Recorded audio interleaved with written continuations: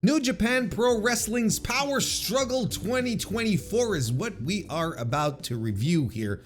A show that I am going to review with great excitement, with a good amount of joy. It is quite the departure from Royal Quest 4, which was, like 2 weeks ago or something like that, or a week ago. Wasn't it last weekend? Look, it doesn't matter. This is a completely different show. Here are the overall cliff notes. Okay, this show was really good. I'm going to use the word great a couple of times as we talk about this. I believe this is by far New Japan's best overall show that happened, and not just because it is very newsworthy, because it is. Oh, goodness gracious. It is very newsworthy. There's a lot of stuff to be talked about. And I think because of the fact that it's such a newsworthy show, that there's so much to talk about, I feel that we're losing in the quote unquote discourse the fact that this show was really good. Like, this was a more than solid. This was an enjoyable, highly entertaining pro wrestling card with some legitimately great matches on it that built to Wrestle Kingdom and Wrestle Dynasty in the meantime, while delivering just like great stuff. Like, if this is what we do on one of the big warm-up shows to Wrestle Kingdom, I'm sort of confident that Wrestle Kingdom is going to be a tremendous show. That's all there is to it. But the problem is that we have stuff happening on this show that feels controversial, or that people consider to be controversial, and it's removing what we really should be doing, and that's talking about how great of a wrestling show this was. We should be breaking down the matches. We should be talking about how the sausage was made in this circumstance here. But no, we're gonna sit around and we're going to hyper focus on some details, on some directions that are being undertaken, and we are going to blow them up to the point that it feels like some people are dooming, or some, whatever. And this great show that we had, we're gonna toss it aside. And I'm not gonna stand for that. Of course we're gonna talk about everything that happened. Like I said, it's not a show that is significant only because of the wrestling. There are multiple events that happened on this show that deserve to be spoken of, that deserve to be talked about, and that you probably even have an opinion on, and that's fine. I'm not saying that, but the main takeaway that we have to take away, great vocabulary, Warren. The main thing that we have to take away from this show is that it was a great wrestling show, not Shota Umino being in the main event of Wrestle Kingdom stinks, not Kenny Omega returning to a New Japan show and not an AEW show, not Ricochet doesn't feel like a big deal. Why is he challenging for the world title? Like, none of this stuff should distract you from this great show, if that makes sense. But I can't hammer this enough. I am going to talk about it. I'm going to talk about all these three things that we just mentioned as we get into the show. This show that happened on November 4th, 2024, from the AEW Arena, the old prefectural gym in Osaka, Japan. 3,773 people reportedly in attendance.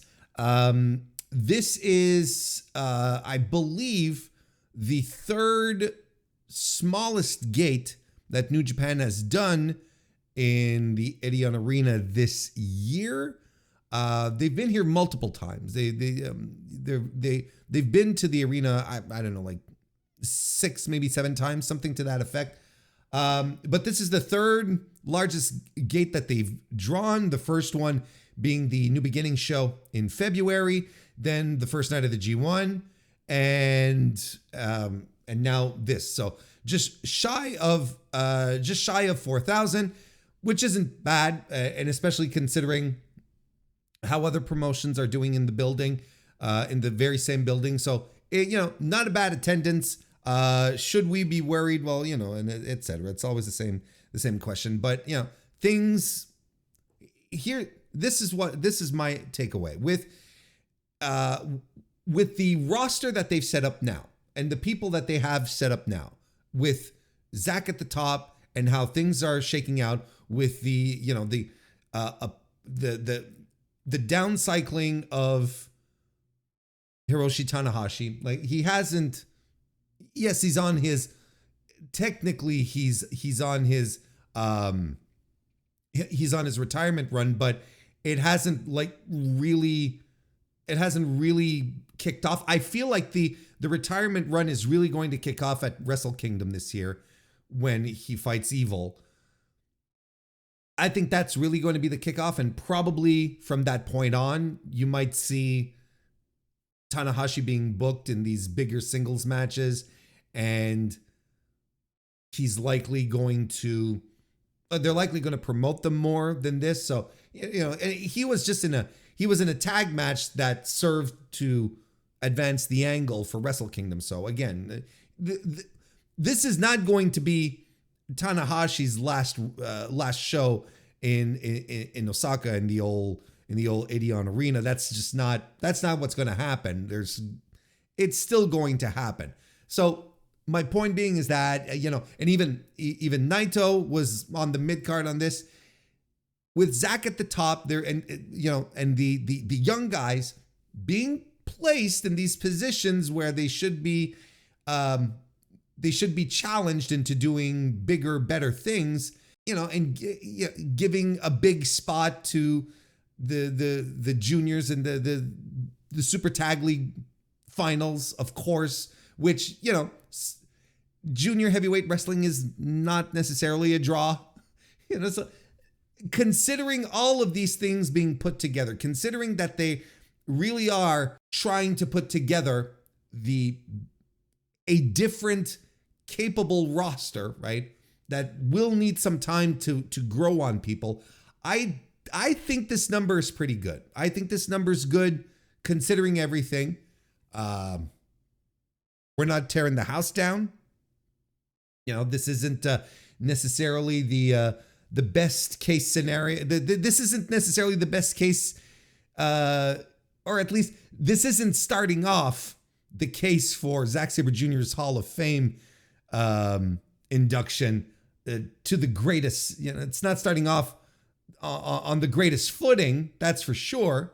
But nonetheless, I would say 3,700, almost 3,800, isn't bad. I don't think this is a bad number overall. Why don't we begin with the business end of the show, right? We'll start with the main event and go down from there. How about that? We'll do that little sequence because I don't necessarily want to start by talking about Ninja Mac and the DKC and Yo. That's not going to get the blood pumping. I've got other stuff we've got more important fish to fry here on this show. Zack Sabre Jr. successfully retained the IWGP World Heavyweight Championship by defeating Shingo Takagi in a tremendous match. Just a fantastic, tremendous match, as one would have preordained here, where in the match at the beginning, Zack Sabre Jr. has, he has majority control, right? He's doing Zack Sabre Jr. things and, putting Shingo in all sorts of twists.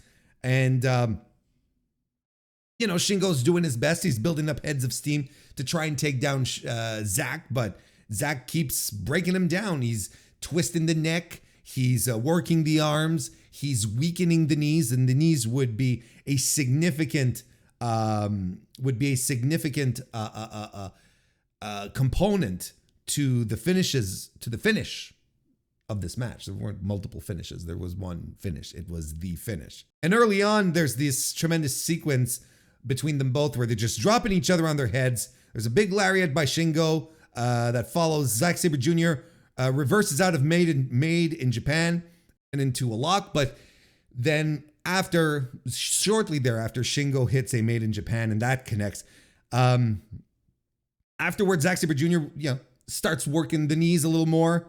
Twisting snap suplex by Shingo, stays in control. And Shingo at some point locks in a sleeper hold and does it with the hooks synced in, just to make sure our boy stays in place, right? Just to make sure Zack Sabre Jr. doesn't go anywhere. And Chris Charlton screams out, "This is how Shingo Takagi defeated Zack Sabre Jr. 16 years ago, or whatever the fuck, back in 2009 at the 16 karat gold tournament WXW." And I'm like, okay. I will never fault someone for preparing, right?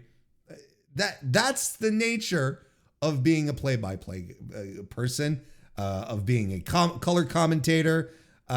You have to prepare. That's fine. But no way in hell did Chris Charlton pull that out of, no way in hell did he just pull that out of the air. He's like, yes, I remember. No, like, he knew this was coming. He had it ready. By the way, Shingo Takagi won the tournament that year. Do you know who he defeated in the finals? I'm glad you asked. He defeated Drake Younger. Holy shit. Talk like how much things have changed since then. It is just bonkers. And after Zack gets out of the predicament, of course, lands a Zack driver and into a leg lock. And this lock that he has cinched in, Shingo does a tremendous, and I mean a tremendous job selling it. Like, it looks like the most painful thing in the world. Shingo's in panic mode. He's trying to reach the ropes. Zack is in control of the ground. Like, there's nothing he can do. It is fantastic. Shingo eventually also afterwards lands a Zack driver of his own. He goes for Last of the Dragon, and I love this so much. He goes for Last of the Dragon, and as he's lifting Zack goes right after the knees. He starts striking the knees.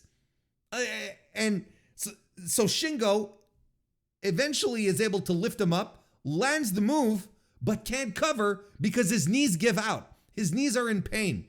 I love that so much. Just a little attention, a little detail that just made this feel logical. It just came together. It made a lot of sense. Zack Sabre Jr. then lands a German and the PK, but Shingo kicks out at 1. Shortly thereafter, Zack does lands a final Zack driver and wins the match. Absolutely phenomenal match. Exactly the kind of match you would expect from both these guys, who are just world-class, top-notch, some of the best pro wrestlers in the world, giving you some of the best pro wrestling you'll see. It's just as simple as that. What a fight. It's so good. 4.5 stars. Zack is so compelling and great, and he is at the height of his powers, and Shingo is tremendous. We can always lament that it's a shame that Shingo is no longer being pushed in New Japan, and probably that ship has sailed. But the guy delivers 100% every time. Shingo cannot have a bad match. It's just tremendous stuff. After the match, Shota Umino shows up, and he comes out to challenge Zack Sabre Jr. for the World Heavyweight Championship to a chorus of boos once again. Like early on in the evening, he gets his cheers and he slaps hands and, does the babyface shtick, and he comes out at the end and people are happy to see him. But he comes out at the end and people reject him. It's such a weird, it's so weird how the dichotomy of these two reactions. Now, if you ask me right now, like the clearest thing is that the Japanese audience is rejecting Shota as a top guy right now. They're rejecting Shota as a guy who can main event and who can hang with, at the top. They're clearly saying we don't like him enough to be there. We were not ready for him or whatever. He's being rejected is the point. So he comes out and he challenged Zack. Zack says, sure. And later on, I believe it is confirmed. No, it hasn't been made official, but we are all inferring and assuming at this point that Zack Sabre Jr. and Shota Umino at Wrestle Kingdom in the main event is going to be the thing. And that is much to the dismay of many people, many fans who, look, the Japanese fans are rejecting Shota right now. And there's a lot of North American fans that really don't like Shota as well. A lot of people anyway in my circles and in my haunts who have no time for the guy and don't think that he's up to snuff either. Feel like he's still wibbly wobbly on his identity, that he lacks the spark to really be a pro wrestler. So if if we go down the path where Shota has been cosplaying other wrestlers a lot, cosplaying may be a little harsh word. How about taking heavy inspiration from other professional wrestlers? He's got the Jon Moxley stuff. He's got the Hiroshi Tanahashi stuff. For a while, you could argue it had a little flavoring of Okada in here. Well, if he's going to turn heel and then have to go do the excursion to come back as a heel, basically, then we'll be cosplaying Naito and we'll have come full circle with the guy with having borrowed from some of New Japan's most influential and important pro wrestlers. So we might just come full circle on that one. And quite frankly, at this point, like if I'm Gedo, I'm asking myself, should I do it? Should I give it a shot?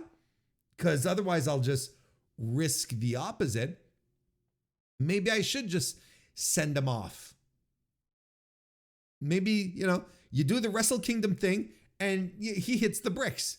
He goes off, spends some time elsewhere. If you really wanted to push hard on the Naito thing, you have him go to Mexico, right?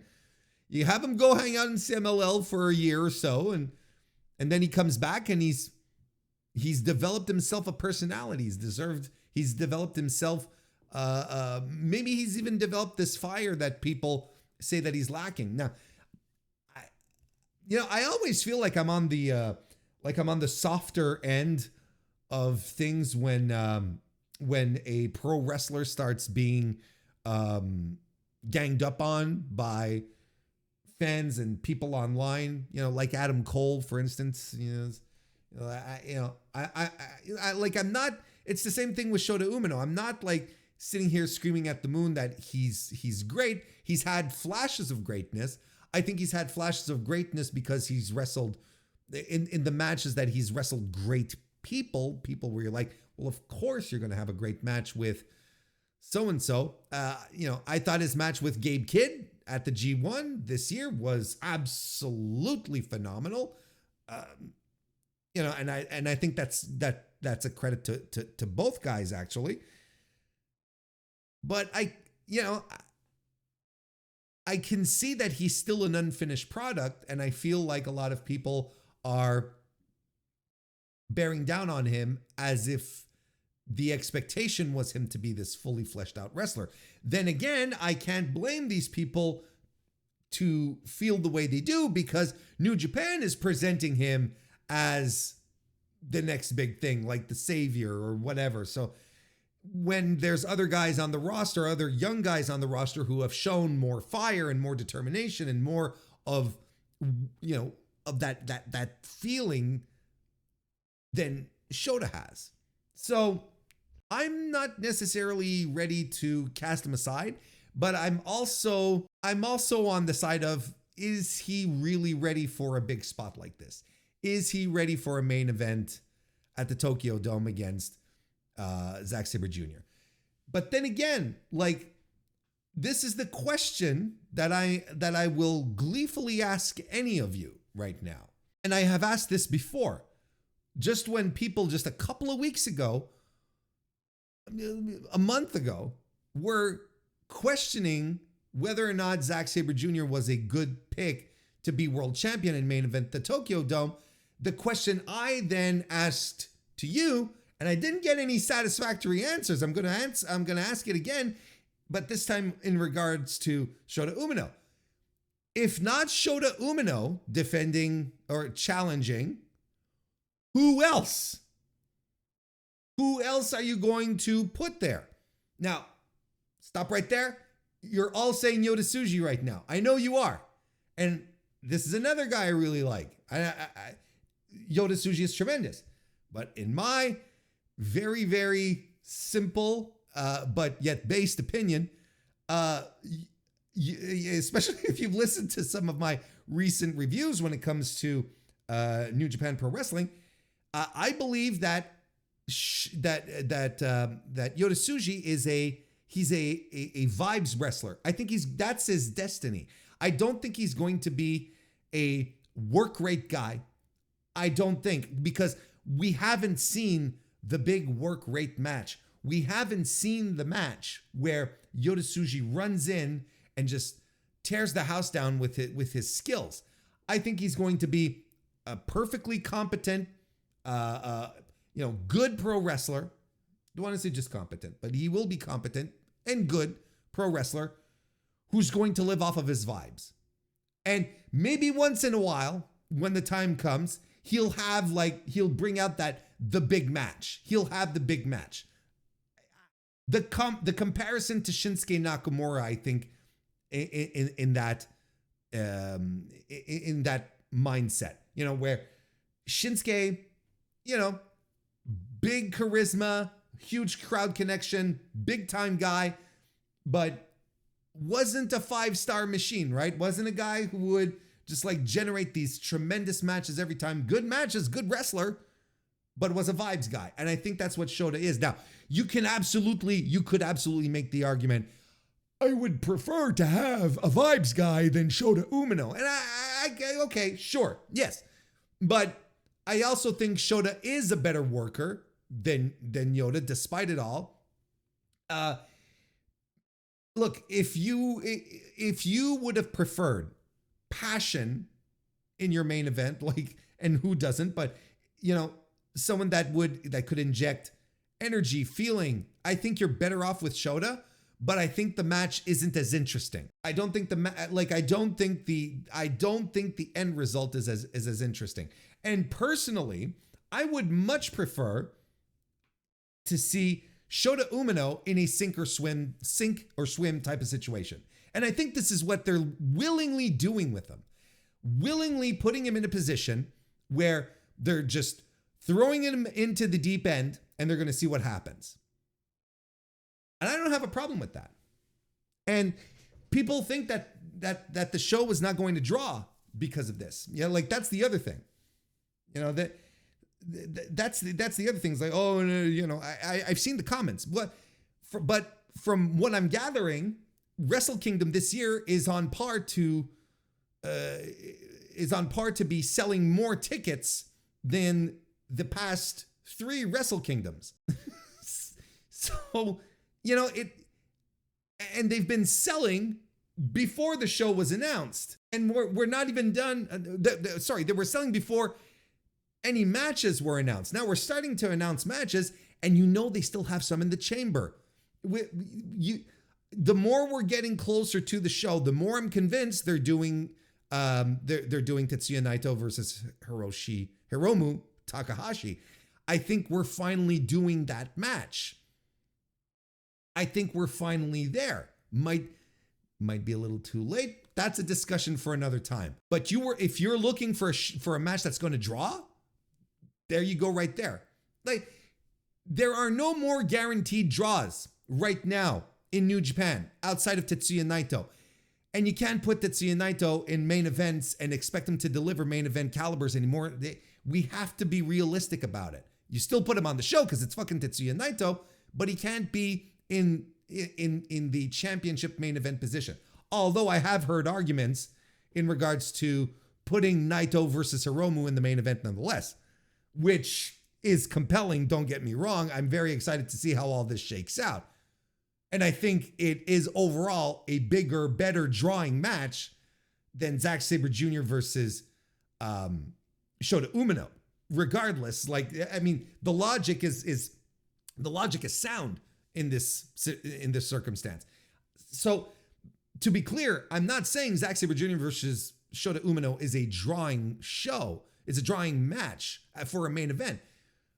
But I am asking the question, what do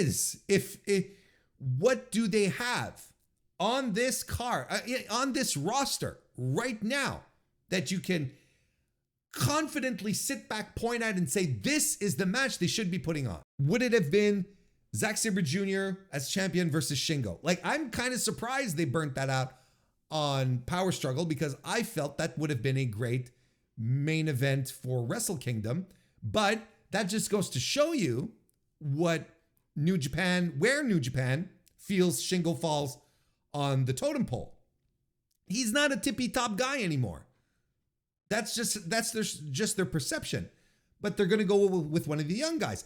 Going with one of the young guys, is that something that sounds familiar? Is that a talking point that sounds familiar? Because for the better part of 2 years at this point, just about, people have been saying, put the new guys on the top, give them a chance, put them in Wrestle Kingdom in exciting spots, put them in top spots. And now New Japan goes ahead and does it. And now people are backtracking. Now people are like, no, don't do that. Or at least not Shota. But that's what we wanted. This is what we'd been clamoring for. 2 years ago when we had the G1 where all the new guys were put in the one same block and Sonata blew through everyone, we were all wondering what they were doing. And then when they went and put Sonata in the main event of Wrestle Kingdom, everyone wondered what the hell they were doing. Now this year, they have a G1 where everyone's in the mix. The new guys look good. Zack wins, freshens things up. We're going for the main event. We're going into Wrestle Kingdom in the top spot with Zack. And we're getting some new guys being thrown into the mix. It's Shota. Shota just happens to be the guy he's been selected. But I really do feel it's a sink or swim situation. I don't think this is a mistake. I don't think this is Gato just going, just put anyone in there. It doesn't matter. I think he's trying it out. He wants to see how it's going to happen, how it's going to shake out. If we get a great match out of it, what more do you want?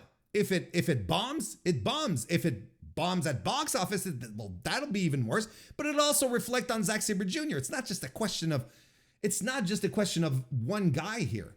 It's an odd choice, but I feel like folks are reacting like this is still 2017 New Japan and all the top guys are there and healthy and ready to go.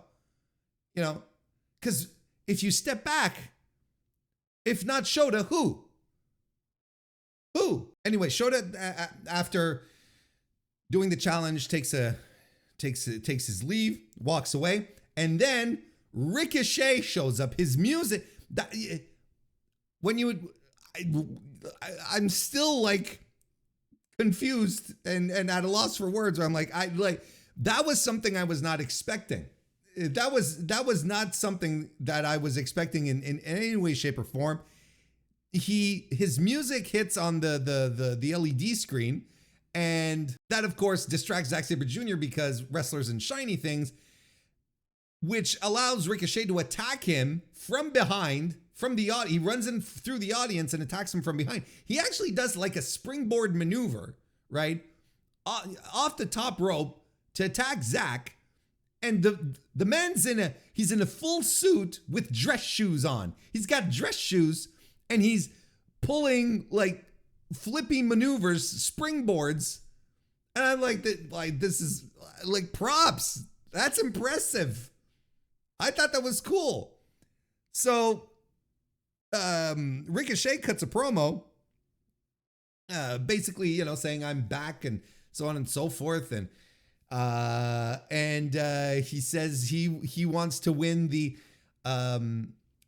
IWGP World Heavyweight Championship. So he outright challenges Zack for the title at Wrestle Dynasty on the 5th, as opposed to the 4th, which is Wrestle Kingdom, which we are all assuming is the Shota Umino match at this point. But Ricochet's getting his shot at the belt on the 5th. And now we have some more discourse around this, where Zack Sabre Jr., what the hell is Ricochet doing? What has he done to deserve, to deserve a shot on this big show? He doesn't feel big enough to be main eventing in the Dome. What are we doing here? All this stuff. And again, look, in this circumstance, the argument of Ricochet versus being the guy to go after Zack Sabre Jr.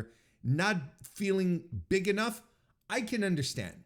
I actually kind of get it.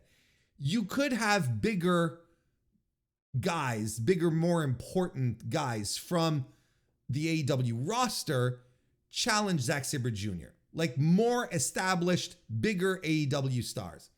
Mox, for instance, Hangman, Swerve, Will. Although I think, we'll see how things shake out, but I feel they want to keep Will away for a little bit. Okada. I think these are the matches that people were half expecting, that they were kind of expecting, hoping maybe for Okada to come back and do a thing, but maybe they're also holding back on him for a little while. I don't know what to tell you here. I really don't know what to tell you. But I do think that there is when it comes to top guys in AEW, and this is not a knock on Ricochet as a talent, as a performer, because I still think he's great. There are higher ceiling guys on that roster than Ricochet right now that could have made for a more captivating challenger, one that would seize the imagination a lot quicker, than Ricochet. And again, I'm not trying to poo-poo on Ricochet. I'm just that's the vibe that you kind of get. And honestly, I kind of understand people who are a little disappointed at it. But the match is going to be cool. Here's the thing. Zack Sabre Jr. and Ricochet in a match is going to be cool. So at this point, why am I so worried about drawing power for the Wrestle Dynasty match? I mean, I'm worried to the degree of wanting New Japan to do sound business decisions to draw people so that they can have big gates, big houses, and continue being financially healthy and solvent and be able to pay their wrestlers and stop asking everyone to take pay cuts all the time because the houses aren't good anymore.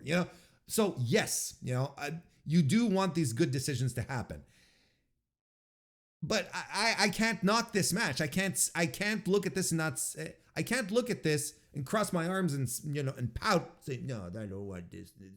No, this is gonna be a cool match. This is absolutely going to be a cool match. Is it is it the number one most compelling AEW versus New Japan match that they could do? No, not really. But maybe there's other things happening coming down the pipe that just might get the blood flowing a little more. I'll tell you one thing. Doki versus Sammy Guevara ain't going to be one of them. Anyway, Ricochet does the challenge and then sets up to attack Zack Sabre Jr. some more, which then brings in Shota Umino, who comes in to sort of stick up for his future challenge, right? He's doing the honorable thing. Comes in to chase off Ricochet. Meanwhile, Zack Sabre Jr. regains his senses and sort of attacks Shota, shoves him out of the ring, saying, "I didn't need you. What the hell are you doing here?" And Zack Sabre Jr. starts mouthing off at Ricochet, who was on the ramp, which allows Shota to attack Zack from behind, Death Rider him to booze. So again, like, I feel we're leaning into the heel stuff now. I feel like this is an absolute heel move to do. So is this going to work out? It just might. Like, I if anything, they have to sort of establish Shota to be the bad guy here. But then again, if they do, then if they are establishing Shota as a heel, the next time he comes out, he can't come out from inside the crowd. He can't be kissing babies and giving bracelets out, and he can't do that. And then walking backstage with, little styrofoam belts crafted by little kids. He can't do that anymore. He has to be the bad guy. He has to be a heel. He has to come out. He's got to do like Mox. He can't come out to Wild Thing anymore.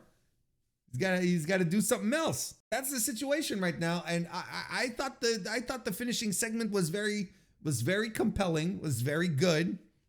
To cap off a great match. I thought it finished off the show really well. I thought that was good. I thought that was a good match. I thought it was a good angle to end. You got your two big matches set up. You're establishing. Here's something that we're not talking about in this discourse: how Zack Sabre Jr. is ready, willing, and able to take all comers on. Right? They're establishing him as a man who has a target on his back, but he's ready to face all challengers. He's ready he's going to wrestle back-to-back nights in high-profile matches. But please, let's focus on whether or not Shota Umino is the guy or not. Over and over and over again. There are other forces at work that are being lost in this discourse here. And I've been 30 minutes just on this one match. We got 10 matches on this card. I mean, some we're gonna blow through fairly quickly, but there's some that we won't. Such as this one here, Zack Sabre Jr. Excuse me, we did that one. David Finlay retained the IWGP Global Heavyweight title by defeating Taichi. I thought this match was really good. I thought it was a tremendous match. But again, you've got Taichi in here, who has become a seal of quality in this company. When it's time to get the big match out here, he always does. And he brought good stuff out of Dave Finlay, and Dave Finlay looked tremendous. This was a big, hard-hitting, physical match, exactly what you expected. And I had a blast watching this, just laying into each other, dropping bombs on each other. And it really starts rocking and rolling when Taichi starts stringing offense together. That ends with a dangerous backdrop. Dangerous backdrop. Dave Finlay lands an into oblivion and does, those great power bombs, those great jackknife power bombs. And he just lifts Taichi and just hurls him across the ring as he's doing. It's just fantastic stuff. He does a Black Mephisto. Taichi, of course, kicks out. Taichi starts landing lots and lots of power moves. And he lands a Black Mephisto eventually himself. But Taichi can't get to the pin because he's hurt. He's banged up. In the meantime, Sonata has come to ringside. And I'm like, oh no.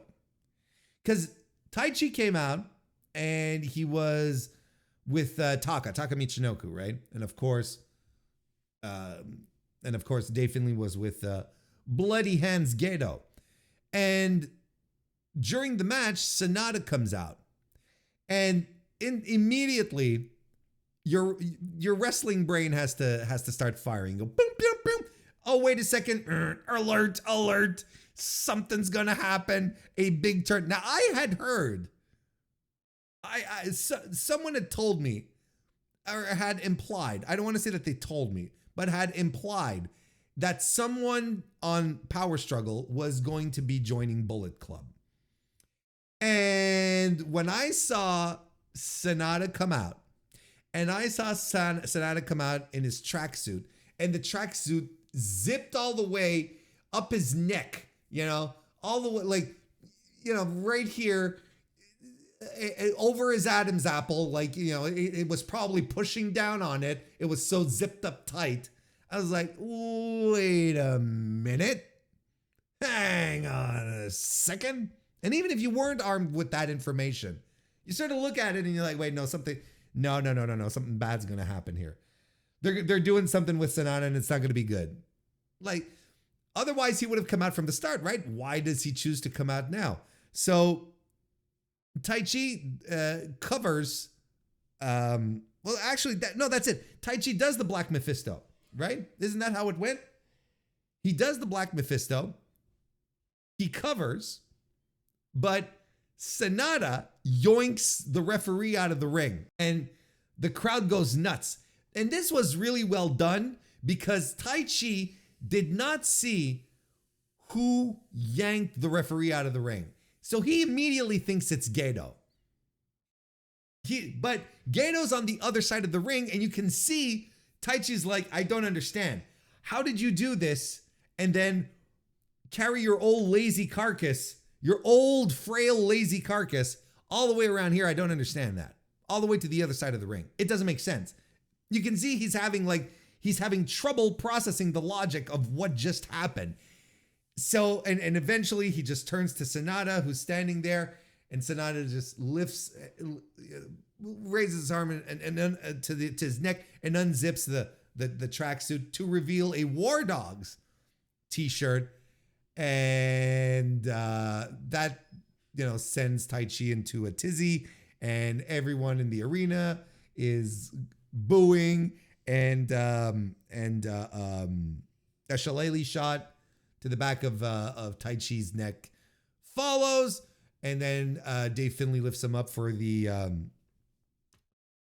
into oblivion, the overkill for the win. So he retains on that note. I thought this was tremendous. Look, here's the good thing. Here's the good thing.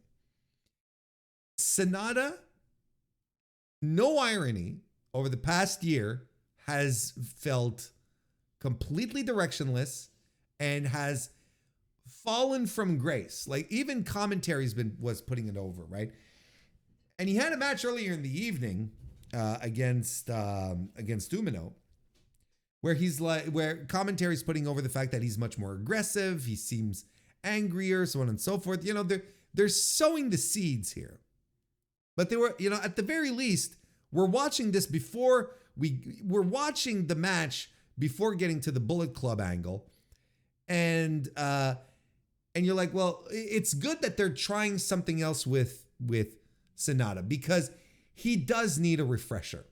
Like, this Just Five Guys stuff was kind of fun at first, but boy, oh boy, has it become directionless and dry and boring. Kind of like Sonata. So, you couldn't have found a more appropriate name for that group than Just Five Guys, because that's always how they felt like. Just Five Guys. Nothing really special. No cohesion. Just Five Guys. That was legitimately the best way to call them. It was truly the best name. Just Five Guys. So you get to Sonata here, and they decide to do the turn. I think, like many observed, I think it is the best thing for Sonata, who has been directionless, who's basically been all but forgotten, or not forgotten, but tossed aside as a former IWGP World Heavyweight Championship. He's been losing right and left to all sorts of J Brones everywhere. When I mean J Brones, I mean all sorts of a variety of folks. He lost. He lost against Shota Umino at Power Struggle. He lost against Zack Sabre Jr. at Royal Quest 4. Had a fine G1, but lost to Zack, lost to Great O'Khan, lost to Tetsuya Naito, lost to Jake Lee. Let's not forget that. He was the original Jake Lee squash, right? So it's, he lost to David Finlay earlier this year. This is, that's been his trajectory this year. He's perceived to be a loser. He's a guy who fell from grace, from being the top guy in the company to just another guy, just 5 guys, but just another guy, right? And I can't but believe that this is legitimately the best thing for him. But here's something else that I observe. This is a guy now who in this group, he's going to be playing second fiddle to David Finlay. Like he's not the leader. He's not the top guy in this group. He's going to be one of the guys. He's playing second fiddle to Dave Finlay. One could even argue that he's third string behind Gabe Kidd in this group. And who knows what kind of, how far he's going to tumble in the hierarchy of this group once Jake Lee is healthy and comes back. Because they had plans for Jake Lee. Regardless of what you think and feel about Jake Lee, they had plans for this guy before he got hurt. And I don't think they're just going to throw them away and never think about them again. You just wait till he comes back. So could this be the impetus for a push? Yeah, but I think by this thing here, by being inserted into the War Dogs with Dave Finlay as the leader, I think the days, at least on a short-term, medium-term basis, I think the days of Sanada being a top guy are done. I think it's finished because Dave Finlay is a guy that is pushed and protected in this company. He doesn't lose willy-nilly, and when he does lose, it's usually a sign that he's losing up. Be very afraid, those of you who really, really dislike Dave Finlay, the day that he drops the global title, because he ain't falling back to wrestling for the KOPW championship. That ain't what's happening, pal. He's going after the top prize after that. This is just placeholder stuff for Finlay. So to summarize, Sanada joining the Bullet Club, good. Good for his career, good for his trajectory. He needed a shot in the arm. However, he is a second stringer. He's a third stringer in the group. And maybe this is where he feels comfortable in. There was speculation while he was champion that maybe he didn't like being the top guy of the company. And I can appreciate that because it's not everyone who's, not everyone is made for that type of situation. Maybe he hated it. Maybe he doesn't want anything to do with it anymore. Or maybe management was like, we're done with this guy. Like never put him up top there again. But we're still going to squeeze some juice out of him. And that's good. I think he still has stuff to offer. It'll be very interesting to see how the War Dogs influence his persona, his character, his personality moving forward, right? Because they are the aggressive group and Sanada's more of a, Sanada's Sanada. Where does this leave just 5 guys? I don't know. And frankly, I don't care. If we keep moving down the card here, Doki retained the Junior Heavyweight Championship. Oh, by the way, I gave Finlay versus Taichi 4.25 stars, and I gave 4.5 to Zach versus Shingo. I don't know if I mentioned that. But Doki versus Master Wato. Doki retained the IWGP Junior Heavyweight Championship by choking Master Wato the fuck out. This is very good. I thought this was a tremendous junior match. I love how they recounted the history between Doki and Master Wato all the way back to Wato's debut when Doki attacked him, establishing this as a full-on rivalry that these guys have a deep professional dislike for each other, and that Master Wato needs to overcome.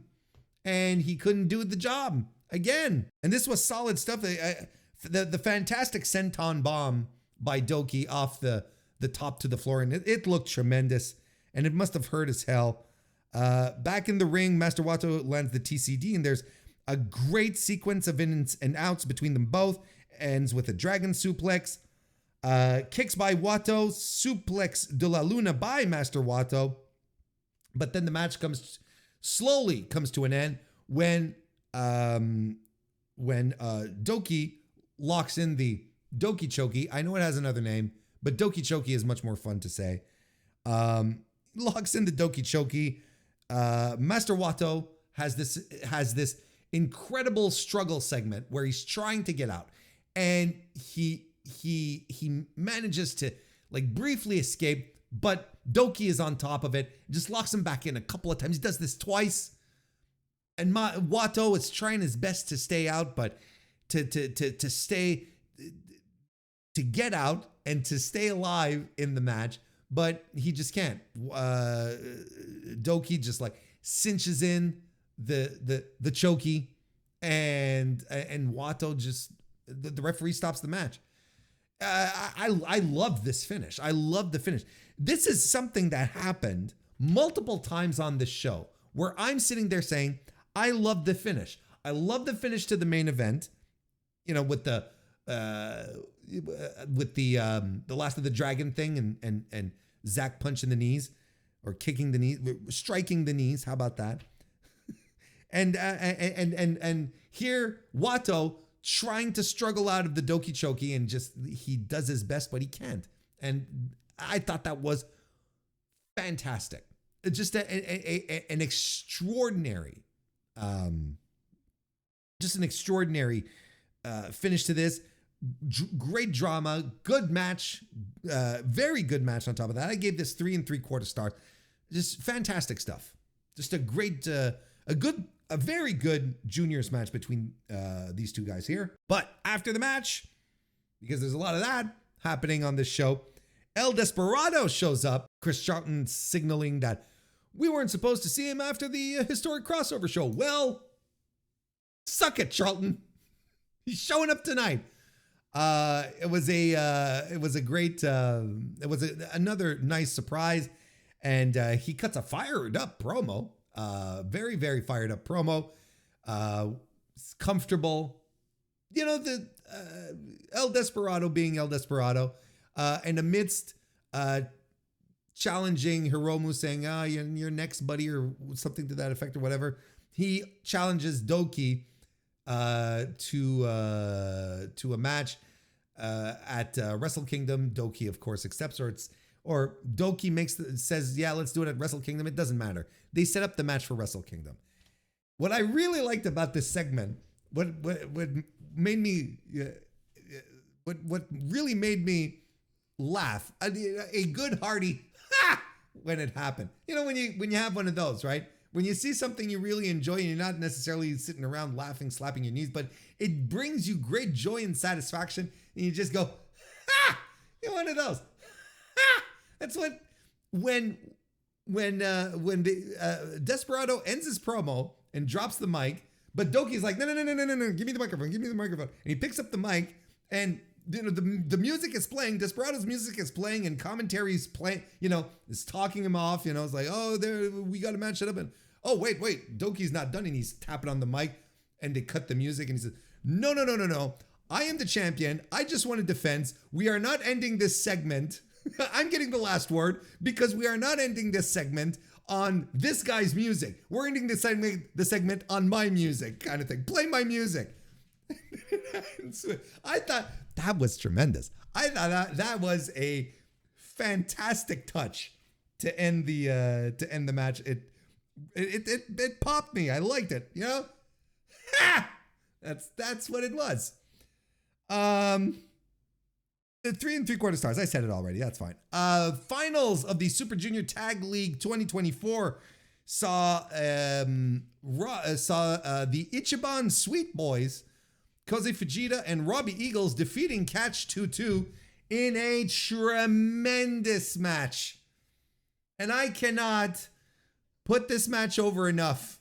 This is absolutely, there's a couple of them, but man, I love Catch 22. That's all there is to it.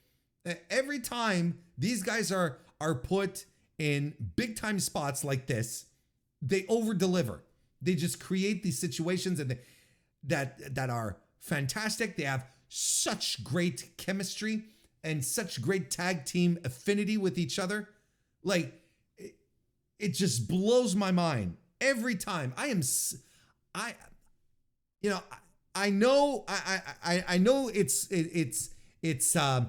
cool to not like TJP, but quite frankly, TJP just might be low-key one of the best wrestlers we have had in this generation. But he's never going to get his props because of vaccine talk, right? Which, does in fact, I don't agree with it. But if anything, I have to be able to separate how I feel about, whatever dopey conspiracy theories he wants to adhere to versus his in-ring work, which is fantastic. And I sincerely believe that he's going to go down in history as a guy who should have gotten more flowers than this. He is a tremendous pro wrestler. Francesco Akira, still to this day, one of my favorite juniors in New Japan. He's a top 3 guy for me. I fucking love Francesco Akira. Then you turn around and you got Robbie Eagles, who is phenomenal in his own right, and then Kosei Fujita, still fresh out of the dojo. Fresh out of the dojo, right? You know what I mean? Like, fresh out of his graduation, and kind of the wild card in this, where you're like, how is he gonna perform here? Well, he's gonna be great because he's surrounded by greatness, and greatness elevates everyone. This match was fantastic, fast, creative stuff, great moves. There's this great stretch where Fujita is attacking TJP, and TJP is giving him so much, and Fujita is just gobbling it up. He's being tremendous in this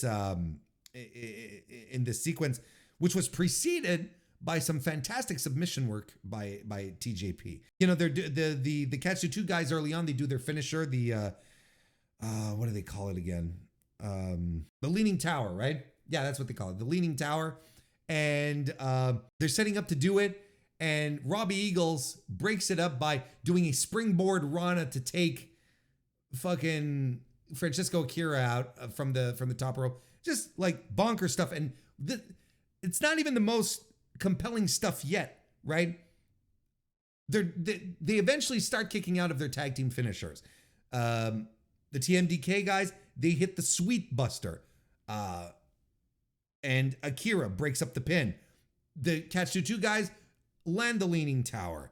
Kosei Fujita breaks up the pin, and they go into a final sequence, which is one of the most dynamic, exciting, and creative final sequences I have seen in pro wrestling this year. And I am not even, it's not hyperbole, and I'm not overhyping it. It is legitimately one of the absolute fucking best finishes you will see in pro wrestling this year. I felt it in my bones. They're faking out each other on moves. Like throughout the entire sequence, you think they're going to do something, but they fake out, they do something else, or they avoid and they transition into something. They're sliding in and out of moves, counters, pins, reversals, like until Eagles until Eagles does one of these, wacky submissions where he uses his whole body to get the pin. I think it was on TJP, and it sort of arrives out of nowhere, but in this crescendo of stuff happening, and everyone's on their seat. Everyone's on the edge of their seat because everyone is already on their seat. So they move forward because they're excited, right? They're on the edge of their seat. Warren and the place explodes. Like just a tremendous finish.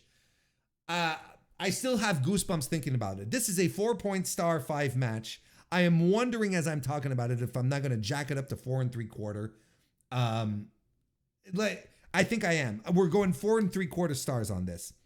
That would make it my match of the night, and I am not even embarrassed about that. Like there's no, it was just I adored this finish. This is a must-watch match. It is built so perfectly. A sprint of a 15-minute match. Like, the conditioning on these dudes is amazing. I don't know what else to say. It was a phenomenal match. Just phenomenal stuff. Great ending to Super Junior Tag League. Are you looking for my thoughts on Super Tag League? What did you think about it, Warren? Oh, thank you for asking. I didn't watch it. The tag leagues in New Japan, I don't get invested in them. I wait till people start telling me, oh, this match was great, so on, and then I seek out those specifically. And it's the same thing with World Tag League. New Japan doesn't care about its tag team divisions. Why should I? Just as simple as that. So, but when we get great matches, I don't care what your weight class is. I don't care what your weight class is. I don't care whether you're in a tournament or not. If you've got great matches, and I'll be entertained, I'll watch them and I'll enjoy them, and I'll jump up and down if they start breaking my mind. No, this was absolutely phenomenal. I don't know if I'm the high man on this, but this match was absolutely fantastic. I think this is the match of the night. I think it's the match of the night. I think Zack and Shingo was a close second, very, very close second. But this, do yourself a favor. You like pro wrestling? Do you like pro wrestling? You enjoy watching some good old-fashioned pro wrestling that won't overstay its welcome, that'll entertain you, that you'll get some high spots, you'll get some great psychology, and just and a fucking fantastic finish. If you like all of that, this is the match for you. Go right ahead and watch it. Go, do it. And after the match, the TMDK guys, Ichiban Sweet Boys, they call out the champions, the intergalactic jet setters, Kushida and Kevin Knight, and they challenge them to for the fight, and at Wrestle Kingdom, which then the jet setters accept, but then they also like, wait a minute, Catch 22, get your asses out here. And Catch 22 comes out, and they say, these guys are all good and all, these finals winners, but you guys beat us in the tournament, so why don't the three of us make it a date for Wrestle Kingdom? And then the War Dogs attack, the War Dogs being Clark Connors and Joel Maloney, and they take everyone out, and they're like, well, we're here too, whatever. They cut a promo. So basically, what we're going to be getting at Wrestle Kingdom is the antithesis of what I enjoyed in this match here. That is a four-way where a couple of undeserving teams are here. I mean, look, here's the thing.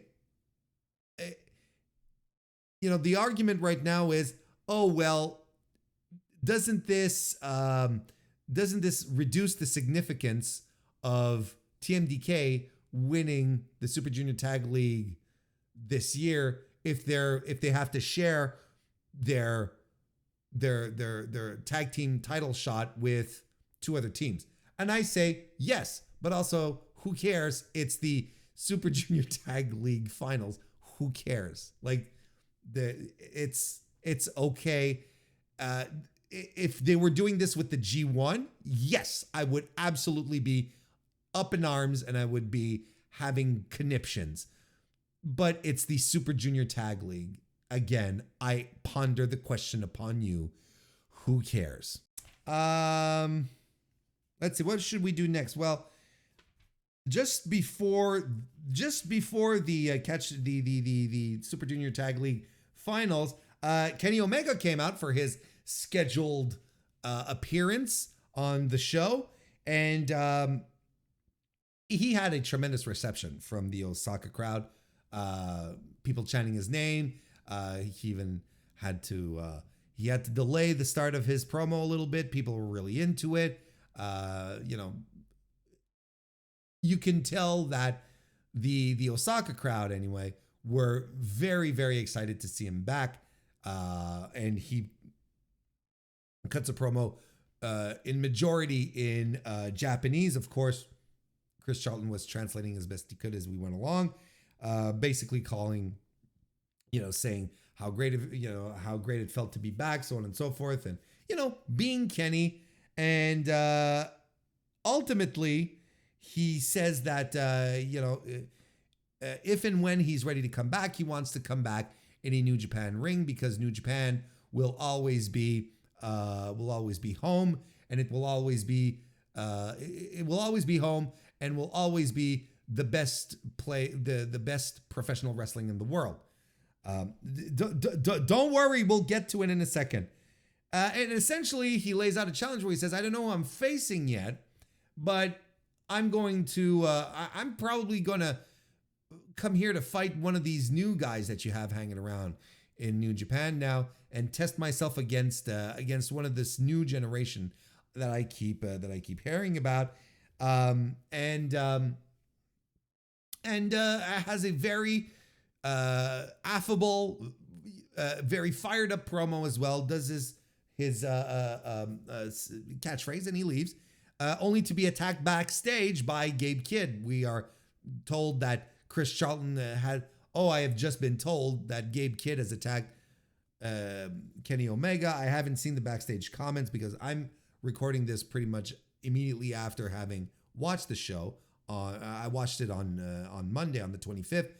But I wanted to get this all settled and out of the way. But I'm sure there will be footage of that happening. So it would appear that Gabe Kidd is the guy. So let's get this out of the way first and foremost. I think it's a really good idea to put Gabe Kidd in this spot. I think Gabe Kidd is having an incredible year. I think Gabe Kidd has silenced a lot of detractors that he had with the year that he has had. I think he had a tremendous G1. He has shown that he can show up in big match when it's time for the big match. I think he's shown up, and he has developed and matured into a character that is still very much, the madman, but more focused, not as spread out and brain-addled, I guess would be the best way to put it. He's been phenomenal this year. I think out of we keep talking about, when we talk about the new guys in New Japan, we always talk about Shota, we talk about Yota Tsuji, we talk about Narita and Yumera and Oiwa as well. But Gabe is always on, for some reason, he's always on the periphery, probably because he's a gaijin, but he's always on the periphery, and yet he has ingrained himself as someone who is very significantly important to this future vision for New Japan. And I think he wants to be a part of that. And I think he feels like he has a home in New Japan. Now, if they're serving him up, when I say they, I mean the bookers, AEW, New Japan, if they are serving him up to Kenny Omega on his return match, folks, that is a vote of confidence for Gabe Kidd. You can't see this through any other lens, I believe. This is an absolute vote of confidence for Gabe Kidd, that he is going to be able to tussle with Kenny and hang on his level and deliver a great match, because that's what people are expecting out of a Kenny Omega match, and especially on a return match. Now let's talk about this return match that is happening on New Japan soil, not in an AEW ring. New Japan is getting the Kenny Omega match back, the first Kenny Omega match back, not AEW. What? I get, poor booking by Tony Khan. It is just despicable, awful. No wonder companies in the mud, etc., etc. That's what I would say if I didn't have. That's what I would be saying if I were a complete fool. If I were a fool, that's what I would be saying. But contrary to popular opinion, I am not a fool. I want you to think about something here. I want you to remove yourself from the wrestling bubble where everything is always connected, that you and I spend our days thinking about and looking in the, reading through Discords and X the Everything app and whatever. I want you to think about this in a completely different way. One that is not poisoned by weird analyses, okay? How does Kenny Omega having his first match back be in Japan be a bad thing for AEW? How is this going to impact AEW? I sincerely believe that AEW fans are going to be excited for Kenny Omega's return to AEW, regardless as to whether or not he had a match on pay-per-view in Japan or not. That's what I think. And you know deep down in your heart that it is not going to change a thing. People are going to say, this is some of the things that I've heard. He's not going to pop a rating when he comes back because he's already had his match. People are not going to start tuning in because he's back, because he already had his match. You realize how insane that sounds? Because he has one match in Japan on pay-per-view, suddenly this immediately means that everything is going to be negated for his return on free American television. Well, free as long as you pay for cable, but you know that the point remains. You're not paying extra for the show. It's such a weird take. I don't understand it. How one becomes detrimental to the other in this circumstance makes no sense to me. In completely different markets on top of that. And I am pretty confident that Kenny Omega is going to return to AEW before going to do the match at Wrestle Dynasty. Because they're going to want to hype that match too. Because you know what? Why would they want to hype this match? I'll tell you. Because it's co-promoted. It's a co-promoted show. AEW's name is up there. It's a co-promoted show. So of course they want this to be a success. Of course they want this to, they want the Japanese show to work. And it will have no impact as to the level of excitement that people will feel for Kenny Omega's return. Kenny Omega's fans are going to tune in to AEW to see him back on his first night, just like they'll be excited to see him on pay-per-view in Japan if they shell out the bucks for it. That's a whole other. How many people are legitimately going to have this thought process? Oh, well, I'm not going to watch Dynamite this week because Kenny Omega already had his first match in Japan, so why would I watch it? That's just nuts. Like, it doesn't make sense. Oh, I probably won't order the next pay-per-view because Kenny Omega has a match on it, but he already had a match in Japan. Like, again, this is nuts. His first match back in AEW is going to be a big deal regardless. It's going to be the biggest deal, in fact. And they're probably going to line up a big opponent for him. They're probably, if they're smart, if Tony Khan is smart, he's going to build up Kenny Omega versus Kazuchika Okada. He's going to give us the MSG main event that we were cheated out of. Because of the COVIDs, right? He's going to give us that at whatever fucking pay-per-view he wants. And then are people not going to tune in because, he's already had his match in Japan? It's a bit of a bird brain take. And there's people that I really like who had that take, and no disrespect to them, but I think it's a bird brain take. It baffles my mind as if it's this, as if we're back to dooming again. We're back to dooming. And people say, oh, you're struggling to fill houses. You shouldn't be sending your main eventers doing their first match back from injury in Japan. It's an entirely different territory. You're telling me that you won't be able to sell a few more tickets on Kenny Omega's first show back in the United States, or North America for that matter, you think you're not going to be able to do that because he had his first match back in Japan? Now, I would be having an entirely different conversation with you if Kenny Omega had his first match back on a New Japan Strong show, like in Lowell, right? Massachusetts. And that's his first match back. Then I'd be like, yeah, you know what? This is kind of lame. Now you're sort of burning the opportunity because you're in the same market as AEW's in the same market here. Why wouldn't AEW want to keep that to generate interest for its own show and get more people to come in?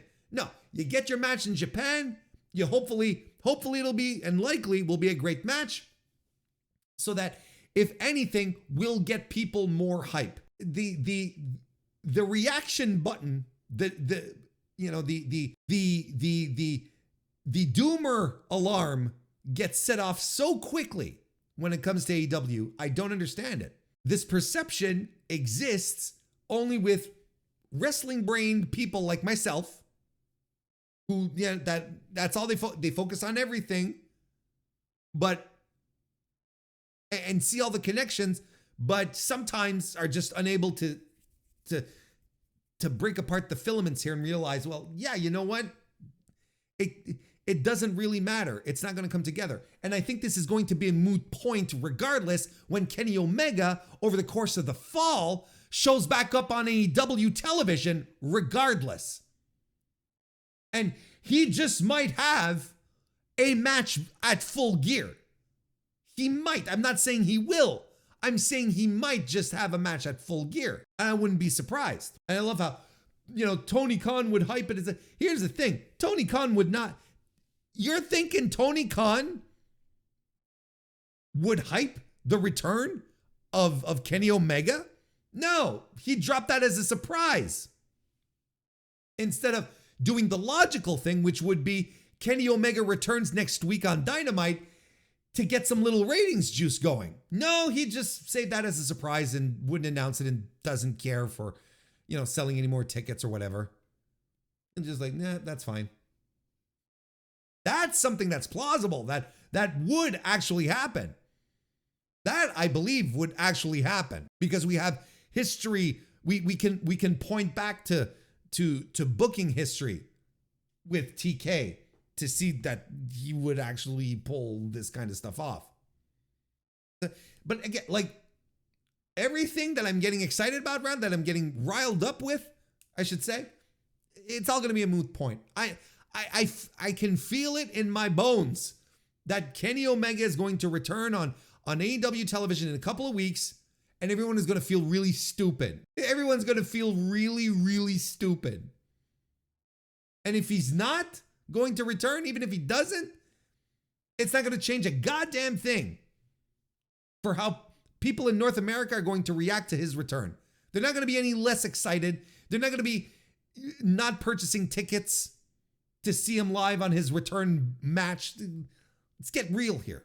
Let's get real. Let's blow through the rest of the card really quickly, starting from the top maybe. Ninja Mac, the DKC, and Yo defeated Capitan Suicida, Tiger Mask, and Shomaketo in the kickoff match. That's fine.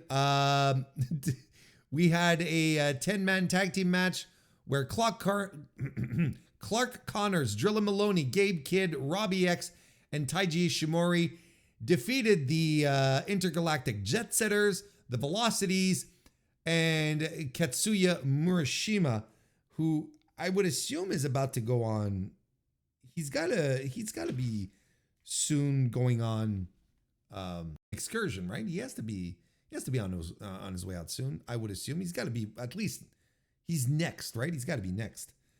I thought this was very good.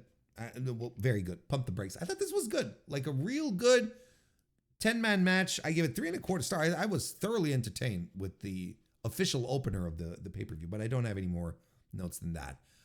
The LIJ team of Tetsuya Naito, Yota Tsuji, Hiromu Takahashi, and Bushi defeated Dragon Dia and Rizuke Taguchi, accompanied by Tomoaki Hanma and Toru Yano. It's exactly what you figure this match would be. It's fine. Look, we don't have to speak on it any longer.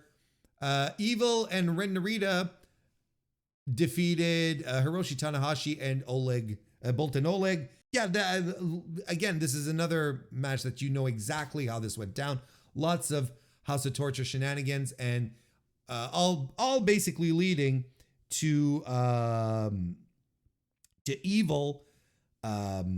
This all leading to Evil getting the upper hand at the end and beating down Tanahashi and teasing cutting his hair. Now, are we going to get ourselves a good old-fashioned hair versus hair match at Wrestle Kingdom? Is Evil going to be going bald? Is he going to go full Kyle Fletcher on us? That's very interesting. And also, that what happened after this match, Ren Narita lays out Oleg, and Oiwa shows up, and so does Jeff Cobb. And all three of these guys sort of get into each other's faces, and we are clearly setting up a three-way for the TV title for Wrestle Kingdom. And again, more multi-man matches, and I am not into it, especially when it comes to titles. Y'all already know this, how I feel. So, yeah. And then we had Shota Umino defeating Sanada. A fun little match. I enjoyed this. I enjoyed it. I give it 3.25 stars. I enjoyed it. I thought it was. I thought they worked really well and told the story of Sanada just being angry and pissed and just setting everything up for later. Well done, lads. I was impressed. Shota wins with the Death Rider. There you go. That was the Power Struggle show. As per usual on most of these New Japan cards, you can skip the undercard, right? It's just you can just move on and forget about it. But I thought the business end of this show. Wait, I'm forgetting something. No, I'm waiting. Hey, hang on. The tag team title match. Hey, I was forgetting something. I was forgetting this. The United Empire duo of Great Okan and Hinare defeated TMDK to become the new IWGP World Tag Team Champions. So going into World Tag League, they're going to be champs. I give this match 3 stars. I don't have many thoughts on it. I think it was perfectly serviceable, a good match, and, one that you will never think of again. But I guess it's exciting because things are set up for I guess things are exciting for World Tag League. I don't know. It doesn't get me excited for World Tag League. Then we get the Kenny Omega spot and the rest of the show. So, honestly, from Kenny Omega on, it's just a series of really good to great matches. So if you just want to watch the whole, just that part, you've got easily 4 matches that will thoroughly entertain you. But up and down, the undercard, you want to see the stories, you want to see everything happen. Go right ahead, but I thought this was a really great show overall. I think I was saying very good at the first when we opened it. I'm just going to go out with great. I think it's New Japan's best effort this year, without a doubt, actually. Lots of things happening, exciting stuff, and just some quality matches. As soon as the Super Junior Tag League finals kick in, you just have some tremendous matches. Great card. I highly recommend it. Enjoyed it. And I hope you do too. New Japan Power Struggle 2024. That's the review. We are going to review New Japan Fighting Spirit Unleashed 2024, which happened in Lowell, Massachusetts. at the Lowell Memorial Auditorium. How many people flocked to see this show? 1,022 people. 1,022 people. Now, I want to see what the capacity for this room is. It's 2,800. Okay? 2,800 is the capacity for this arena. And boy, oh boy, did it look empty on TV. Like, it looked barren. Barren. And that's a shame because, you know, I kind of want my pro res to succeed. But you kind of look at the card. You kind of look at who was on the card. And in all honesty, there was some stuff here on this card that piqued curiosities. That kept like, oh, this has the potential to be pretty good. But there were no big stars, big New Japan stars. And we had the New Japan stars. We had the guys that were building towards that. So to a degree, I think it's understandable and normal that we're at this spot in New Japan's history where it's like they hold a show in North America, but you don't have the usual stalwarts. You can't put Okada and Naito and Takahashi in the main event anymore. That ship has sailed. So what can you do? You got to turn to the other guys. You have to turn to your younger crew that you're building up to take the reins. Oh, and also Fred Rosser, Tom Lawler, and the West Coast Wrecking Crew. That's who you turn to on these New Japan shows every single time.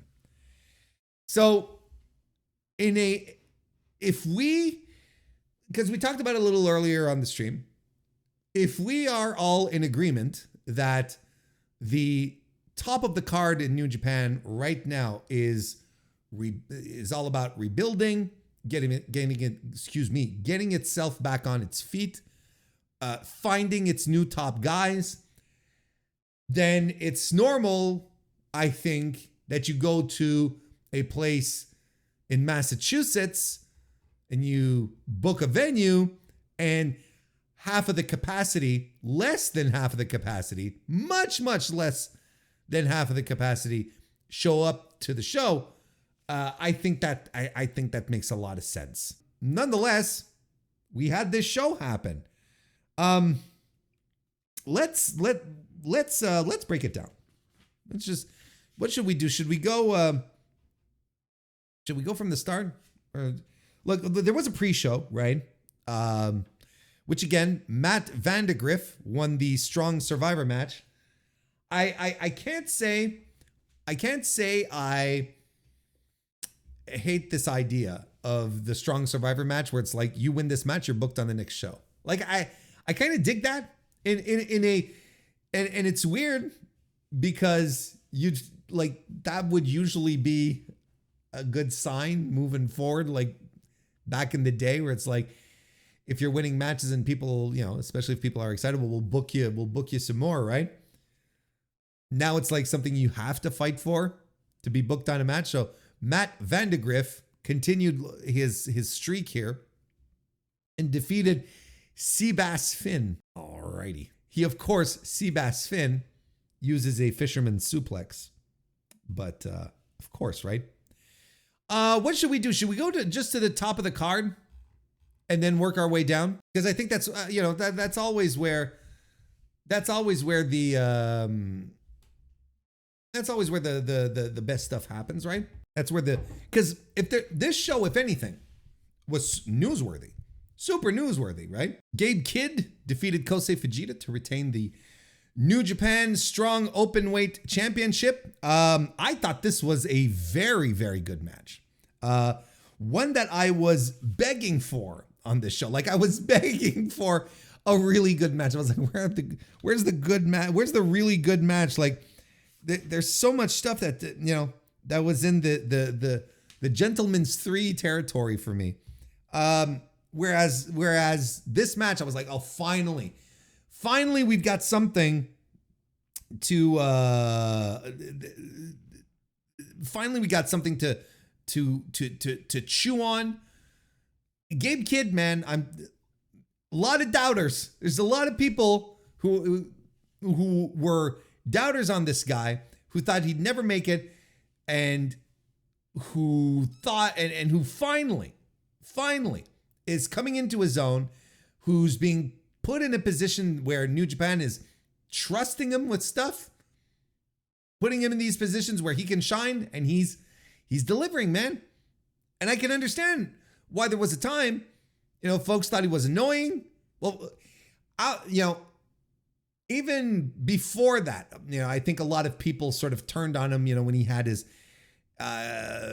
mental breakdown. I think that's the fairest way to put it, when he was tweeting through it, right? That was definitely wasn't his shiniest moment, but for him here in this, since he got his act together and since he started focusing more, instead of just coming in and throwing shit around, ever since he started focusing more, you feel like he's really been on top of things, right? And I thought, look, he had a good little match with Kosei Fujita, a very, very good match. It's not just a good little match. He had a very, very good match with Kosei Fujita, who I thought was, worked the style, worked the Gabe Kidd style, and was credible and worked well. But I mean, no one was biting their teeth wondering, I wonder if Kosei Fujita, biting their teeth, biting their fingernails is what I mean. If you bite your teeth, that's kind of weird. Biting their fingernails, oh man, I wonder if Kosei Fujita is going to be able to overcome Gabe Kidd and win the strong open win title. No one was wondering that, right? They do a big chop battle early on, and it goes into a big brawl, into big brawl territory. They're dropping Germans on each other. Great sequence of Germans. Inside out lariat by Gabe Kidd. Fujita mounts his comeback, does the abandoned hope, but that doesn't work on Kidd. And Fujita is just kicking out, fighting out of everything. He's giving it his all, but Gabe Kidd is just dropping him over and over with bombs. There was one weird spot towards the end, that was where Kosei Fujita kicked out of a pinning combination. He sort of kicked out, but it was really like Gabe Kidd moving off from on top of him. That one was a little weird, but not that big a deal. I mean, Gabe Kidd just pounded him into the dirt, pile drived them a couple of times. It was just, I think it was no, I don't remember who said this. Shit, I can't remember who said this, but it's not an entirely original thought here. But someone said, I think it would have been great if Gabe Kidd just kept doing pile driver over pile driver over pile driver, and the referee calls the match, right? And I think that would have been a tremendous finish. But good match, very, very good match, which I thought was tremendous. And I'm looking at the ratings in the chat right now. We got a 3.5. We got a 2 3/4. Holy shit. You guys, y'all are really down on something here. I gave this a 4. This is a 4-star match for me. This is a 4-star match. I thought this was tremendous. I thought this was really, really good. We're really, really up there. Tremendous stuff. And after the match, Oiwa comes in to save his boy because Gabe Kidd's not done with him yet. Of course, as you know, they're all in TMDK. So he runs in to save his boy. Then Kenta runs in to try and fuck with Oiwa some more, but that doesn't quite work out. Or I guess, Kidd and Kenta are Bullet Club. The Bullet Club structure right now is, it's never been addressed. There's too much fan canon. I don't care. they're all Bullet Club to me at this point, and you know, outside of the differentiation with the House of Torture, which I is the only one of the three factions that really does feel like its own entirely different thing. It doesn't matter. Anyway, Oiwa fights everyone off, and he's cool, and he ends up challenging Gabe Kidd for the open weight title. So that's going to probably happen. What's the next one? I can't remember the name of the next one, but the one in December, right? December 12th. 12? Is it? No, this was Fighting Spirit Unleashed, right? This was. I'm so confused. It doesn't matter. Like the next show, Oiwa is going to be challenging Gabe Kidd for the title. You see what I mean when I talked about earlier when they're putting Oiwa in these situations for titles and they're having him lose and lose and lose all over again? Strong style evolved. Thank you very much, chat. You know, this is what I mean. This is what I mean. Again, you know, everyone loves the Oiwa, and he's going to go for another title, and he's probably going to lose that one again. Because I don't think Gabe Kidd, unless they don't want Gabe Kidd to hold the openweight title when he fights Kenny Omega at the Dynasty or the Wrestle Kingdom, wherever they decide to do it, right? Unless, who knows? I don't know at this point. We'll see on December 12th at the Battle Unleashed Style Evolved. Can't wait for the Jake Lee Kenta Sonata Trios match. See? Isn't that great? Hey, Pedro gave it 3 cheeseburgers. I'm hungry now. Konosuke Takeshita retained the AEW. Yeah, that's it. That was the next match, right? Yeah. Konosuke Takeshita retained the AEW International title by defeating TJP. It's a shame that TJP came out as the Aswang. It's really a shame. It's a darn tootin' shame. Because, we do the mist. We're doing the mist gimmick, and and TJP is spooky, and is there any rhyme or reason as to why he's the when he decides to be the Aswang? Is there any, Finn Balor was the demon when he was in these peak feuds, right? When he was at the peak moment of a feud, he'd become the demon, right? Liger would become Kishin Liger, but this happened 3-4 times in his career or something like that, So, that was really super rare occurrences. Yeah, and that's the thing, right? But the thing here's the most mind-boggling thing to me, right? Is if TJP is trying to do a Kishin Liger gimmick, Liger, when he did the Kishin gimmick, completely abandoned everything you knew about Jushin Thunder Liger and just became this savage creature, right? This beast. He didn't even wrestle like himself, right? Whereas TJP here, even if he's there's no differentiation in the way he wrestles, whether he's the Aswang or the TJP. He's still doing Mamba splashes, and he's still doing the laces in the corner. He's still doing his gimmick. So I'm what?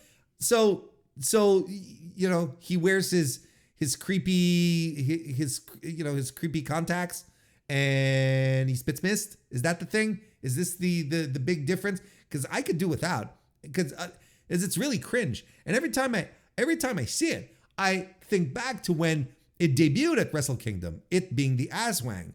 And TJP goes, wasn't it a Wrestle Kingdom? It seems to me it was a Wrestle Kingdom.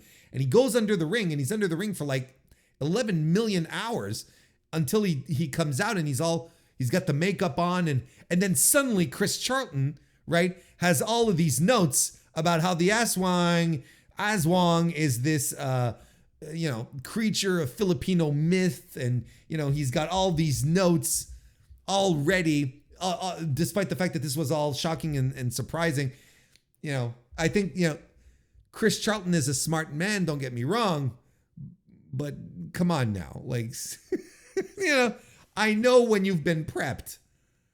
Yeah, like, where did the notes come from? Maybe they magically appear with the Aswang, right? Maybe when the Aswang makes its appearance in Filipino lore, maybe once it appears, it also appears in the hands of one of the onlookers, a book of lore about the Aswang that they can read up on as the Aswang is like there and devouring its family. What? Because the Aswang's like a vampire? Isn't that what the gimmick is?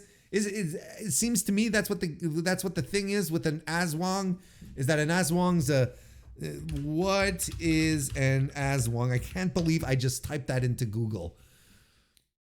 Wikipedia says Aswang is an umbrella term for various shape-shifting evil creatures in Filipino folklore, such as vampires, ghouls, witches, viscera suckers, and transforming human-beast hybrids, usually dogs, cats, or pigs. The Aswang is the subject of a wide variety of myths, stories, arts, and films, as it is well known throughout the Philippines. Okay, so that's essentially what it is, right? Vampires, ghouls, witches, and viscera suckers, which of course once again has a connection to professional wrestling. Anywho, yeah, like I thought I think Takeshita right now is one of the best wrestlers on earth. And I'm usually a fan of TJP, and I was looking forward to this match. And this was a good match, but not a great match. And I feel like this had the potential to be a great match. And I don't know if it's because we got into Aswang country here that sort of kept us from hitting the highs. It never had that other gear in the match where I thought, I was convinced would have another gear. Like I was ready for this to, be on the verge of blowing me away. And yeah, I thought the first part of the match is a little weird. It's good, but it's also weird. Because Konosuke Takeshita, and I don't want to get into the body debate, okay? I really don't. But you have a guy like Konosuke Takeshita. He's tall, he's buff, he's strong as fuck, okay? Against TJP, who is naturally smaller than him, okay? I'm not saying he's small. I'm just saying naturally smaller than him.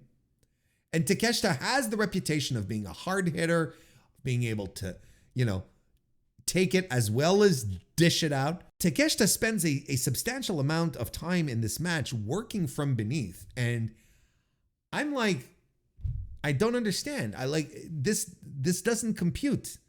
And it's not just the body size, it's Takeshita's, persona. How many times have we seen Konosuke Takeshita working from beneath in the past year or so, right? Like really working from beneath. Most of the times his matches are back and forths. And especially against a guy who is not as physically imposing as Takeshita. Like it's really weird. Yeah, I don't know. I'm sort of looking over my notes. There's nothing really of, there weren't any like true, like huge, big spots. Nothing, Takeshita lands the bastard driver and TJP tries to win with a victory roll, but it's a super twisting suplex, the raging fire, the twisting fire, right? Twisting fire from Konosuke Takeshita, but from an avalanche position. From the rope, and he does the wee, and that's how he wins the match here. I mean, look, fine match. It was good. It was good. I gave it 3.5 stars, 3.5 stars. But I'm sounding like I'm down on it, and that is only because I expected more out of these two guys. How about that? Yeah, Takeshita just couldn't overcome the Aswang lore. What? then this is another good point. What does he do? What does he have on mythical shapeshifters, right? What does emo lovin' what does emo lovin' artist TJP, what does he have on the supernatural forces of Filipino folklore? Shota Umino and Tomohiro Ishii defeated TMDK's duo of Bad Dude Tito and IWGP World Heavyweight Champion Zack Sabre Jr. This was real good. Like, up until that point, this was my match of the night. I thought it was tremendous. I thought like a really, really well fought, well put together match. Oh wait, no, I forgot to mention. Oh shit, forgot to mention. After the Takeshita match, excuse me. We'll circle back. After the match, Konosuke Takeshita says he will defend the international title at the Tokyo Dome. He says the Tokyo Dome. And then he's like, come at me, whoever wants a shot. I'm waiting. And I'm sitting there in my chair going, wouldn't it be nice if it was Shingo? And god damn it, the Cosmos heard my plea and sent out Shingo Takagi to challenge Konosuke Takeshita, and it's going to be at Wrestle Kingdom. It's going to be not on the Wrestle Dynasty show, because after Shingo lays down the challenge, Tomohiro Ishii comes in and points to the both of them, and he goes, basically saying, you know, I am an expert at Ishii linguistics, at body language, at semaphore. You remember we talked about semaphore? Did you take the time to check out what semaphore was if you didn't know what semaphore is? I can read all of these things together. So you put them together. You put my linguistic knowledge of Ishii and my deep knowledge, very deep knowledge of semaphore. You put it together, I can read this man like a book. So when he's pointing to both men in the ring back and forth, what that means is I'm going to take both of you on at the same time. I'm going to take the winner of whoever you two dopes wins. So I am very excited at this prospect. So we're getting Takeshita versus Shingo at Wrestle Kingdom. That was confirmed. And now the speculation is that Takeshita, the next night at Wrestle Dynasty, is going to be getting Tomohiro Ishii. Now, does this sort of give up the goat? And is Takeshita winning at Wrestle Kingdom? Perhaps. But then again, it's Konosuke Takeshita versus Shingo Takagi. I don't really give a shit, because this match is going to rule. Right now, this is the match I am most hyped for Wrestle Kingdom. I was missing the match to get me. Takeshita was the guy. Takeshita and Shingo actually was the match that I was needing to get hype. My hype match for Wrestle Kingdom is here now. I'm very, very hyped for that. And Takeshita versus Ishii, well, that's going to be tremendous because, you know, both are incredible workers. So there you go. So that was the events. And so now we're going to go back to Umino Ishii versus Sabre and Bad Dude Tito. Yeah, look, obviously they're setting up some, this match was there to set up some heat for the Wrestle Kingdom match, for Shota Umino versus Zack Sabre Jr. And I'm excited about it. We talked about it earlier on the stream, but you know, I still think there's something there. But anyway, we've already hedged that one there. But the match essentially set up, it was essentially done to create some heat here between the two to get that ball rolling. Shota gets the win on Bad Dude Tito, Big Teats. And then after the match, Jon Moxley shows up on a pre-tape because not Moxley, but Shota earlier on, I don't remember where. I don't remember if it was social media or if it was at at one of the post-match pressers. I can't remember. It doesn't matter. But Shota was basically saying, hey, you know what, Jon Moxley, I don't like what you're doing these days. Maybe you need a little, a little wake up call. Maybe you need like me to sort of knock some sense into you, which I thought, all right, interesting. Mox and Umino are going to be joint at the hip for the entirety of the world. It was at Power Struggle in the backstage comments. Thank you, chat. I couldn't quite remember, but I remembered the gist of it because that was important. So Mox decided to respond at Fighting Spirit Unleashed, sending in a little pre-tape, saying that he appreciates his grit, but we're still going to mold you into the champion that I think you are, and you're not quite there yet. And I heard your challenge, and no, I am not going to fight you at the Dome. He says, I'm going to send an emissary instead. I'm like, wow, really? That kind of sucks, but okay. A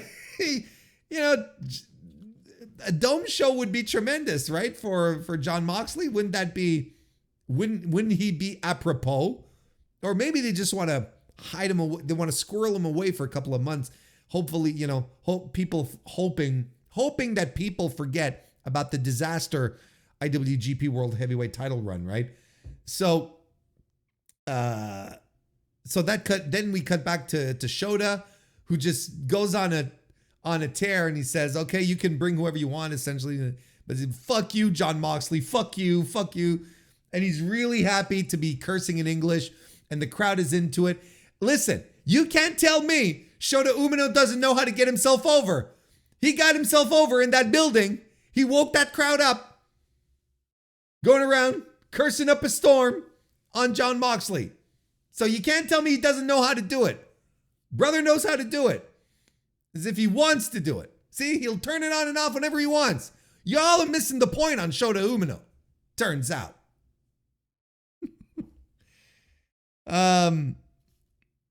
But I will say, look, I'm memeing a little bit, but I will say this.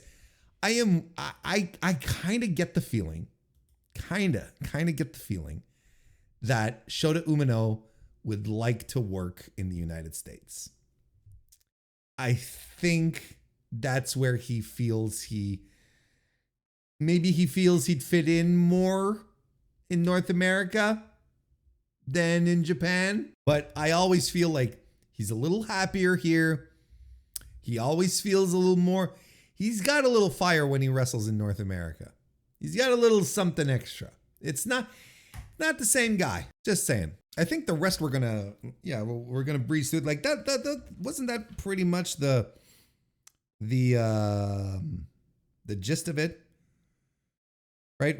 Ryohei Oiwa defeated Kenta. I was really happy to see that though.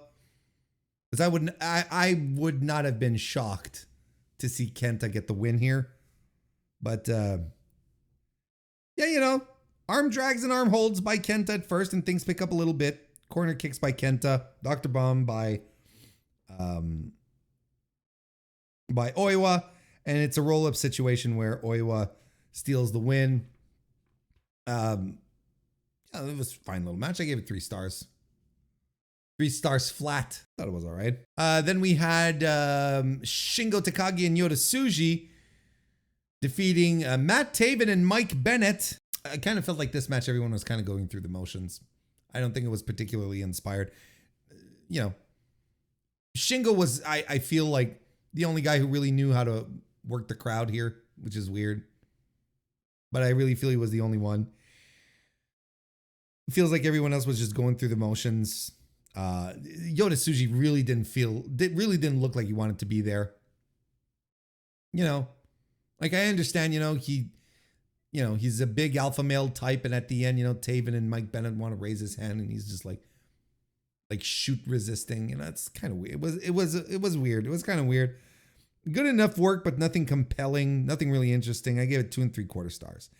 After the match, though, there's a video that plays of someone forging a knife, and of course, it's Jack Perry. We know he's a blacksmith. We know that's what he does in his part-time. He's a blacksmith.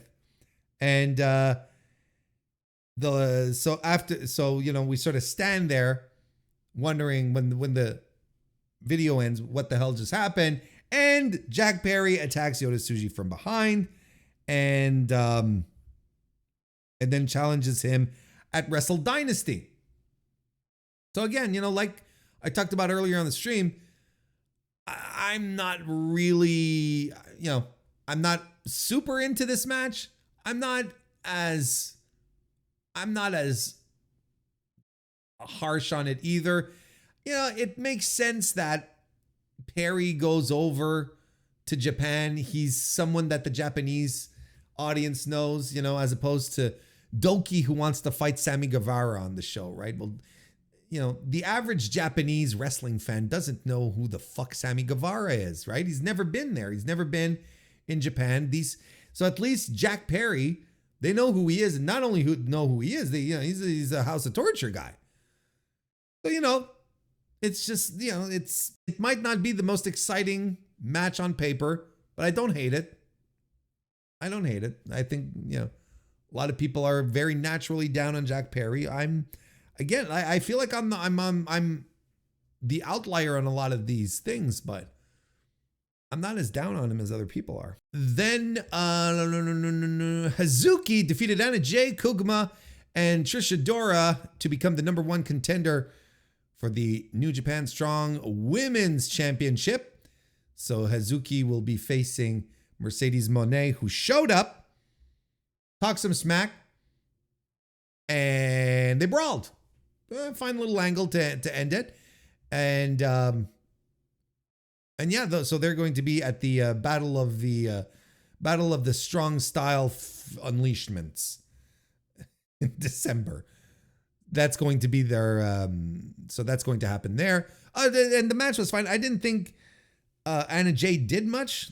She was knocked out of the ring, and they made sure that they kept her down. And, and they did a whole spot at first, a very typical Joshi spot where, all the girls do the one move together, and they were doing the bear ears, the Koguma bear ears, and Hazuki had nothing. Here's the thing. Hazuki was like, the fuck is this shit? I'm here to wrestle.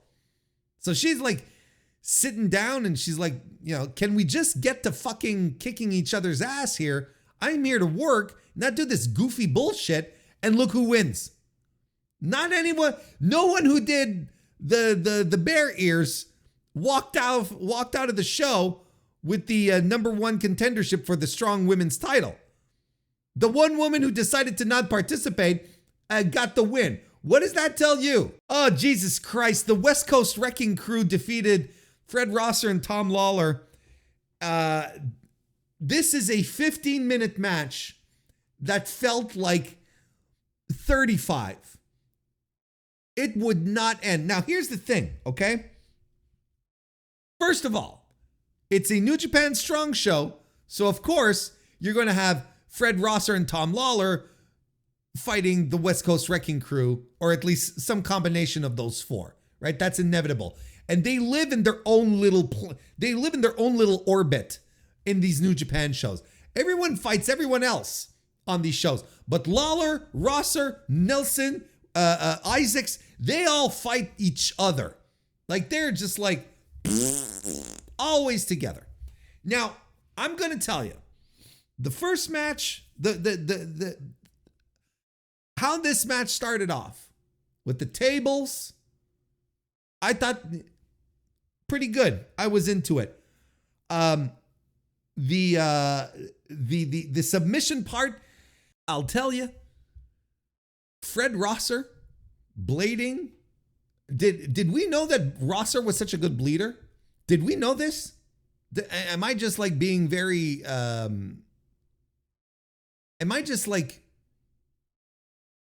forgetting something? Did we know Rosser was this good of a juicer? Christ, that got me compelled. I was into this. I was like, and there were some striking visuals, and the blood added a lot to the submission bit, where I was like, is this guy, is he going to be able to fight on? Are they going to do like a pass out gimmick? Like what are the? I really liked it. I thought it was dramatic, but everything fell apart on that the third fall, the last man standing strap stuff, which I was like, yeah, let's go. But Christ, it really ran out of gas. Like these guys just, I don't know if they didn't know what to do anymore. I didn't know if something was happening to Rosser that they had to be careful about, but that part, that just dragged and dragged and dragged in a match that I didn't think was so bad, but it took such a nosedive at the end. And it ends with a spike pile driver by the West Coast Wrecking Crew on Fred Rosser on some chairs. That's how they finally, like, I don't know, man. I don't know what happened. And if I remember correctly, I feel like I had the same type of analysis at the last Strong show that they had. Capital Collision, right? Where again, it was these four guys again in a tag team match. And I was like, and it never picked up. It never got going. And I'm like, all of this stinks. And honestly, like I thought the tables part was, they got rid of that really quickly. You know, Tom Lawler diving onto Jarrell Nelson through a table, got the first fall. That was good, right? But that's like the final pin of this match was just like, it just took me out of it. You could feel the crowd was no longer into it too. And this, despite the fact that Fred Rosser his life was bleeding out of him. And they couldn't build on that drama. That really stinks. I don't know. I'm still confused about it. Like I gave it like I gave it a 3, but I feel like it should be lower. I don't know. Like, but honestly, it doesn't matter. Lio Rush defeated Mustafa Ali in a good match. I gave this 3.5 stars. I think this is one of Mustafa Ali's best matches that I've seen with him, that I've seen of him since leaving the WWE. I thought he was very, very, very good here. And Lio Rush was tremendous too. So, you know, you get both these guys together and like this should be, like on paper, Lio Rush, Mustafa Ali, this should be a great match. And immediately when they start the match and they're doing takedowns and counter wrestling, I'm like, okay, so this is exactly like those training videos that Mustafa Ali would post on his Twitter account, right? Where he's sparring with someone and he's doing all these really fucking cool moves while he was still at WWE. And everyone's going, well, there he is. Why aren't we booking this guy more? Why aren't you giving him TV time? He's tremendous, etc., etc. Right? And then we get, you know, whatever Mustafa Ali on the indies was, which is fine, but not great, you know, like not anything that would blow your mind. So then you see him with Lio Rush and you're like, okay, this is what they're doing. They're going to do the gimmicks. They're going to do these routines and it's going to be great. It's going to be snappy and fast. And it worked, but it wasn't like as good as a lot. You know,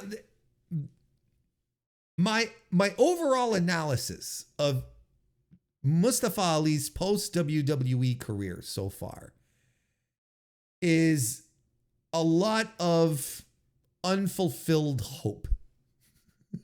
I think that's what it is. He's not a bad wrestler by any stretch of the imagination. He let some base sports entertainment instincts get in his way quite a bit, which unfortunately sometimes kills the momentum of a lot of great things that he's doing, like his match that he had in Impact TNA with Mike Bailey when Mike Bailey finally beat him for the X Division title.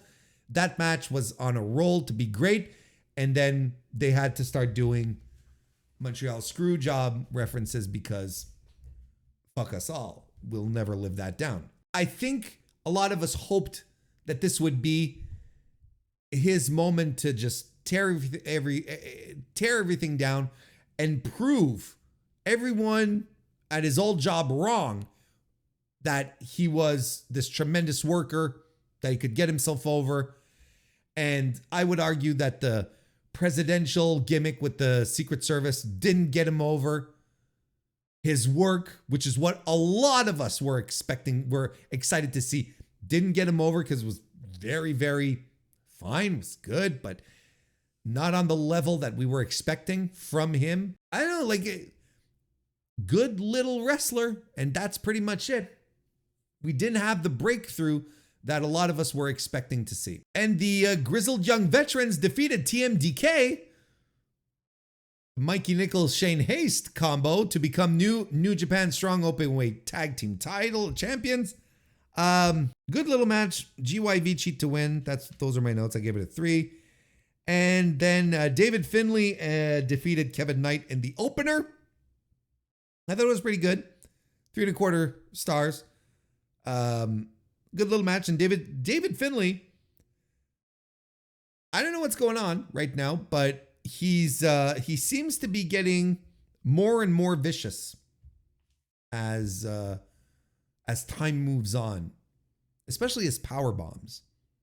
There's something, I feel like he's tapping into something that wasn't there before, which is interesting. I'm not a big Dave Finlay guy, but I don't hate him. Just like, okay, it's a Dave Finlay match. And he looked good here with Kevin Knight. I thought it was good. Some good stuff, but that's about it. 3.25 star. So yeah, I mean, overall, I thought it was an all right show. I wouldn't recommend anyone going back to watch it. I thought the main event was good, but it's not a main event where I'm like, yeah, you got to go out of your way to watch it. But an eventful show that had a lot of news, a lot of stuff coming out of it, a lot of angles. Nonetheless, which is kind of what you want. I mean, there was stuff happening on this show. It wasn't just like, it was just like a good little show that happened. Oh, geez, chat just pointed it out perfectly. One of the most, and I agree with this, one of the most aggressively fine shows of the year. I think that really does sum it up perfectly. Fighting New Japan Pro Wrestling's Fighting Spirit Unleashed 2024. All right, it's review time. We are going to review New Japan and Stardom Historic Crossover 2, which happened this weekend on November 17, 2024 from Osaka, Japan in the Edion Arena. 3,547 people were in attendance for the big crossover show, the second of its kind. How did it fare, Warren? Is this a good number? I'm glad you asked. It's funny because recently we were talking about when we reviewed Power Struggle, which was a tremendous show. 3,773 people were there, and I was kind of like, good, but not great. Just so we can recall, so for Power Struggle, we were at 3,700 some. For the night 2 of the G1 Climax, we were at 2,545 as opposed to the 4,177. These are all in the same arena, just to make sure we're being clear here. We're all talking about the Edion Arena. So 4,177 in the building.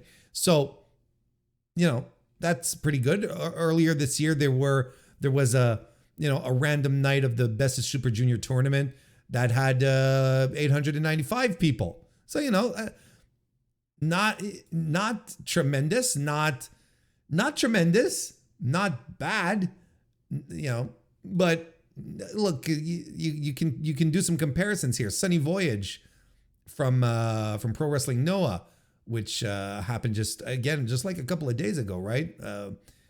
That was main evented by Manabu Soya versus Go Shiosaki. What's wrong with me? 614 people showed up for that. TJPW had a show on just the night before the crossover show. 384 people showed up. That's awful. Stardom had a show in October there. 344 people were there. Like, you know, there's a lot of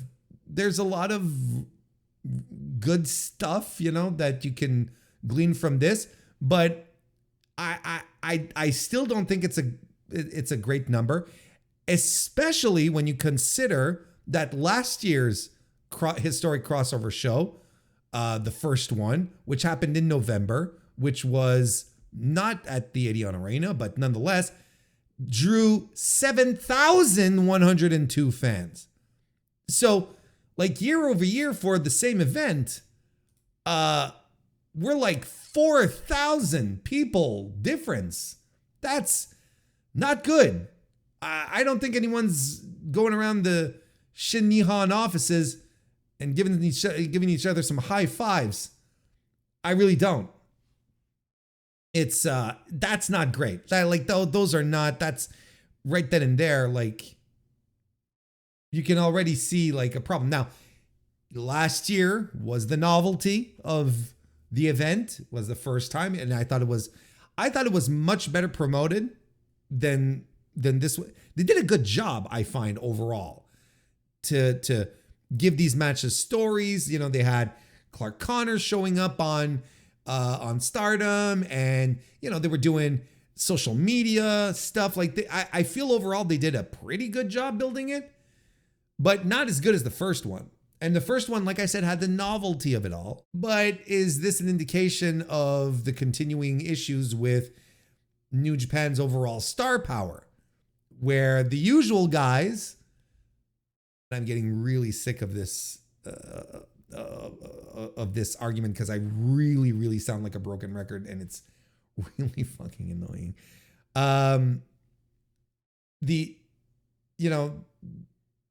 The top stars of the company, being Tanahashi and Naito, both not being physically capable to carry main events anymore, still being named, still being popular, but, you know, just not being able to work at the level they once used to. Their absence, along with, you know, again, Kazuchika Okada being gone, and, Will Ospreay being gone.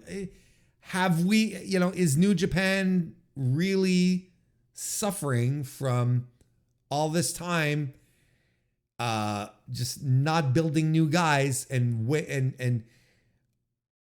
putting too much weight on the shoulders of, a lot of people like to call it the golden era, right, of New Japan. And yeah, most of them are not gone, are gone or can't do it anymore. We're reconstructing the Shota Uminos, the Yota Tsuji, so on and so forth, the Oiwas. And it's going to take a little time. So is this just an indication that Zack Sabre Jr. might not be a considerable draw? Maybe we're just not ready to have that discussion quite yet. Because I think the Tokyo Dome is going to be very much a determining factor here as in regards to whether Zack can draw or not. But as it stands now, New Japan is not in the best spot ever. It's not in a dire spot.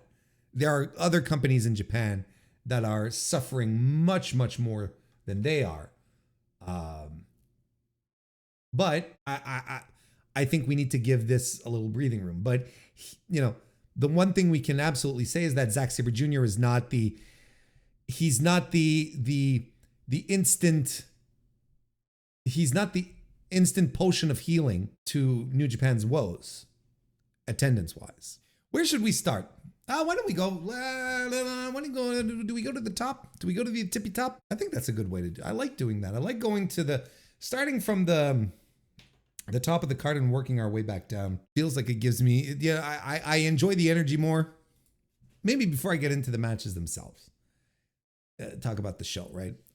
This is not a show that is everyone's cup of tea, but you know, I don't have a problem with intergender wrestling, and I know a lot of people do, and but I don't, and I think there's ways of doing it right, and I think for the most part, New Japan did it right. I have some quibbles, but I think for the most part, they did it right. Where there's, you know, where the girls are so petite sometimes that the guys cannot credibly look like they're taking offense. And that's been put across on a couple of occasions, right? Like Suzu Suzuki, despite the fact of her being considered a maniac, a bruiser, she had issues trying to get at Great O'Khan, right? Which is normal because Great O'Khan towers over everyone and he's an animal.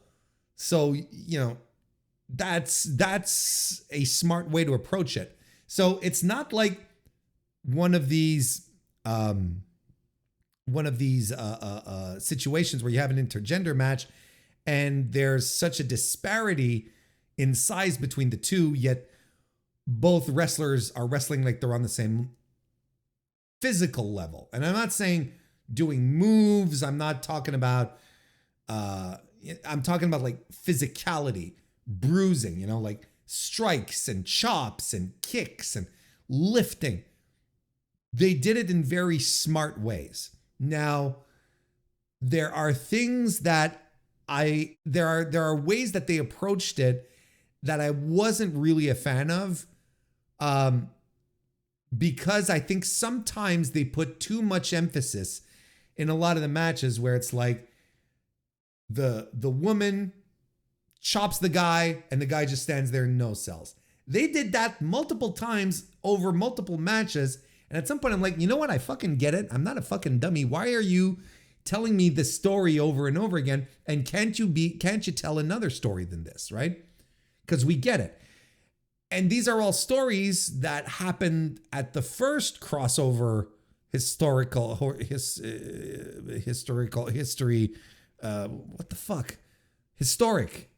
crossover event last year, where it was like, that's still the same thing. So I'm kind of like, okay, New Japan, you know, you want to shake them and they're like, okay, yes, you've told us all these stories before.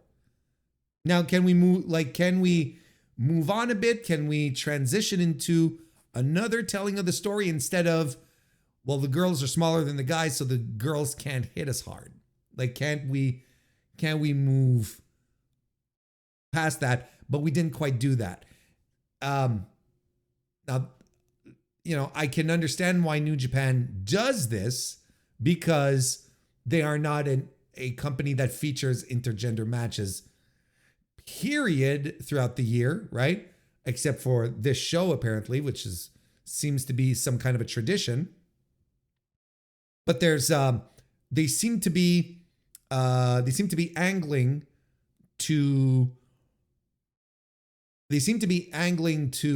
do this every year. But if every year we have to reset the stories to be like, hey, remember, the girls are small, the guys are big, and then it's like, okay, well, then it gets a little it's a little tedious. And I already thought this year was a little tedious. It's like, yes, okay, I get it. Let's do something fun instead. So that to me is a quibble. And the show I thought it was fine, entertaining. I think the business end was pretty good. I think there's, you know, I think the last two matches were notable. I thought they were a lot of fun. I thought the IWGP Women's Title match was a blast, easily the best match on the card. But, you know, everything else was all right. It was fine and nothing groundbreaking. And if certain things annoy you, well, about intergender wrestling, well, they were definitely there. And I think New Japan could have just grown up regarding a couple of things. They could have When we get there, you'll know what I mean when I talk about it. But like overall, I thought I thought it was a pretty good show. I enjoyed myself. Is it match of the year? Is it a show of the year? No. It's one of New Japan's best shows. No. Far from it. The undercard takes a little while to really kick off, but let's get to it. Why don't we just stop talking about it? No, these are the CMLL notes. This is not, these are other notes. Here we go. Zack Sabre Jr. and Micah defeated the duo of El Desperado and Starlight Kid. Now, Despe and Starlight Kid are absolutely the stars of these crossover shows. And I don't want to hear anything else. The absolute fucking charisma that these two have together and the chemistry that they naturally have is bonkers. I thought I was going to be a little disappointed as opposed to last year, because last year SLK was still a heel and El Desperado was still he was still a scumbag. He was tweening, not an outright Suzuki-gun son of a bitch, but it was still a scumbag. Now, Despe's not as much as a scumbag. He still has scumbag, tendencies.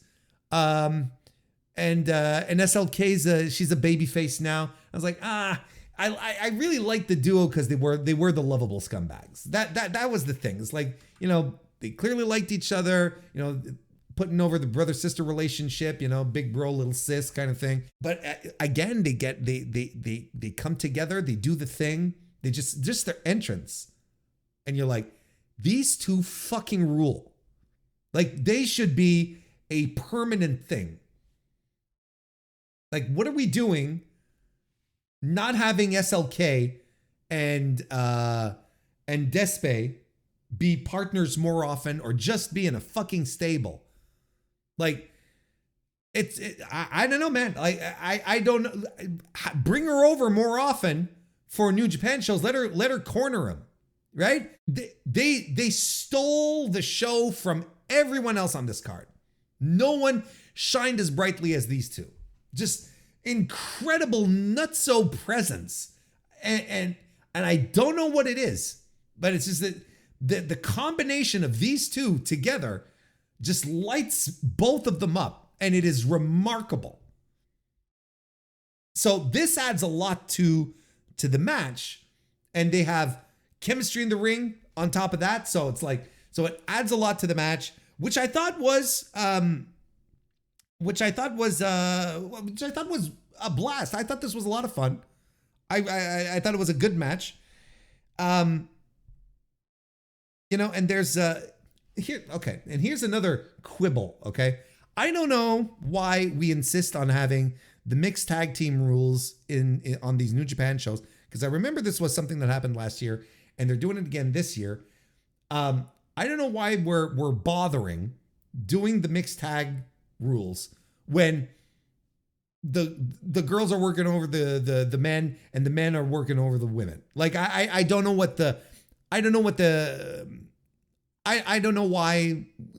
we do the mixed tag. Is it just to calm everyone down and say, no, these are not really intergender matches. These are mixed tag.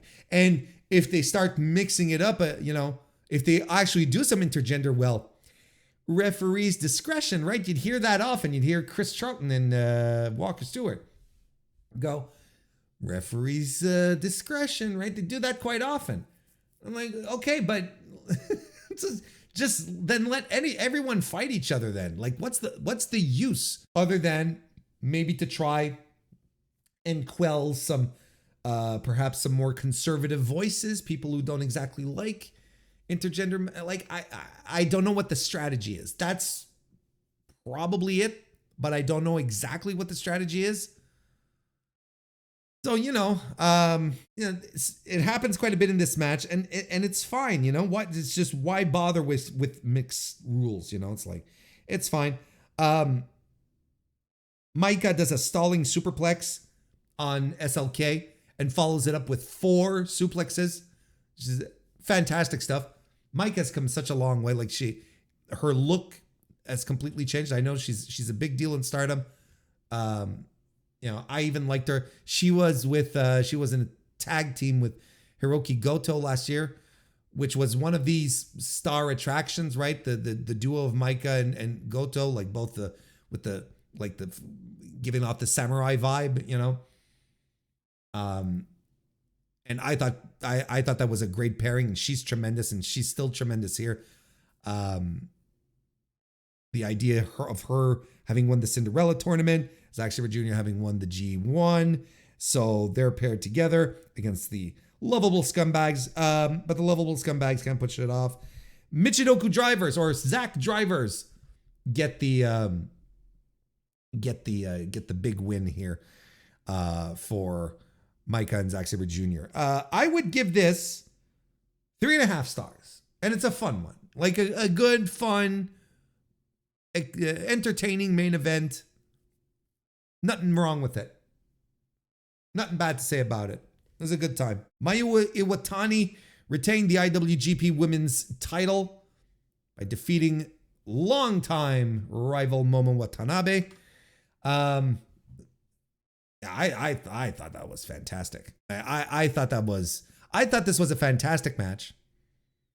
I didn't quite know what to expect out of this one, but look, these are just a couple of pros, man, a couple of vets.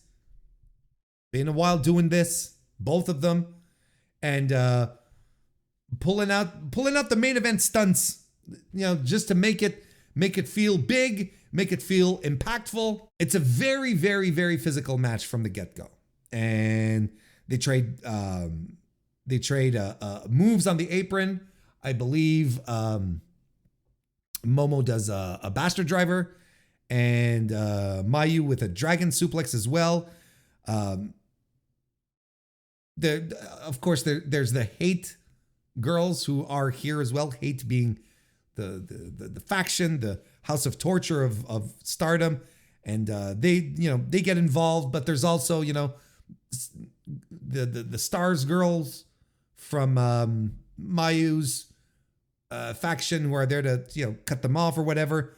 And then at some point, Momo has the bat. She has a bat, and she comes to swing the bat, but she doesn't use it. She doesn't use it because she wants to be able to beat Mayu for real without having to cheat, without having to do desperate things to get the win. So she tosses the bat away, and she just starts throwing bombs at Mayu, and just everything but the kitchen sink ultimately. But Iwatani won't go down. She fights back. They keep dropping each other, and they have a very compelling final stretch. Momo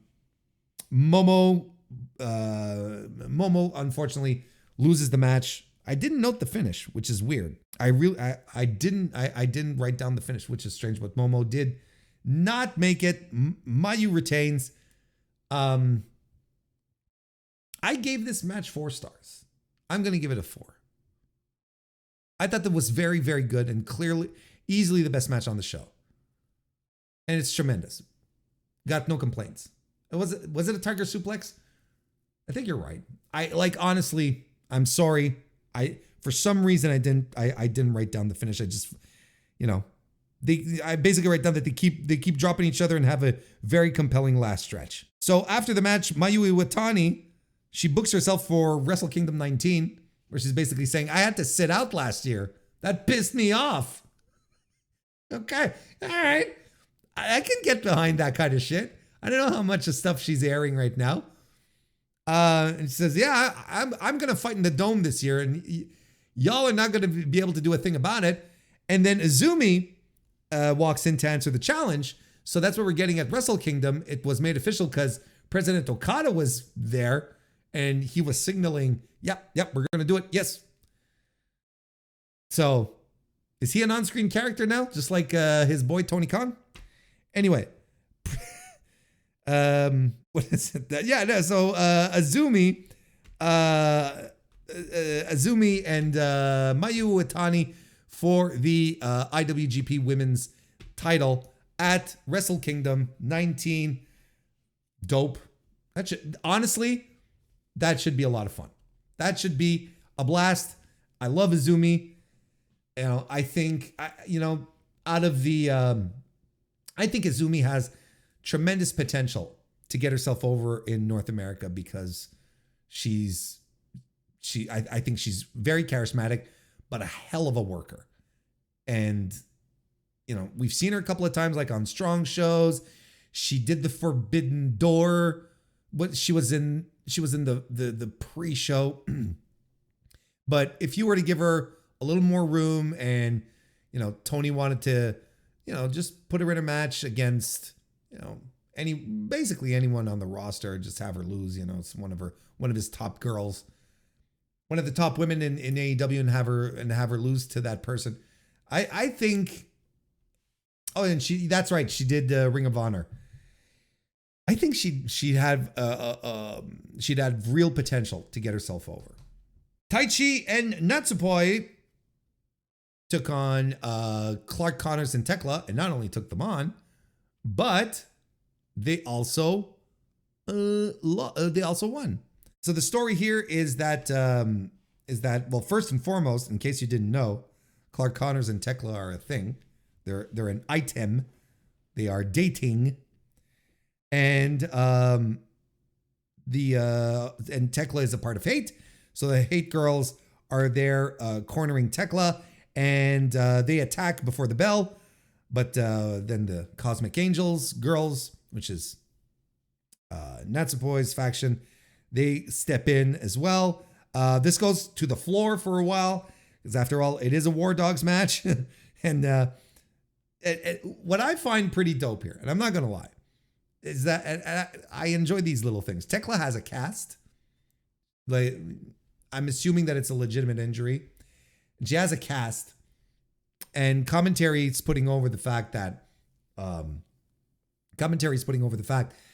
she has that she probably has a foreign object in the cast, right? That she probably has something in there as well to just get, just like old cowboy Bob Orton back in the day, it's like, oh, he's got something in the cast. Can't be just the cast. And he's like, well, you make the cast. When you go to the doctors, he's like, hang on, let's put a metal rod in here, a pipe, and do the cast around the pipe, right? I enjoyed that. Like, it's the kind of and then it's like she's using it as a weapon, while the ref's back is turned and she's whomp, Sometimes you just can't beat the classics because the classics are so good. They're just so efficient, Yeah, this was pretty good. She uses it a lot, and this, the match for the majority of it is built around preventing Taichi from getting the tag. But when he does, like, the match just goes tremendous, just goes on tremendously from there on. And they win, Taichi and Natsupoi. Good little match. I gave this another 3.5 stars. I thought that this was a lot of fun. And Clark Connors seems super motivated. I think he had a blast wrestling with his girlfriend. Like, it really, really was a good time. We also found out that we are indeed back to calling them Just 4 Guys.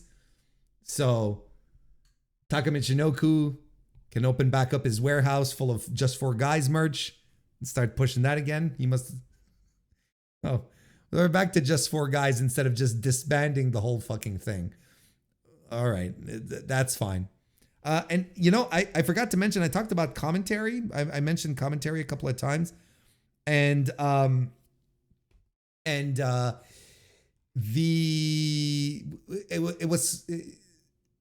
was quite a big table, right? There was like 4 people on it, and I don't remember. Like, of course, Walker Stewart and Chris Charlton were there. We're talking for the English commentary, of course. They were on the table. And then they had Tom, the Stardom guy. And then they had Xena, who was there. Xena, right? They had those, and I thought there were too many people there, and I felt like the Stardom guy and the Xenia, they were completely throwing Walker Stewart and Chris Charlton off their rhythm, like completely. I thought it was a very sleepy commentary, evening of commentary. It wasn't great. They should have just kept it to two. They should have just had two people there. Maybe, they weren't too confident in letting Walker Stewart like guide through with someone that he's never worked with before. Maybe they feel he's still a little green. I don't know what the deal was, but wasn't exactly the best evening of commentary. Great-O-Khan defeated Suzuki to retain the King of Pro Wrestling Championship. So they're doing their best to pass this off as a death match, and when Suzu comes out, they're really pushing to have her death match credentials be brought forward. She's hardcore, she does all this wacky shit, and she comes out with a styrofoam board. And I'm like, already it's like, oh boy. Which is filled with upright plastic forks. Like, plastic, huh? Okay, well, so this ain't your daddy's death match, I guess. I don't know. and I know she's capable of some really intense stuff, but yeah, I mean, this wasn't it, right? This really wasn't it. And here's the thing. Okay, look, straight off the bat, I didn't hate this match, right? I gave it 2 3/4 stars, which is like, meh, like a little below average, not good, not terrible, not exactly mediocre. Just here's my issue is that I didn't hate it because they were trying really hard to make this the only real intergender match, even though, like we talked about earlier, the mixed tag rules really didn't matter. But this was the only one. This was the only match that was billed as intergender, man versus woman. They really did a solid job building the story here that, Great-O-Khan could outclass her at any given moment, and that it's Suzuki's just wild demeanor and her fearlessness that helped her win the match, right? And I thought it was compelling. But yeah, and there's like, they're fighting up the ramp, and they're pulling big moves. You've got Great-O-Khan who's butterfly suplexing her on the ramp, and tremendous stuff. And there's some proper wrestling too, but and then we have the staple gun, and she has the staple gun, and she staples, a sheet of paper to her cheek. That drives that shocks Great-O-Khan, who's like, oh shit, this woman's insane. And then she eventually like staples it at the top of his skull. You can see it at some point. There's like 4 staples there. I'll tell you what, Great-O-Khan's not much of a bleeder. I'll tell you that. There's and then there's the spot where she gets thrown off a short ladder, off the ladder through the styrofoam board with the plastic forks, and that's like the big spot that ends the match. And I think this is why I'm so low on it, because I feel like they had the elements to really make something remarkable. Like, on top of it being an intergender match, if they really were game enough to go down the death match route, or at least, have some blood going, I think this would have elevated this match tremendously. Because there's some goofy spots in this where Suzuki fills Great-O-Khan's mouth with plastic forks, like just a mouthful.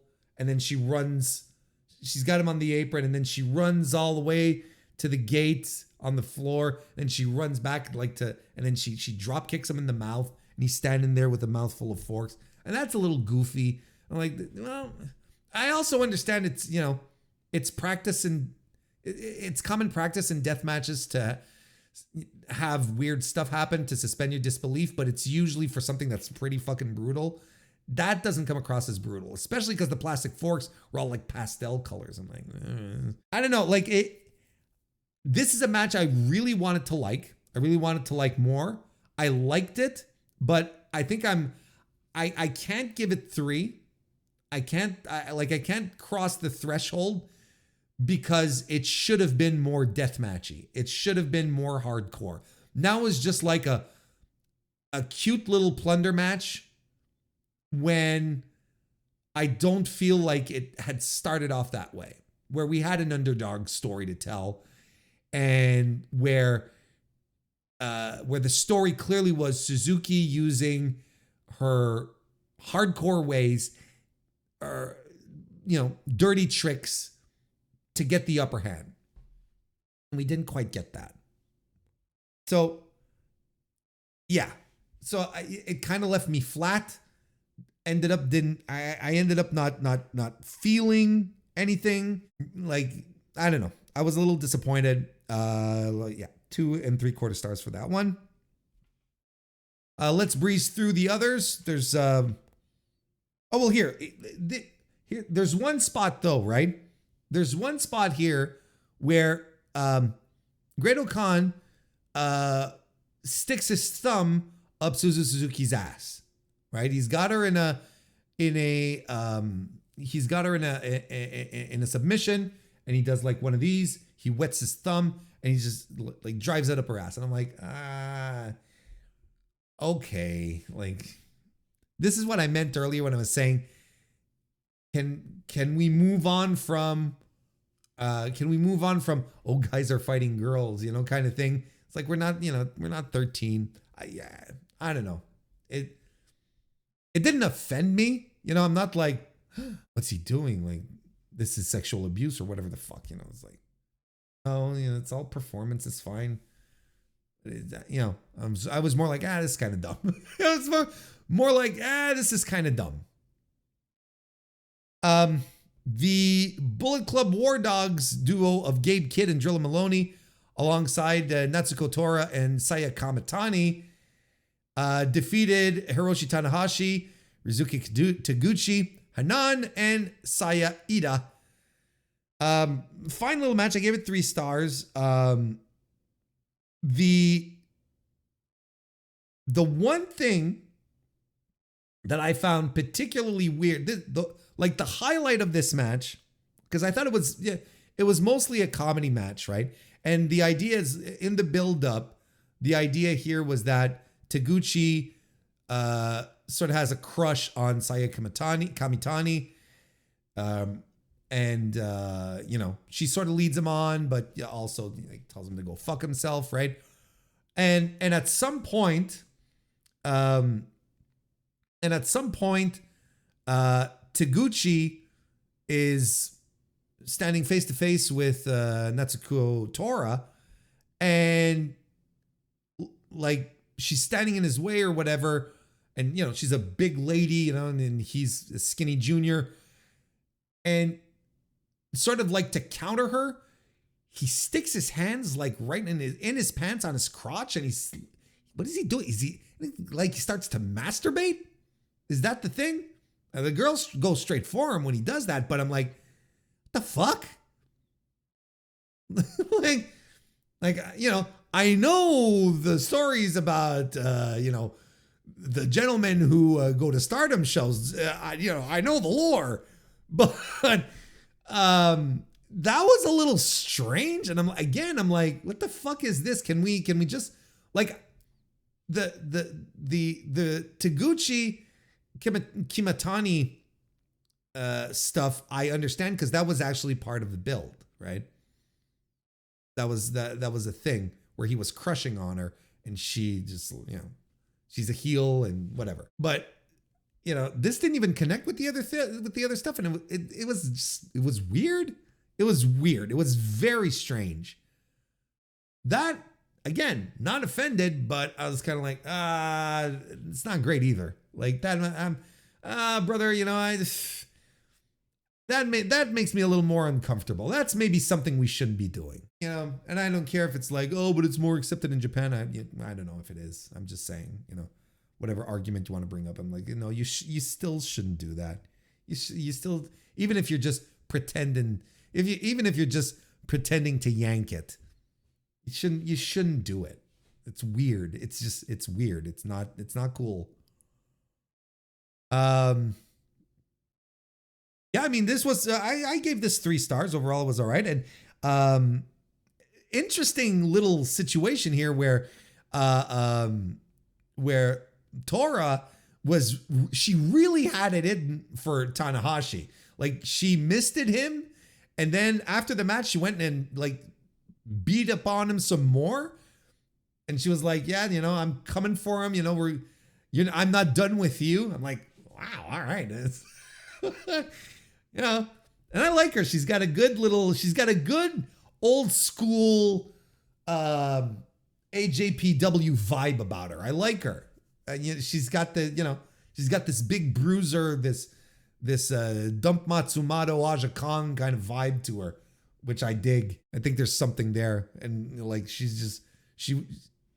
I'm coming for you, Tanahashi. I'm like, all right.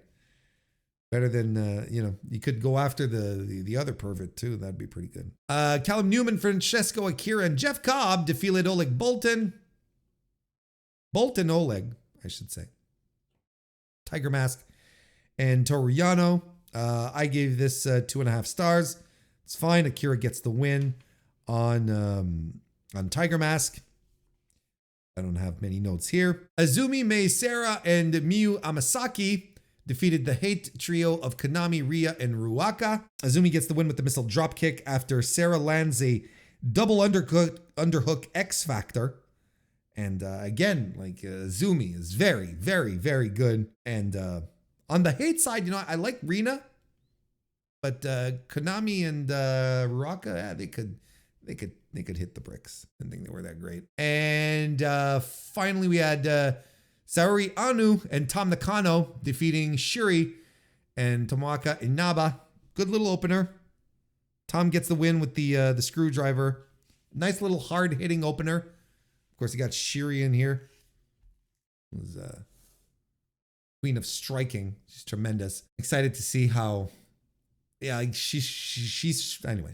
I like her a lot. She should be more at the top of the card than slumming it with, this. Curtain jerking here.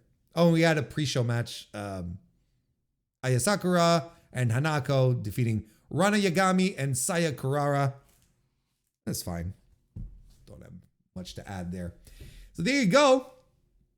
That is my recap, my review of New Japan Pro Wrestling X Stardom Historic Crossover 2. Business end of the show was pretty good. I enjoyed it. I thought, like I said, Iwatani versus Watanabe was the main event of the show. Well, wasn't the main event, but it was the match of the show. But is it something you need to watch? I don't think so. Especially at $35. Christ, no. Like, it's fine. Like, nothing. Yeah. If you can ever catch it for free, you'll be entertained. But yeah, no, this is not a I don't know why it's a pay-per-view. I really don't. I don't know why this particularly is a pay-per-view. Maybe off of the success of last year, they were like, oh yeah. But it definitely wasn't as much of a success this year, and it definitely wasn't as good as a card, I find, overall. But yeah, maybe just add it to the regular New Japan World rotation, and that'll be fine, right? That'll be fine.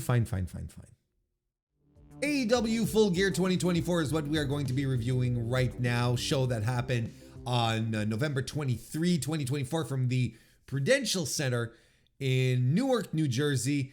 A good show. A very good show on top of that.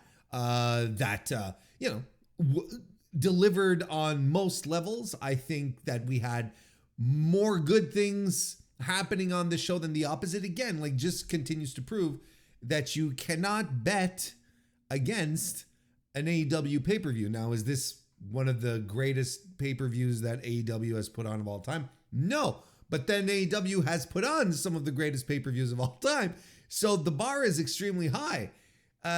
So if I'm telling you, well, I don't know if this is I don't think this is one of their best. This is still a very good show, even though it is not one of their best. This is a really, really, really good professional wrestling show that had some tremendous action on it and some tremendous action, great surprises, super bold booking.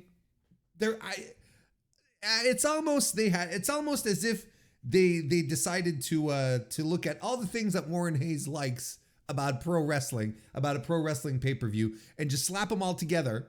And then they came up with this. It's as if it was made for me. And moving forward, I'm gonna consider that Full Gear 2024 was made for me, and I don't have a problem. I don't have a problem pushing that narrative.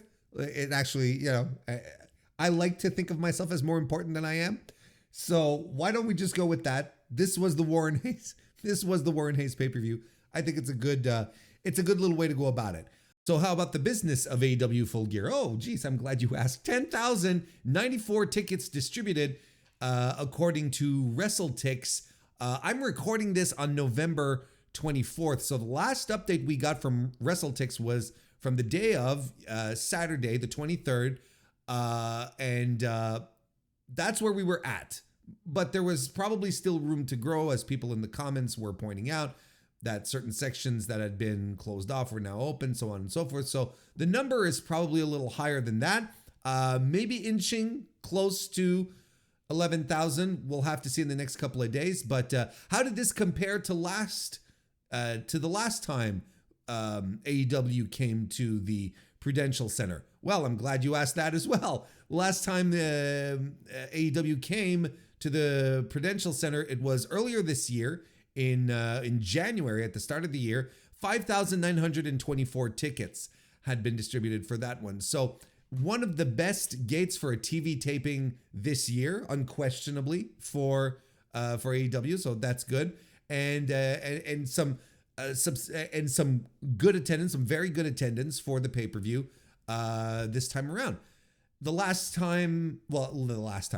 year for Full Gear, which was in the Kia Forum, AEW distributed 12,904 tickets. So we're a little under that, but nonetheless, this is a good attendance for the show and for AEW in general. I mean, you can look. What can you say about running a show that is not like 2/3 empty? It gives an entirely different vibe. Like, the audience for this show added so much, and they were, for the most part, very into it. But and it kind of felt like a wrestling show should feel, and it just puts even more emphasis on how dire some of the TV tapings feel in these big arenas, these big basketball arenas, and so on and so forth. These 15,000, 18,000 seat arenas, 20,000 seat arenas that are bringing in less than 3,000 people. The mood here was good. The vibe was good. It felt good. And the show itself profited from that. I think the show had a distinct advantage on that front as well. It was just tremendous. Like, I hate to be that guy, but this could be AEW every week. And it's crazy how TV struggles, the TV tapings struggle to get people into the buildings, are struggling to get 3,000 people seated in those buildings these days. Struggles to, make a true impact on the ratings, right? Ratings are what they are. They're fine. That's one thing that we don't necessarily talk about. I like to talk about other performance indicators. Ratings are what they are, but it's crazy when you look at the show, which is full of great pro wrestling, good to great pro wrestling. Oh, there's a couple of little, swimmies and whatever. It's fine. We'll get to those. But overall, like a show that delivered on the wrestling front. And then we're going to go back to TV and we're going to be doing other stuff, right? We're going to be trying to do other things. We're going to try to do stories and vignettes and all this stuff. And we're having trouble getting people, we have trouble convincing the ticket buying audience to buy tickets to the show to the tapings, the TV tapings, whereas the pay-per-views never seem to be much of an issue. And why is that? Well, like we say here, consumer confidence is clear that the pay-per-views always seem to be a safe bet. And somehow the TVs are sort of, people back away from the week to week TV. And why is that? Well, the only thing I can point my finger to and say, well, this is the reason why is that you let your pro wrestlers go out there and have great pro wrestling matches and not let themselves get bogged down by, any other type of sports entertaining nonsense. Because tonight, there were multiple opportunities. When I say tonight, I mean last night, the show. There were multiple opportunities for finishes to involve screwy interference finishes, but they shied away from that. There were multiple occasions that outside interference would have absolutely been a thing, but they didn't do it. They let the wrestlers go. We had clean finishes on most matches. It's just wild like that. You let your wrestlers wrestle. You let your wrestlers do top wrestler things. And then suddenly, you get people invested in your show that get excited for the show and just want to get excited for what you do. And then they'll be like, yeah, we're going to pay money to see this because it's a great show. Why isn't it the case on the week to week? There are multiple reasons for this. And I think one of them is, just getting bogged down into nonsense, into sports entertainment bullshit that a lot of us wanted to flee from and now has returned or has arrived in AEW, and it's been there for a while now, and ends up sometimes giving AEW the perception that it's just WWE light. There's nothing that really differentiates it. And if you want the sports entertainment, well, you're going to go with the guys who've been doing it for the better part of 30 years at this point, 40 years, and who are the market leader and who will do it better than this company here. And the one thing that this company does better than the other company is what we got at Full Gear: pro wrestling matches. That it's just as simple as that, with satisfying finishes, compelling matches, great performances. That's it. Why don't we go right ahead and start reviewing it? We'll do our usual thing. We'll start from the tippy top, from the main event, and we'll work our way down. We'll see how it goes, because there's a lot of stuff sprinkled throughout. Why don't we go with them? So there we go. Jon Moxley defeated Orange Cassidy to retain the AEW World Championship. I was kind of down on this on the build to this match, right? And here's the thing: is like when I talk about AEW Dynamite on a week to week basis, and I'm talking about how the build to the pay-per-view doesn't feel as exciting, doesn't feel good, that there's stuff that clearly we're missing the boat on or whatever. Yeah, I'm not, unless I'm saying it specifically, I'm not talking about the quality of the match. Unless I'm talking about the quality of the match where you put two people together and I'm like, well, this is going to stink. I don't think I ever said Jon Moxley versus Orange Cassidy is going to be a bad match. I think that was preposterous, but I did rag on the build. Why? Because the build gets you excited for the match. The build, especially when it comes to your main event match, that should be the one that draws people to plunk down money to come see your show or buy it on pay-per-view. And I thought the main event build wasn't particularly good. I thought it's over the past couple of weeks, I think there was a time where it was really interesting, but it really did fall off, exposed a lot of weaknesses. I thought it was a little all over the place. It didn't get the juices flowing. You know, to a point where I was like, I don't know how good this this show is going to do. You know, clearly people turned out. You know, where we got over 10,000 tickets distributed, so clearly people showed up anyway. I'm excited to see what it's going to do in regards to pay-per-view buys.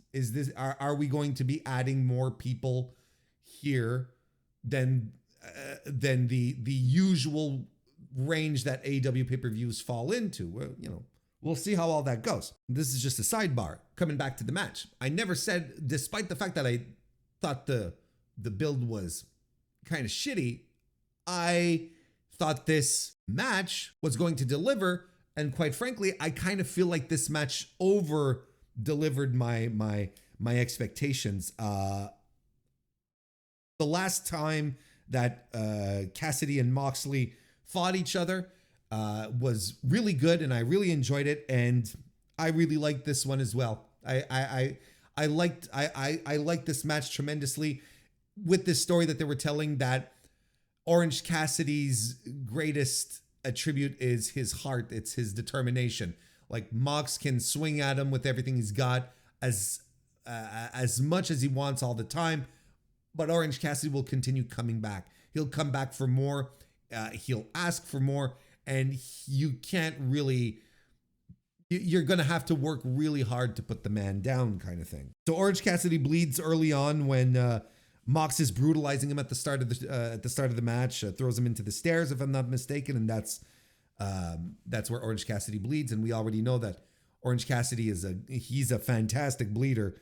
So we get the proper crimson mask, you know, and with the blonde hair and everything. It was just, you know, just more tremendous visuals for this match, and you know, the mat gets stained. And here's something cool as well. The entirety of the pay-per-view had been bloodless, which is not necessarily something you see all that often in AEW. You know, there have been pay-per-views where there was 2, maybe 3 matches in it that had some blood involved, voluntarily, of course, I mean. And here we kept it for the main event. Here we made sure no one else ran the razor until the main event, and I think that helped. I think it was a good idea. There's probably some guys that lobbied to get some color in their match, and whoever put their foot down and said, nope, this is not happening, we're keeping it for the main event, was a good call. And you know, like, the story here is just how brutal and vicious Mox is, and how much he's enjoying it too. Like, there's this part of this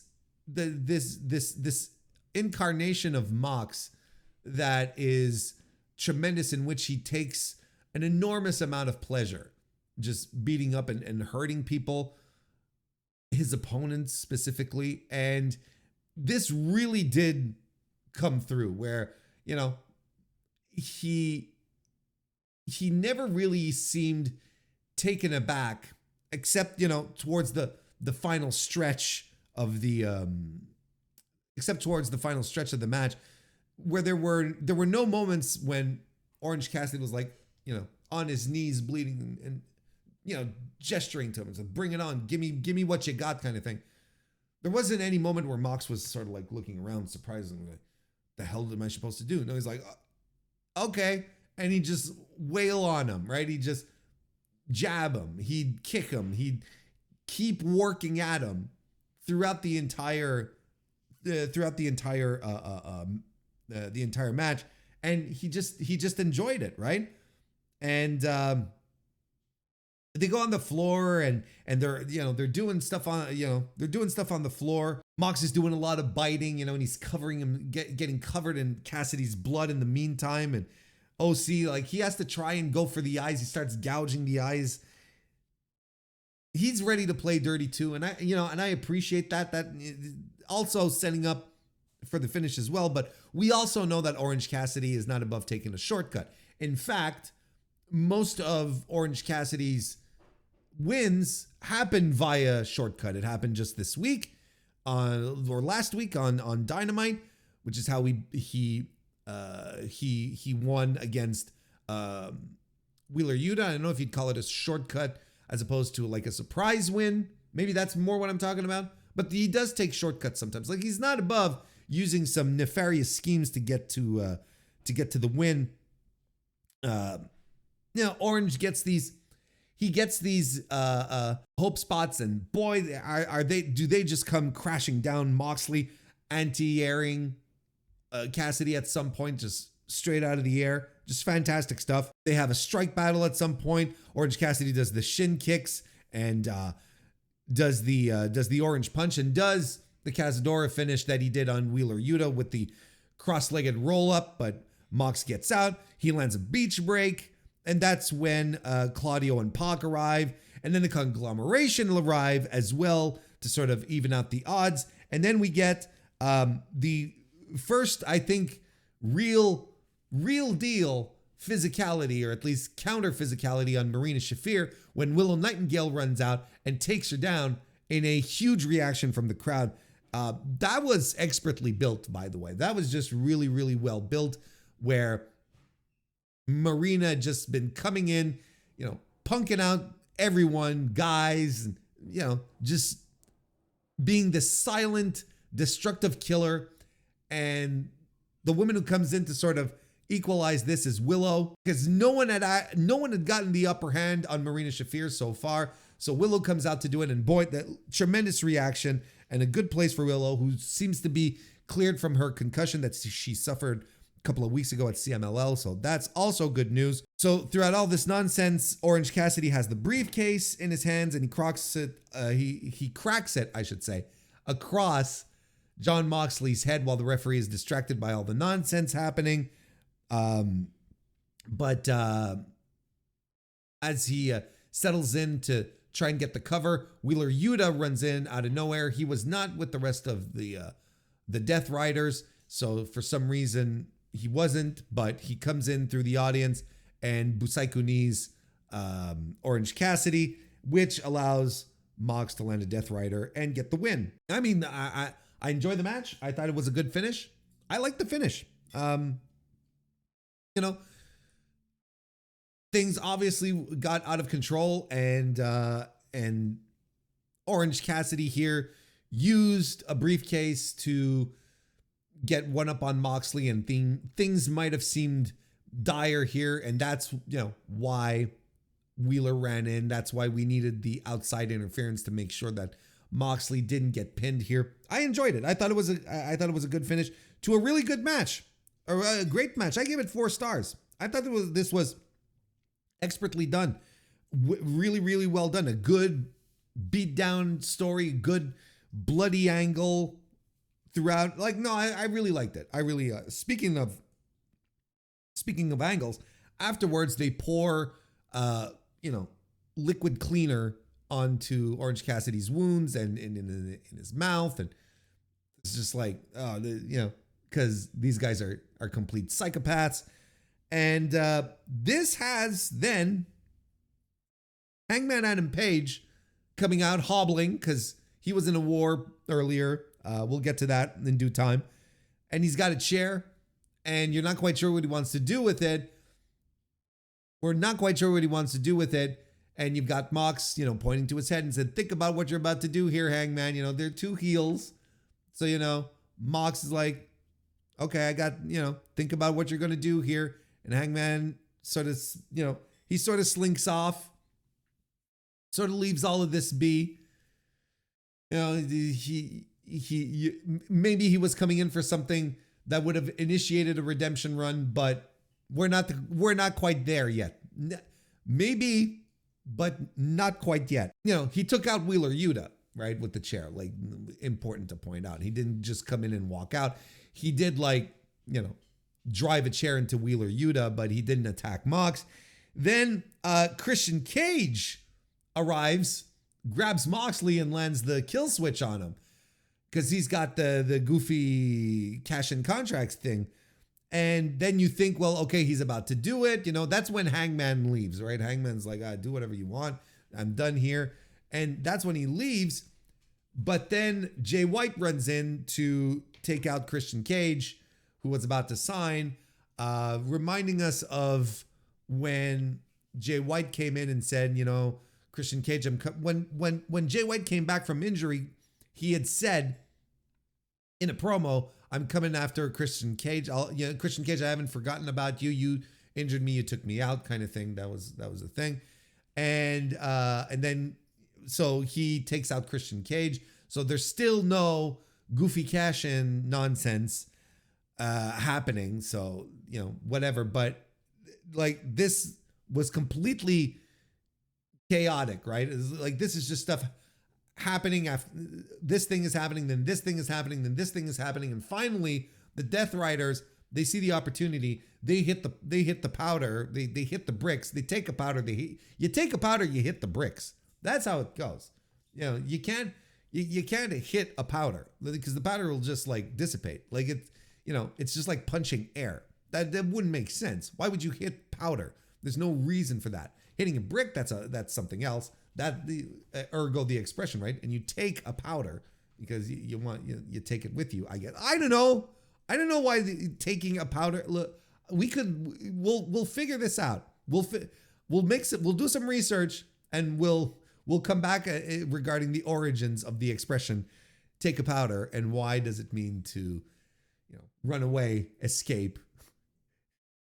Get the hell out of Dodge. That one I think is pretty clear. I think everyone gets that one. Anyway, talk about a useless little sidebar here.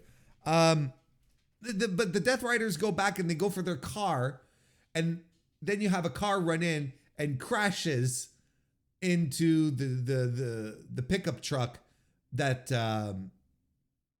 they had arrived in, just like completely T-bones it, right? And they're like, oh my God. So they steal a car and they leave. And you know, commentary is like, oh, who I wonder who did that? Who T-boned the car? And the car is like covered in skulls. It's like airbrushed in skulls everywhere. It's like, well, we all know who it is. Like, this is not, you know, the car is designed to look like something Darby Allin would drive. So there you go. Darby Allin was the driver of the car. He comes out and he started screaming at Mox and the Death Riders and whatnot. So, chaotic finish to the main event. That's already setting up a lot of stuff for World's End. I would be confident in saying that the main event for World's End, based out of what we got here, is going to be a multi-man match. I think it's going to be a 4-way. With the way things had been set up here, we're going to have Jon Moxley versus Christian Cage versus Hangman Adam Page versus Jay White. I think that's the thing that's going to happen here.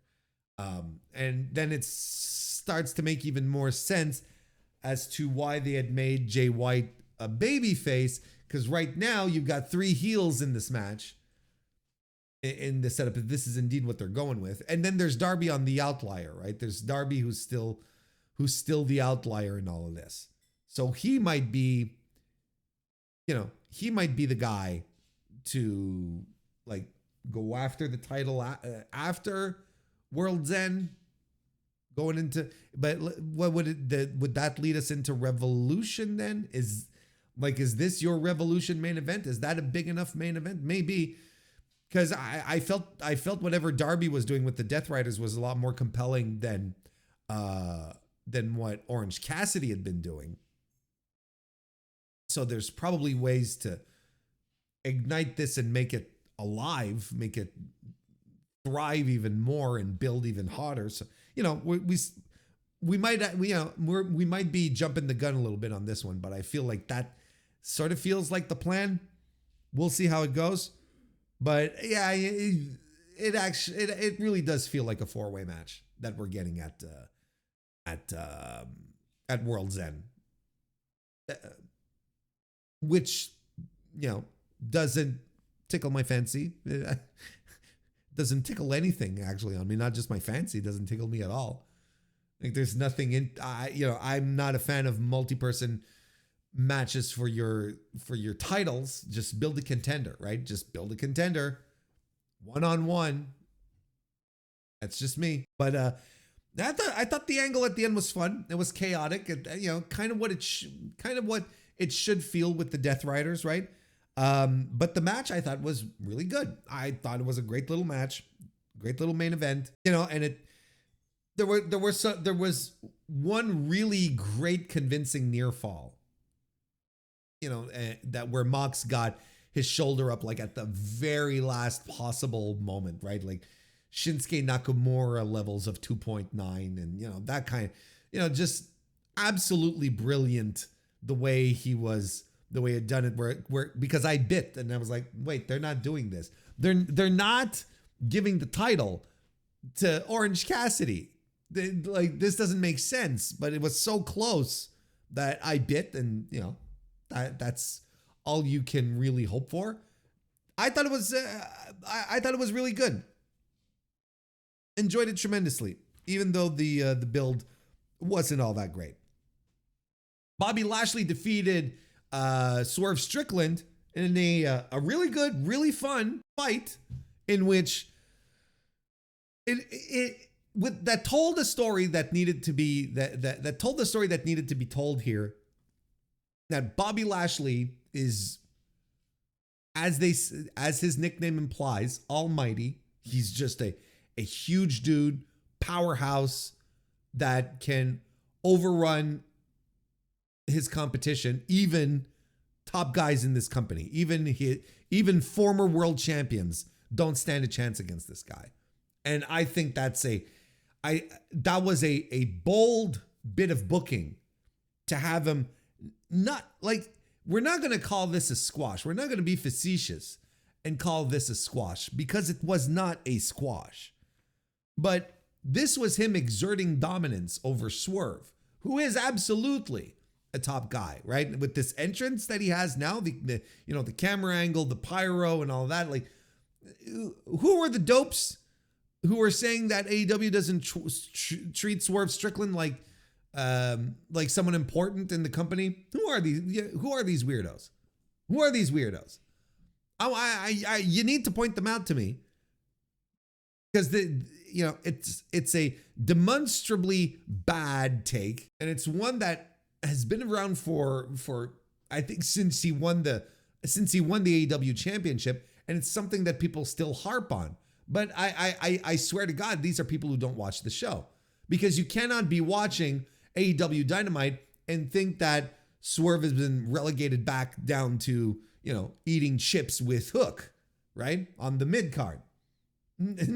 Especially not in these types of circumstances. So anyway, the idea here, of course, was to establish Bobby Lashley as a legitimate threat in this company. What better way to do it than to have him fight a super recent former world champion, right? A very recent world champion, and just like demolish him, just like overpower him. Swerve wasn't necessarily ready here. And Lashley, throughout this match, all he did was exude confidence. That's all he did. Just doing stuff, beating him down, and just being very matter of fact about it, as if this was to be expected. What are we doing here? He even did the stalling one-arm suplex, which is great, and he just stays in control. And Swerve's hope spots are immediately quashed. Like, it's such basic pro wrestling booking, yet it is so effective because you have the perfect guys in these spots. This is why, this is again another example of sometimes why I get unnerved at the amount of storytelling that has to happen And we're going to have a really good example of this a little later on. But this is, you have all these layers of storytelling and whatnot that oftentimes affect matches, or that create weird builds and whatnot. Here, the story couldn't be simpler, and a dominant heel quashing the babyface's hope spots is the most basic way to do it. And you have like I said, the perfect guys in this spot. So that's why it works. That's why you don't need convoluted storylines, because you're putting the right guys in the right spots and it just connects. It just makes tons of sense. Everything comes together. Swerve has, it's not as if Swerve was, being, it's not as if Lashley was walking the dog with Swerve though. Swerve has this DDT off the apron and does this great Swerve stomp off the stairs as Bobby Lashley is props himself up on the Spanish commentary table and everything collapses. That was just a tremendous spot. That was just absolutely phenomenal. There's a belly to belly on the floor as well by Lashley. We go through a barricade, take a shot, and then back in the ring, the spear by Lashley and the full Nelson, and Swerve Strickland is out. And I think the ref calls the match. Yeah, either the referee threw the match, or Swerve passed out, or I don't think he tapped. I think that's not the story we're trying to tell here. But man, that was just phenomenal stuff. That truly was phenomenal stuff. I gave this match 3 3/4 stars, and it did exactly what needed to happen. And of course, this feud will continue. And I don't know how anyone thought that it was going to end here. It was tremendous. And look, it's going to continue, because after the match, the Hurt Syndicate went after Prince Nana, and he was locked into the full Nelson as well. So he died. Rip Prince Nana.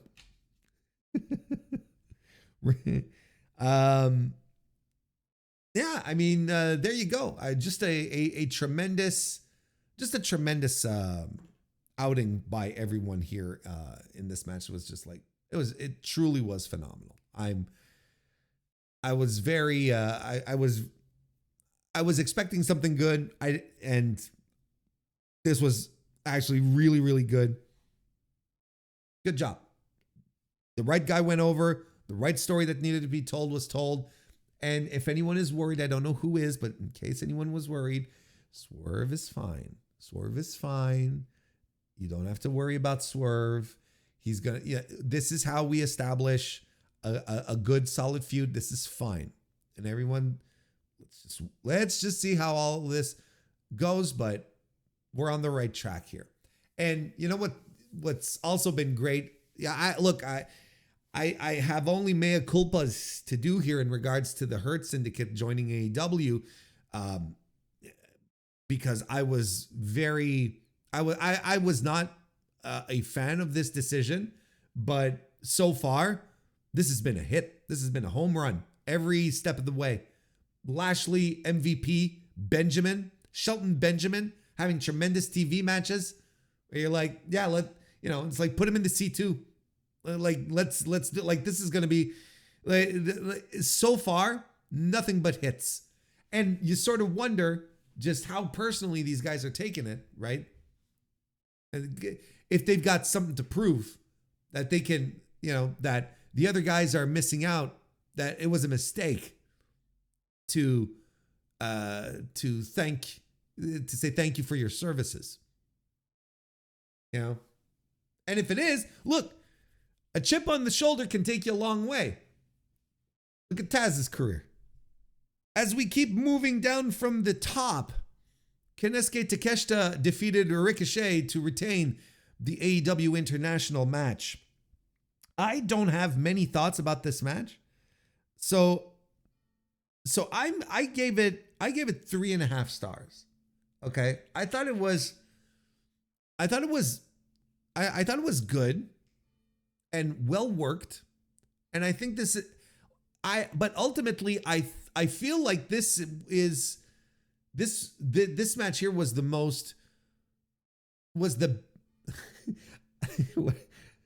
I thought this match was the best mediocre match I have seen in a long time. Where you have two extremely talented dudes getting into the ring and working hard and doing some great stuff. Like, we're not slapping on headlocks every 2 minutes. You know, we're actually doing stuff. We're pulling moves. We're dropping each other on their heads, and you know, we're doing things and fun things. And yet everything just seems to be going through paces. It's like I'm seeing the routine. It's like I'm watching the warm-up to the match, but not the match. There was no gears that were changed here. Like, you want to say about, oh, there wasn't a third gear? I don't even think there was a second gear here. I think what these dudes were going through was just like the most bare bones stuff that they can do, like just to practice, to rehearse. They never got the crowd invested in it, and it sort of plateaued really early, despite the fact that, you know, Ricochet's doing Ricochet things, you know, doing his 450s, doing the poison ranas and the shooting star presses, and Takeshita, he's beating him up. He's doing blue thunder bombs. He's doing the wheelbarrow Germans, and yet this match is not sparking, right? And you can't really put the blame. You can't say, oh, well, tough act to follow, you know, Kyle Fletcher and Will Ospreay, which is going to be something that people are going to attach to another match, but I've got my own thoughts on that. You can't even blame that. It's 2 matches removed. A segment and 2 matches removed. And this was a match that people were like, yeah, let's fucking go. A match where people were upset when it was announced on social media and not on Dynamite. I was like, this is a great match. Like this. And when it was announced, I was like, hell yeah, there you go. I saw people say, okay, I'm buying the pay-per-view now. This is a match I want to watch. And they were unquestionably disappointed. It went 19 minutes, 12 seconds, according to Cage Match. Did it need to go that long? Probably not. I think you shave off some time from the top. And you get a more concise, better, punchier match. Takeshita wins with the Avalanche Falcon Arrow, which seems to be, is this his new finisher? As opposed to the Rampage Fire, the Raging Fire, the whatever he calls it, the spinning suplex. It's a match that happened. And this is not what Ricochet and Konosuke Takeshita should be delivering. Matches that happen. It should not be in their portfolio. It should be great match. Like that's the floor. Konosuke Takeshita is one of the best professional wrestlers out there right now. He's top 10 in the entire world right now. You could even entertain to argue a top 5 spot with me, and you'd probably end up convincing me fairly easily. Ricochet is Ricochet. And Ricochet is a tremendous pro wrestler. And one of these guys where, you know, everyone feels like, you know, he was never given the time to shine in WWE because Vince didn't want the flippy dudes, right? Well, where is top tier, top level Ricochet? I haven't seen him yet.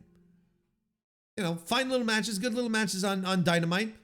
And I was like, okay, well, this is the one, right? This is where he tears the house down, where we remind ourselves, that Trevor is just an absolutely fantastic pro wrestler. Look, I don't know.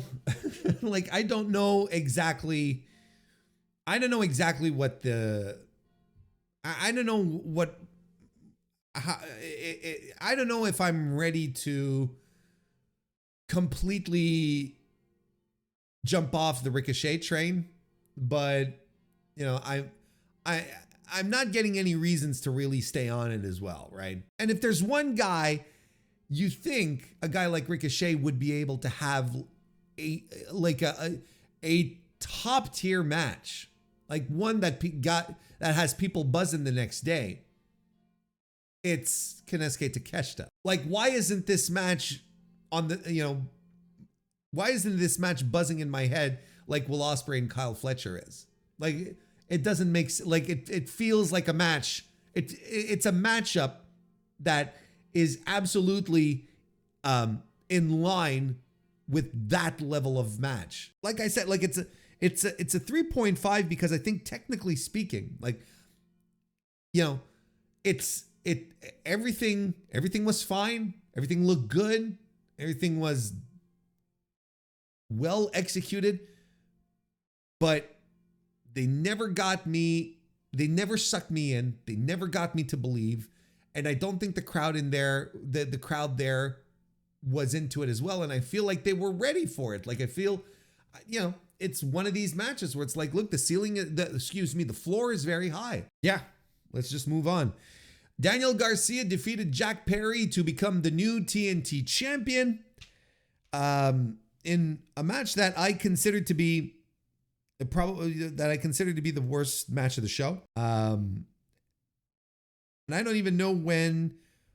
I should have checked before doing the review stuff. I don't even know when was the last time I scored a match on an AEW pay-per-view under 3 stars. But this one was it. I thought this match was, if Konosuke Takeshita and Ricochet delivered a mediocre 3.5 star match because, technically what they were doing was still impressive and good, Garcia and Perry was a mediocre match, period, that didn't get anyone going at all. And this is, look, I think there's multiple reasons to this.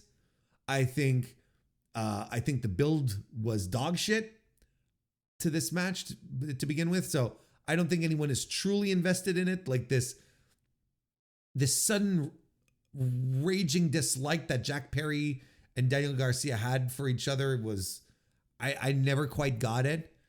I think Jack Perry's shelf life is done for the scapegoat. Like, I really thought that this would be able to carry him for a while, and I was very much a defender of Jack Perry when a lot of people were not.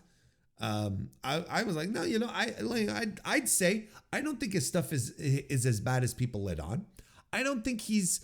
I think the heel turn was really interesting. I think the heel turn made him given a different direction. I feel like he leaned into it well, but he's just not delivering in ring. It's not making his matches more compelling. It's allowing him to do goofy vignettes where he's getting waterboarded. Well, that's not what waterboarding is, but where he's seemingly about to get tortured in a dang garage somewhere. He gets to drive a bus. He gets to do vignettes late at night, and some, brooding. I heard someone compare him to he's like cosplaying Raven. And I like, even down to the, he's even doing the T-pose. I'm like, yeah, this is pretty much it. Like, I agree. This is kind of like I hadn't thought about it, but now it made sense to me, where it's like, yeah, he's cosplaying Raven, and Raven is such a, when Raven had his really good years, he was such a, it was such a time capsule, right? It's such it was such a gimmick that worked for the time that I don't know if you transpose it to modern day pro wrestling, I don't think it'd work as much. And you're kind of seeing it with what Perry is doing now. So I don't know, like, it's not great. And I thought this was a very sleepy match. They lost the crowd here, in my opinion. And some people will argue, they had to follow up they had to follow Kyle Fletcher and Will Ospreay. Well, yeah, but did they?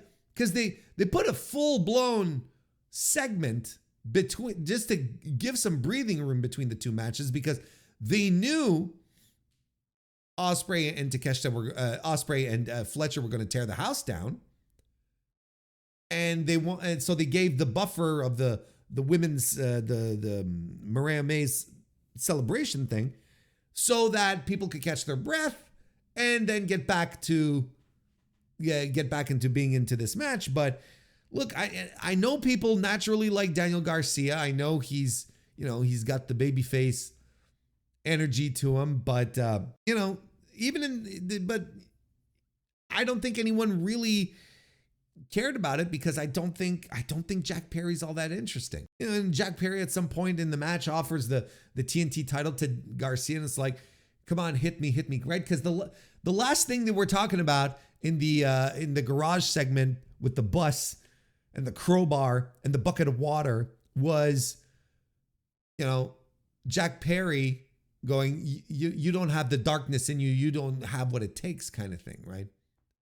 And so this was like him having Garcia confront the reality. Well, do you have it in you or not? And he tossed him the belt, and Garcia refused to do it, because we have to do these things in matches, and it doesn't matter. And it's not compelling. It's not interesting, because none of this has been interesting. Anyway, I don't have many more thoughts. I'm a little disappointed that Daniel Garcia won, because I was of the firm belief that Daniel Garcia, that the best way to get Daniel Garcia over and strap a title on him would have been to have him get into the Continental Classic and have the sports-based story of him redeeming his poor performance from last year with a good performance this year. Maybe one where he starts off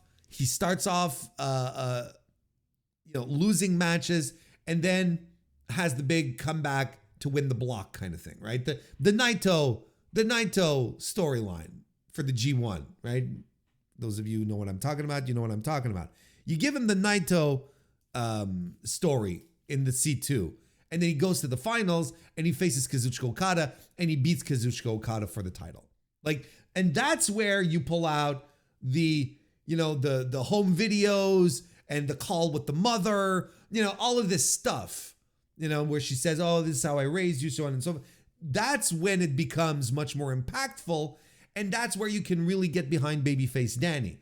Because then Danny, he wants to prove himself. He's finally shedding his insecurities about who he is as a pro wrestler, and he focuses on winning, and he gets some big wins in the C2, and he gets Okada, and he's the guy who beats Okada. That's how you build a star, not with the cold as ice TNT title. I don't care that he won it. Now, he declared himself for the C2, right? Nonetheless, I think it's at the press conference, either he or Tony Khan, I don't remember, but said that Daniel Garcia was going to be in the Continental Classic. Now, the fact that he has a title pretty much disqualifies him from getting to the finals or winning the block or whatever. I don't think this is going to be, I don't think this is going to work. I don't think this is going to work as efficiently had they went with my very good idea of having Garcia lose against Jack Perry, but then have the really hot run in the C2 to get people hopeful and excited. Not unlike what they did with Eddie Kingston last year, right? It's kind of like the same thing. I think it's a good spot to build, guys. You really could have done something special, and you done screwed up. You messed it up, friends. So, but look, as far as Daniel Garcia being a champion, I'm for it. Don't get me wrong. I'm okay with it. I'm excited to see what kind of run he gets with the TNT title. Maybe it'll return to, maybe it'll be defended more. Maybe it'll stop being, feeling cold. But as for the match itself, I give it 2 3/4 stars. Then, we had the Mariah May celebration thing that happened just before, where she comes out. She's she's introduced by Mina Shirakawa, who has pretty good English, if we're being honest. And she introduces Mariah May. Mariah May comes out, calls her best friend, love of her life, etc., etc. And then they start dancing, and Mariah grabs the bottle of champagne, and she's winding up to crack it across Mina's dome, who is unaware. She's dancing, she's unaware, but then she does a spin move, and then sees Mariah has the bottle, and then Mina just kicks it out of her hand, like this tremendous kick in heels on top of that. And I'm like, okay, this is impressive. I gotta tell you, that was pretty cool. And then Mina spears her off the ramp and through a table. Like they bounced off one table and they crashed through the second one, which could not have felt good. And then Mina's bleeding from the mouth. Probably did a little blood capsule thing, and then starts smearing blood all over Mariah's face, reminiscing the Toni Storm angle. I think it would have been kind of cool to have Mina do a Toni Storm again on Mina, right? Mariah is winding up with the bottle. Mina turns around and whack, just collapses it across her face, right? And then with the blood and everything, because Mariah needs some juice, man. I don't think she's been very good. I think this is and it goes hand in hand with booking. Don't get me wrong, but I think a lot of stuff was fumbled because they expected a lot of Mariah May where she might not have been ready to be in the spots they put her in, with angles and trying to come off as a heel. Early on after she won the title, well, even after the shoe angle, her promos would come across as very contrived, very fabricated, rehearsed, as if she was reading lines. It never felt natural, organic. She may slowly be getting her footing in that role, but as it stands, I don't think her heel turn has been as successful as the angle. I think the angle was all the way up here, and expectations were set very high, which is fine because the angle was tremendous. But then everything after sort of floundered. It's not on the same level as the dichotomy between the two is tremendous. The space between the two is huge. So I'm not sure. Look, we'll see how it goes. She and Mina obviously have chemistry. They were legitimate friends in Stardom. So, this will build to World's End, and we'll see what we can get out of it. But so far, I don't think Mariah May's run as champion in AEW has been remarkable. I don't even think it's been good. So we'll see how this goes. Kyle Fletcher defeated Will Ospreay in an absolutely brilliant piece of business. A tremendous match. It gets physical real early, and it just never lets up. And Kyle Fletcher has a great heat segment where he's going after the neck. He's going after Ospreay's neck, tearing at the tape, and reinforcing, the Tiger Driver 91 injury and all that, and he's doing stuff to his neck. He's working on it. He's Michinoku drivering him and so on and so forth. And, to the point where Will tries to do handspring stuff and he just collapses. And he collapses so good. Will is so good at this. He just collapses, right? But of course, he fights back, does a sky twister, phenomenal forearm. They trade some big strikes. Liger bomb by Fletcher. Will Ospreay tombstones him on the floor. I think they tried to do a little something over the, with the springboard or whatever on the apron. Didn't quite work out, but no one got dropped on their heads. No one got seriously injured. And then there's this sequence of countering. They're just countering out of each other's stuff, and then they start pelting each other. It's just tremendous. Styles clash, hidden blade. Fletcher tombstones Will Ospreay off the apron onto the stairs in a legitimately dangerous move. But they all they pulled it off wonderfully because these guys are beasts and they're pros. Fearless beasts, fearless professional beasts. That's what these guys are.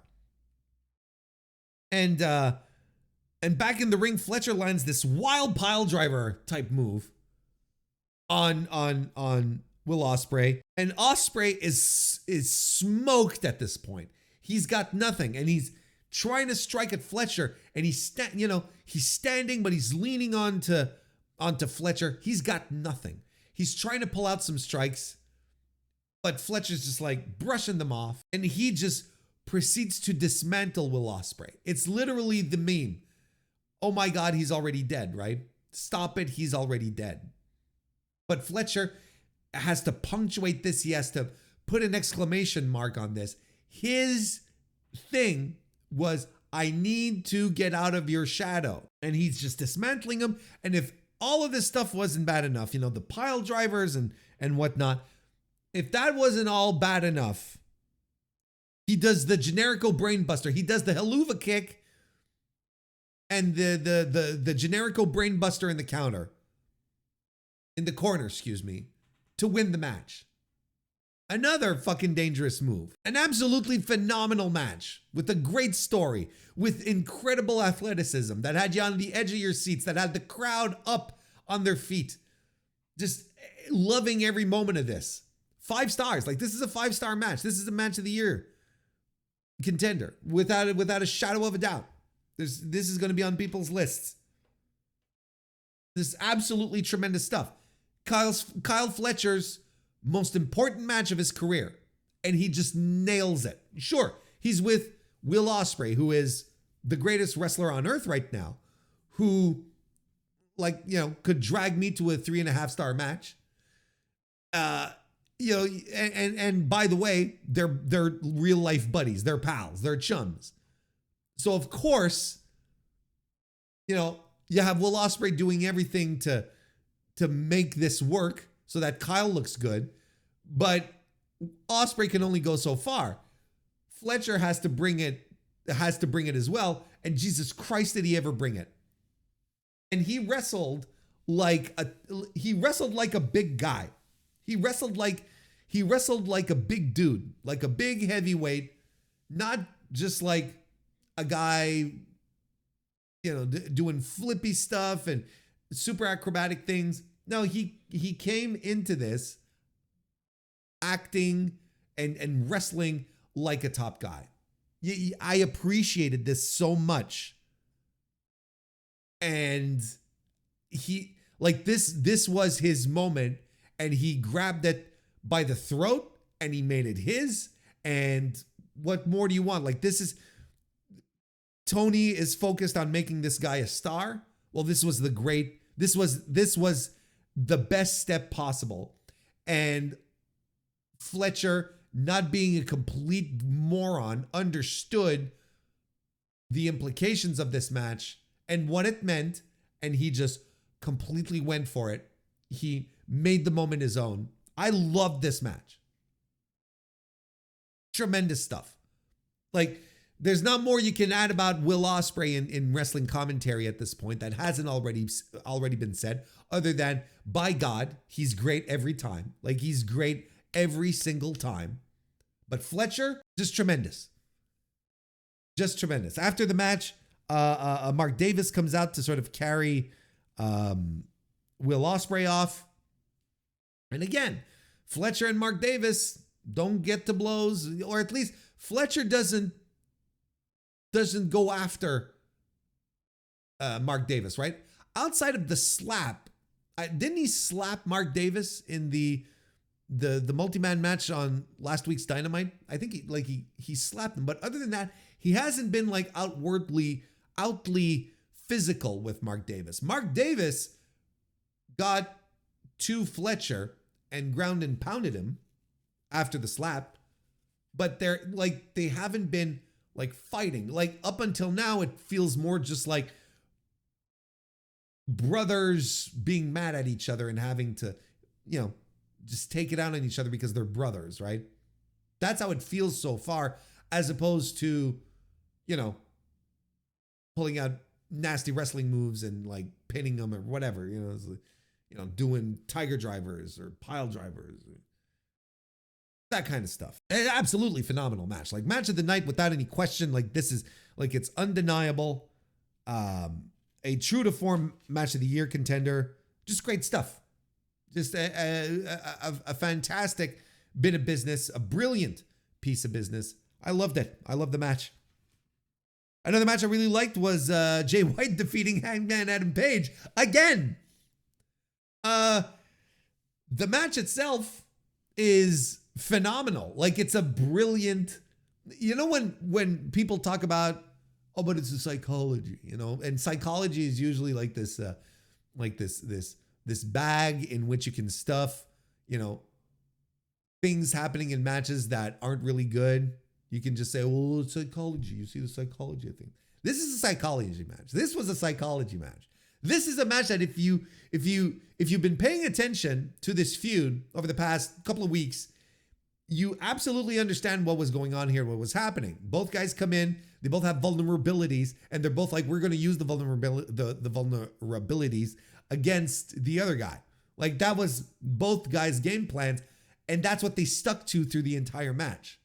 The legs of both guys, Hangman, it's the hip or whatever the fuck. Look, it was tremendous. And the idea of working the limbs, but working them so specifically was great. But on top of that is that you have these guys countering each other as well.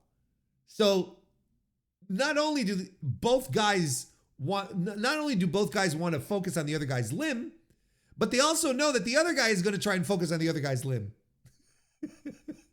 So they're doing everything they can to avoid having their limb worked, and it's tremendous. This is the quintessential Jay White match. This is the kind of match that Jay White thrives in, where he counters out of stuff and he just lays little breadcrumbs throughout matches where it's just like, I'm going to come back to this, or I see what you're doing here, or I'm going to bait you into this. You can see like his mind working, right? Whereas a guy like Hangman Adam Page will always feel like more reactive, but nonetheless still effective because they're both doing it to each other. But Jay White in this type of match excels. And we've seen it multiple times when in New Japan, and particularly in his matches with Okada, where it turns out that the Blade Runner is the perfect counter to the Rainmaker. Like that was something that no one had ever pondered until Jay White figured it out. And then every time Okada fights Jay White for the title, you're like, well, is the Rainmaker going to work here? Because Jay just might slip into a Blade Runner and then knock Okada out and win the match. And they're doing it. And Jay White, and not Jay White, but Hangman is also avoiding, getting into trouble. He's also avoiding countering out of moves, and working the legs. But of course, Hangman's big offense is big moves. So he does a couple of dead eyes, right? And Jay White is kicking out of them. And they are in and out of finishers. This final stretch is just absolutely remarkable, where they're in and out of finishers. They're countering out of each other's big moves. And then Jay White just out of nowhere lands the Blade Runner, gets the win again. It's just a remarkable piece of business. I love this match so much. It was so good. And again, And on top of this all, bold piece of booking. Another, like, a big, bold piece of booking on this show. Like, I would argue, just to backtrack a little bit, that Kyle Fletcher defeating Will Ospreay on this first try is a bold piece of booking. The follow-up has to be super important when it comes to Kyle, because you would have thought that, I think we had all pretty much imagined Kyle Fletcher getting the win by using the screwdriver or having Don Callis, do Don Callis things, whatever, like something to justify Will getting a rematch, going, you little punk, you weren't able to take me out on your own. You had to do the nonsense. Now, come back. Now we're going to run this again on my terms, kind of thing, right? I thought that was bold. So we're going to have to see how that transpires for Fletcher and Ospreay.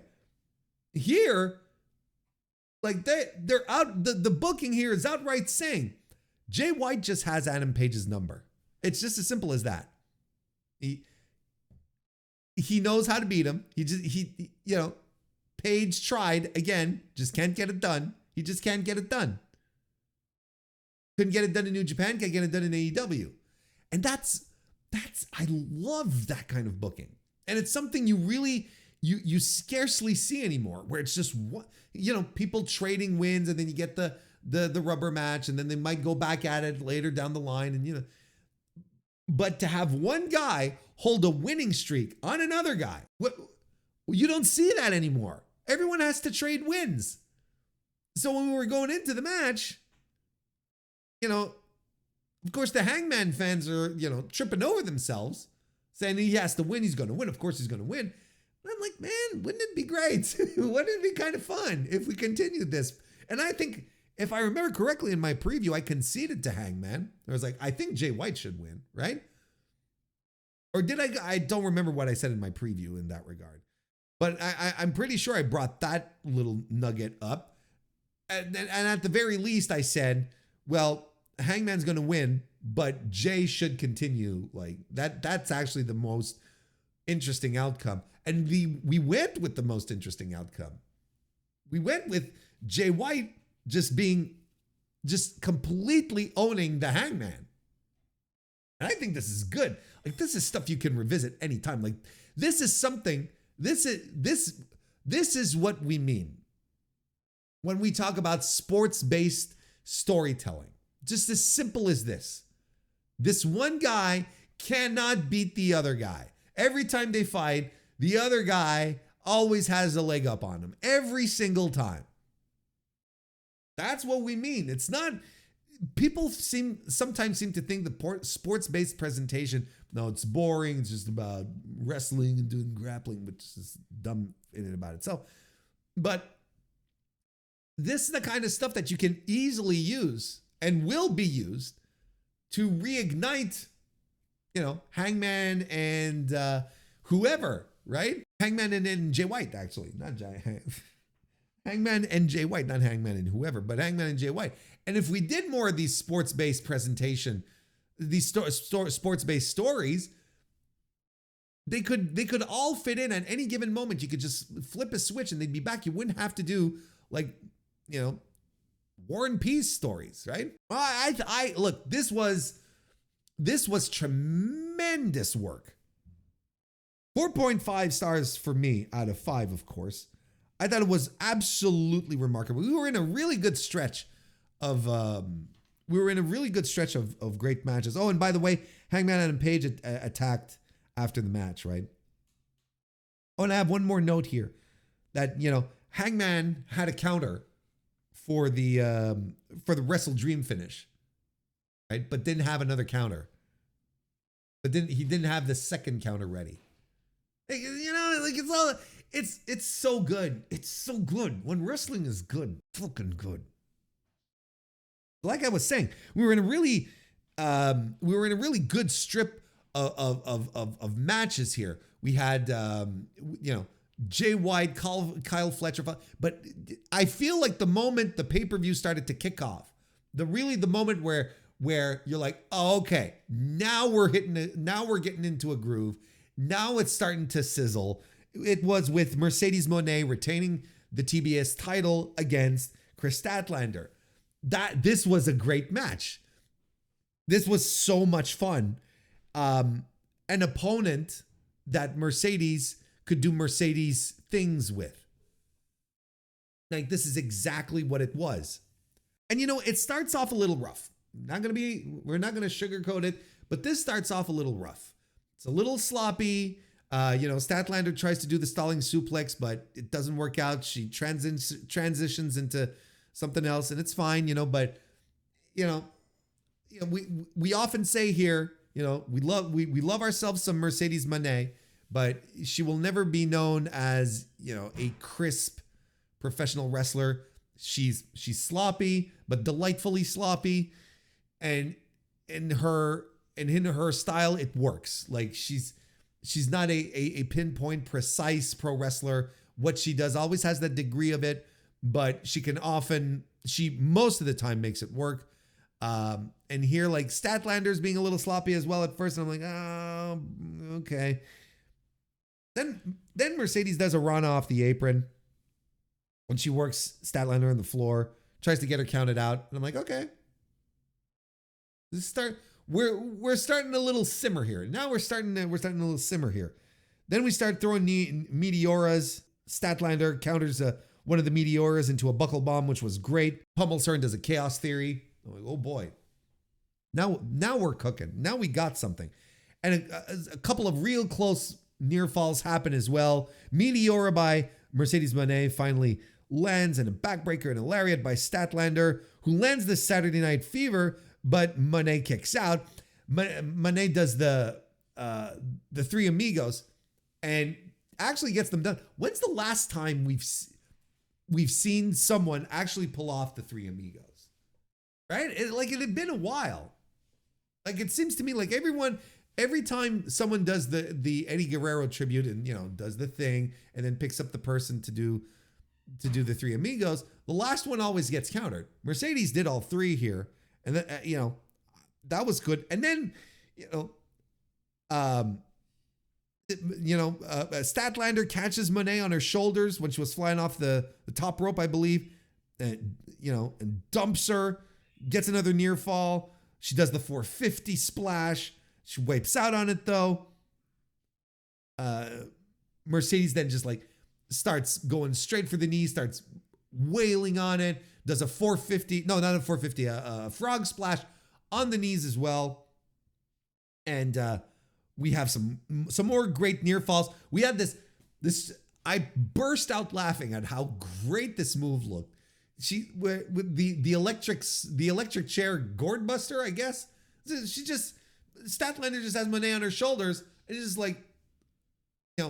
flops her over like whomp, just flat on her face. And I burst out laughing at how great it was. Like, nothing fancy about it. Just a great, awesome power move. And then she sets her up, does flips her into a pile driver, which was really, really impressive. Moné, and she kicks out of Moné's shitty finisher, the money maker, right? Which is a shitty finisher. And then Mercedes has to win by doing a roll up thing, and where she chokes her, she throat shots her onto the ropes, and that allows her to roll her up for the win. Just a tremendous match. Like, this was really, really good.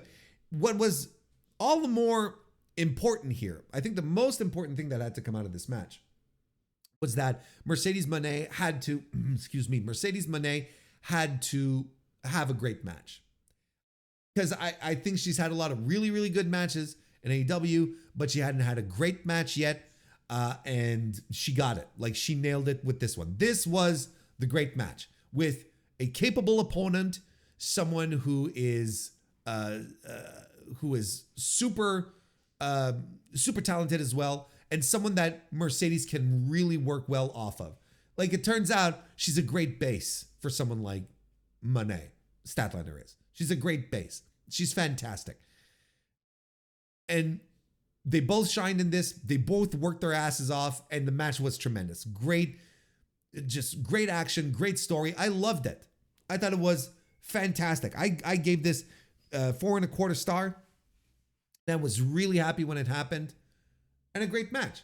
And to circle back to a point I was making earlier, this build was absolute dog shit. Like, this was a match that I thought was complete and utter nonsense. What have I been saying in regards to Mercedes Moné ever since she joined AEW earlier this year? There's one thing that when they started doing vignettes and all sorts of bullshit, because they didn't have her wrestle until, what was it, Double or Nothing, I think? And she had been there since March. She was doing jack shit. And then she was doing the vignettes, and the vignettes were really heavy-handed. Let her wrestle. Let her wrestle. Mercedes Moné, Sasha Banks, she's one of the best wrestlers, women wrestlers in North America. And that's how she works. That's how she gets herself over. Put her in the ring, let her have great matches. That's all you need to do. That's what you need to do. And lo and behold, despite the absolute dog shit build that this match was, the end result is a great match. I don't know what else you want from me. I don't know what else, what you need. I don't know what more you need to convince you that this is all you need to do, really. I know Jennifer Pepperman and whoever else works on the segments need to justify their jobs, right? They need to do the creative stuff. But when it all boils down to it, this is what we need. And I think this match could have been hotter. This is the thing, that the match could have felt bigger and hotter had the build not been utter trash. Because it was terrible. Between the going through drywall and this, the car thing and the bickering with Camille and that here, I was fully expecting.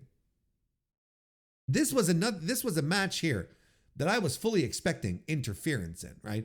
Not unlike the like in Kyle Fletcher versus Will Ospreay. Clean as a sheet. I was expecting Don Callis to get involved, but no. Kyle beat Will. Clean as a sheet. No asterisks, nothing. Same thing here. I thought Camille was going to run down to the ring and do something to redeem herself in the eyes of Mercedes Moné. Nothing.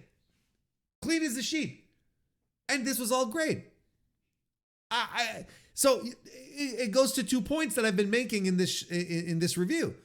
You let Mercedes Moné do what she does best. You let her go out there and have great matches, and don't try to overcomplexify builds to try and make them cutesy and whatnot, because sometimes it just falls on you. It falls flat on your face, and you're keeping matches from feeling hotter than they should be. And goes to the larger point, because I said there were 2 points, goes to the larger point of letting your talent go out there and do professional wrestling things. And AEW is better for it. Everything, like these matches that we saw, this one here, and especially Fletcher and Ospreay, WWE can't do that. WWE cannot do that. They won't. It's just not who they are. It's not what they deliver. This is how they stay different. This is how they differentiate themselves. It's tremendous stuff. I was really into it. 4.25 stars. I said that already. MJF defeated Roderick Strong. I gave this 3.25 star. I don't know. I thought the work was good. I thought it was a pretty good match. I thought it was a pretty good match. I enjoyed it. It was, nothing that blew me away, but it was quite solid, very solid. I don't have many thoughts in this match here, but like the crowd early on was into it. They were chanting for MJF. They were chanting for Roddy. A lot of signature Roderick Strong offense, the backbreakers and the chops. Early on, Max's chest is complete. It's like glowing red, right? But yeah, I like the finish. I thought the finish was a lot of fun. MJF gets the salt of the earth in, kind of out of nowhere for the win. I thought that was tremendous. I thought that was actually really good. But yeah, again, I'm not clamoring to the heavens, that this was a great match. But this is a good little match that warmed us up properly. After the match, MJF Pillmanizes Roderick Strong's arm. After that, Adam Cole runs out. Why didn't he run out before to prevent the Pillmanizing? Well, he was probably on his switch. Give him a break. And then Kyle O'Reilly arrives, and he sort of shakes up Adam Cole and is like, "Look, I told you this was going to happen," kind of thing. It's like, all right, fine. And then Adam Cole again is looking conflicted. Like that's how he's been finishing every segment since he's been back, I think. Looking conflicted.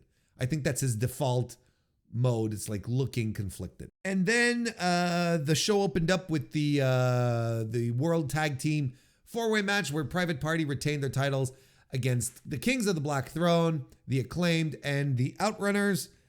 I think I said earlier on that, and I apologize for this.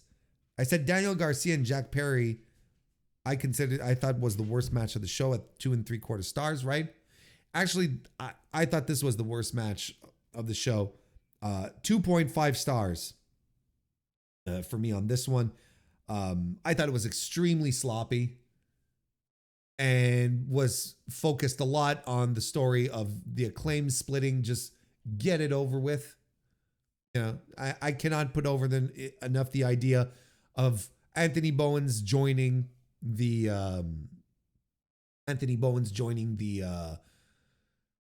Hurt Business. I think that would be tremendous for him. I wasn't really into this. And look, out of these 4 teams, right? You have the Kings of the Black Throne, who are absolutely like the coolest team here. And the match really did reach its highs when Brody was throwing dudes around and Malachi was doing Malachi thing. Like that was significant.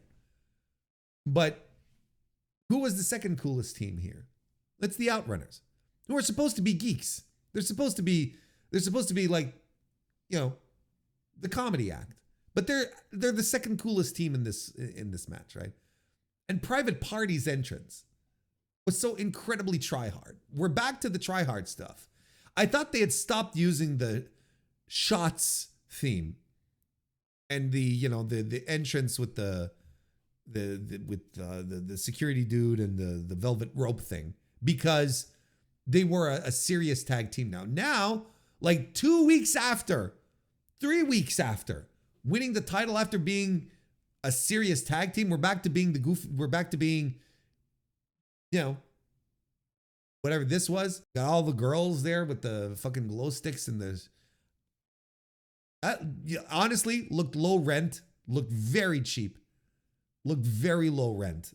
I don't know who okayed this. Anyway, I thought this was rather sloppy. And then of course, because I don't have many notes on the match aside from this, like there's this nonsense, right, where, and I think this is going to be a sticking point for everyone. There's this nonsense where Bowens and Caster, right, like they're kind of at odds or whatever the fuck. And at some point, Caster tells Bowens, "Pin me." So he lies on his back because it's a 4-way, right? It's a 4-way match. But I was like, and commentary. I'm trying to say too many things at once. So Caster lies on his back and he tells Bowen, "Pin me, pin me. Let's get this over with." And Bowens sort of shrugs, and as he's shrugging, I'm thinking, and commentary is saying my thoughts out loud. Well, you can't pin your partner. That doesn't make sense. But he pins him, and Rick Knox counts the pinfall, and someone comes in and breaks it up. And I'm like, what the fuck are we doing? Like, I understand that Rick Knox is a bad referee. And I was talking about it yesterday. I was like, no, it's kayfabe. Well, maybe it's not all that kayfabe. He's a bad referee. He's a bad ref. Like, this was bad. You don't do this. Like, this is dumb. And then what makes it even dumber is that later on, Knox becomes a stickler for the legal man, right? When he doesn't want to count a pin because it's Caster who's the legal man and not Bowen, so he's not counting the pin. Oh my God, this is all such fucking nonsense. It's such a bad match. All sorts of shit that just annoyed me. You know, thank God the Kings of the Black Throne were in this, but they disappeared pretty quickly. This was all like junior level stuff, and I just split the Acclaim. I'm really hoping. Here's the one thing that I'm slightly not excited about in regards to the Acclaimed, is that now I feel like they're leaning so hard into the idea that they're going to be splitting that it might end up being a swerve and they don't split up at all. And that, my friends, will annoy me to the umpteenth degree. What about the 0 hour? What about the 0 hour? I'm glad you asked about the 0 hour. Anna Jay defeated Deonna Purrazzo. I don't have many thoughts about these matches, by the way. Anna Jay defeated Deonna Purrazzo. That was fine. That was fine. Clearly, they're giving a little pushy push to Anna Jay, which is all right. Buddy Matthews defeated Dante Martin, Commander, and the Beast Mortos. And when they were bringing these dudes out, was this announced? I don't even think this was announced, right? And they were like, they started the match like Dante Martin. Oh, okay, so they'll probably have Commander in here. You know, it's like Commander comes out next. Oh, that's pretty good. Beast Mortos. I'm like, holy shit. Okay. And Buddy Matthews. I'm like, oh hell yeah. Oh, now you have my attention. And this was fun. This was a fun pre-show match. Buddy Matthews somehow was super over with the crowd. People were chanting his name, so he went and did his singles thing, and it was a lot of fun. It was a good match. I enjoyed it. It was fun. And then the Costco guy, Big Boom AJ, defeated QT Marshall. We even had Paul White here coming out with the Rizzler, because you want the tallest guy possible with the tiniest little guy possible to be together. You know what? It was a good match. And anyone who says that this was not a good match is absolutely bad faith. Look, here's the thing, is that this guy, Big Boom AJ, former pro wrestler, maybe hasn't done it in a while, but he nailed everything perfectly. Like, this guy can go. And like I said on the preview, putting him in there with QT Marshall to just guide through things, make things happen. You couldn't have had a better opponent for all of this to work and connect and just come together. This was really good. It was really good. It was a lot of fun, smartly put together. He even had Big Justice, the kid. They had Big Justice do a spear on. Was it Aaron Solo who just like decided to come out of nowhere? Yeah, I think it was Aaron Solo. Anyway, the kid did a spear. The kid has a better spear than Charlotte Flair. And as expected, the Costco guy gets the win. And what do you want? I mean, this was fun. This was fun. And I'm sure. Look, if you've been on my streams recently, you know how annoyed I am with the Costco guys. And this had nothing to do with their content, their usual TikTok content, which I think is trash. I don't understand. I don't even understand what people see in this.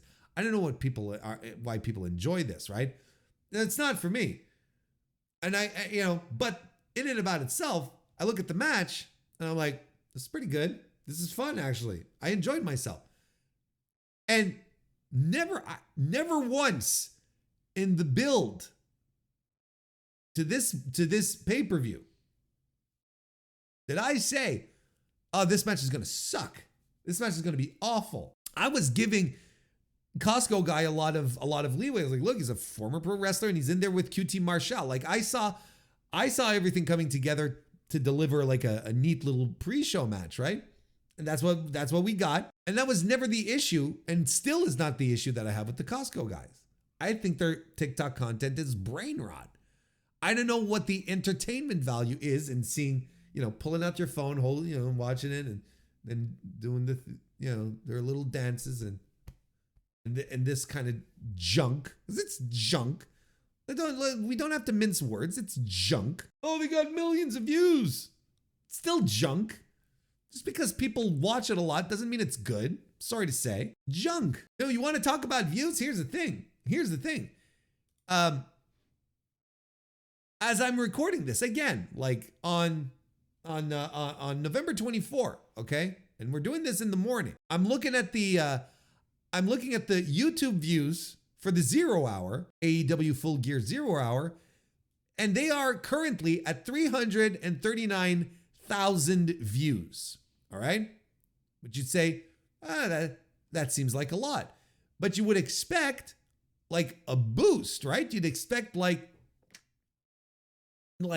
a real deal kind of boost to make this, like, because these guys get millions of views. We didn't get the millions of views on the pre-show. I mean, we didn't get even as many views as the 0 hour Forbidden Door pre-show from earlier this year, which stands at 350,000. We didn't even get, we're currently at about half the amount of views that we got for the AEW World's End show that happened like a year ago for the 0 hour, which stands at 611,000 views. So, everyone who keeps saying, it's like, oh, these are going to be new viewers. These are going to be new, we're bringing in new people, new eyeballs on the product. Like, are we? Are we really?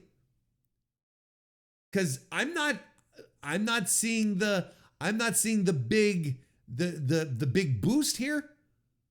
I mean, it's higher than recent 0 hours. Look, I mean, the Wrestle Dream 0 hour, 236,000 views. Sure, okay. I'm not going to say that they won't have any impact at all. What I'm saying is this huge impact that everyone was predicting. That's saying like, oh, these guys have millions of views on TikTok, and so we're going to convert new eyeball. I haven't seen it. Now, if we get hundreds of thousands of new pay-per-view buys, then I'm going to be, oh, there's the Costco guy effect. I'm excited to see if we're going to be talking about the Costco guy effect. Because right now, I ain't seeing the Costco guy effect. And I legitimately don't, and I talked about this on the streams, which you should come and check out at some point when you can on the YouTube channel at Mr. Warren Hayes. We'd love to have you. But we talked about this on stream.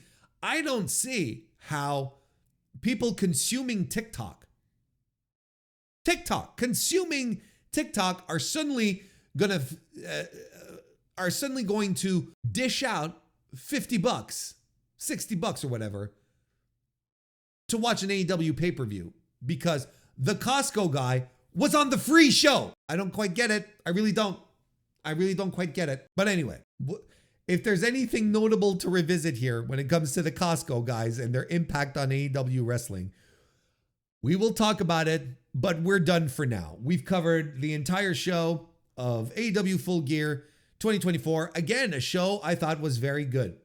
There's a lot of stuff to like on this show, much more than there is to dislike. And the matches that hit highs hit really high. It's a really good show. And I think in some spots, even over-delivered. Clean finishes overall, no nonsense, bold booking decisions. Again, a really good show. You can't go wrong with it.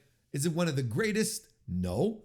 But again, like when the bar is so high when it comes to the greatest shows that AEW puts on, I mean, it's a hard act to follow, but this is absolutely a tremendous show.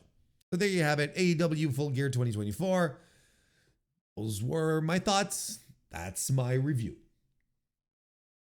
It is now time to talk about WWE Survivor Series War Games 2024 that happened on November 30th, 2024 from the Rogers Arena over in Vancouver, British Columbia. I am recording this on December 1st.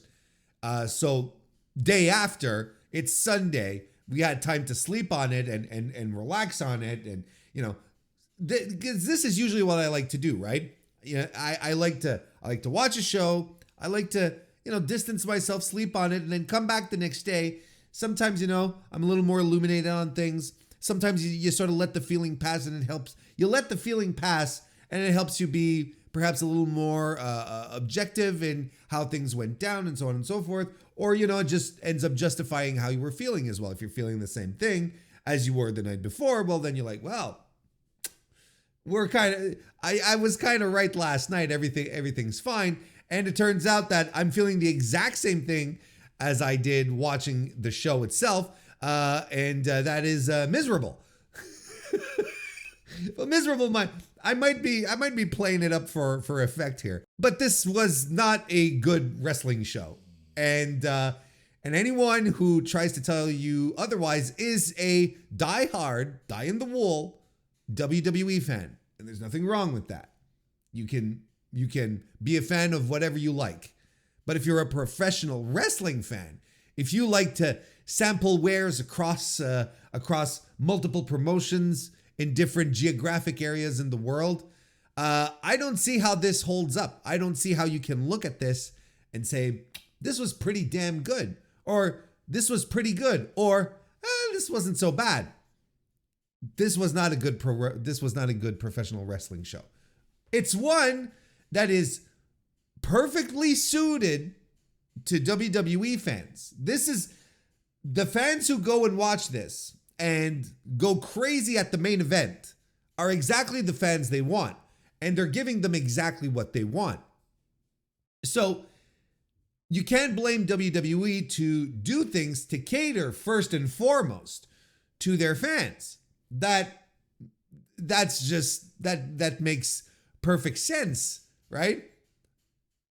Does WWE really want me as a fan? I don't know, probably not, because they're not doing stuff for me. And I've got other places that exist that do stuff for me. So if you're into the bloodline stuff, if you like, basic ass intrigue, if you like watching the same stories about mistrust and mistrust over and over and over again, well, this is the show for you. Like, this was the main event for you on top of it all.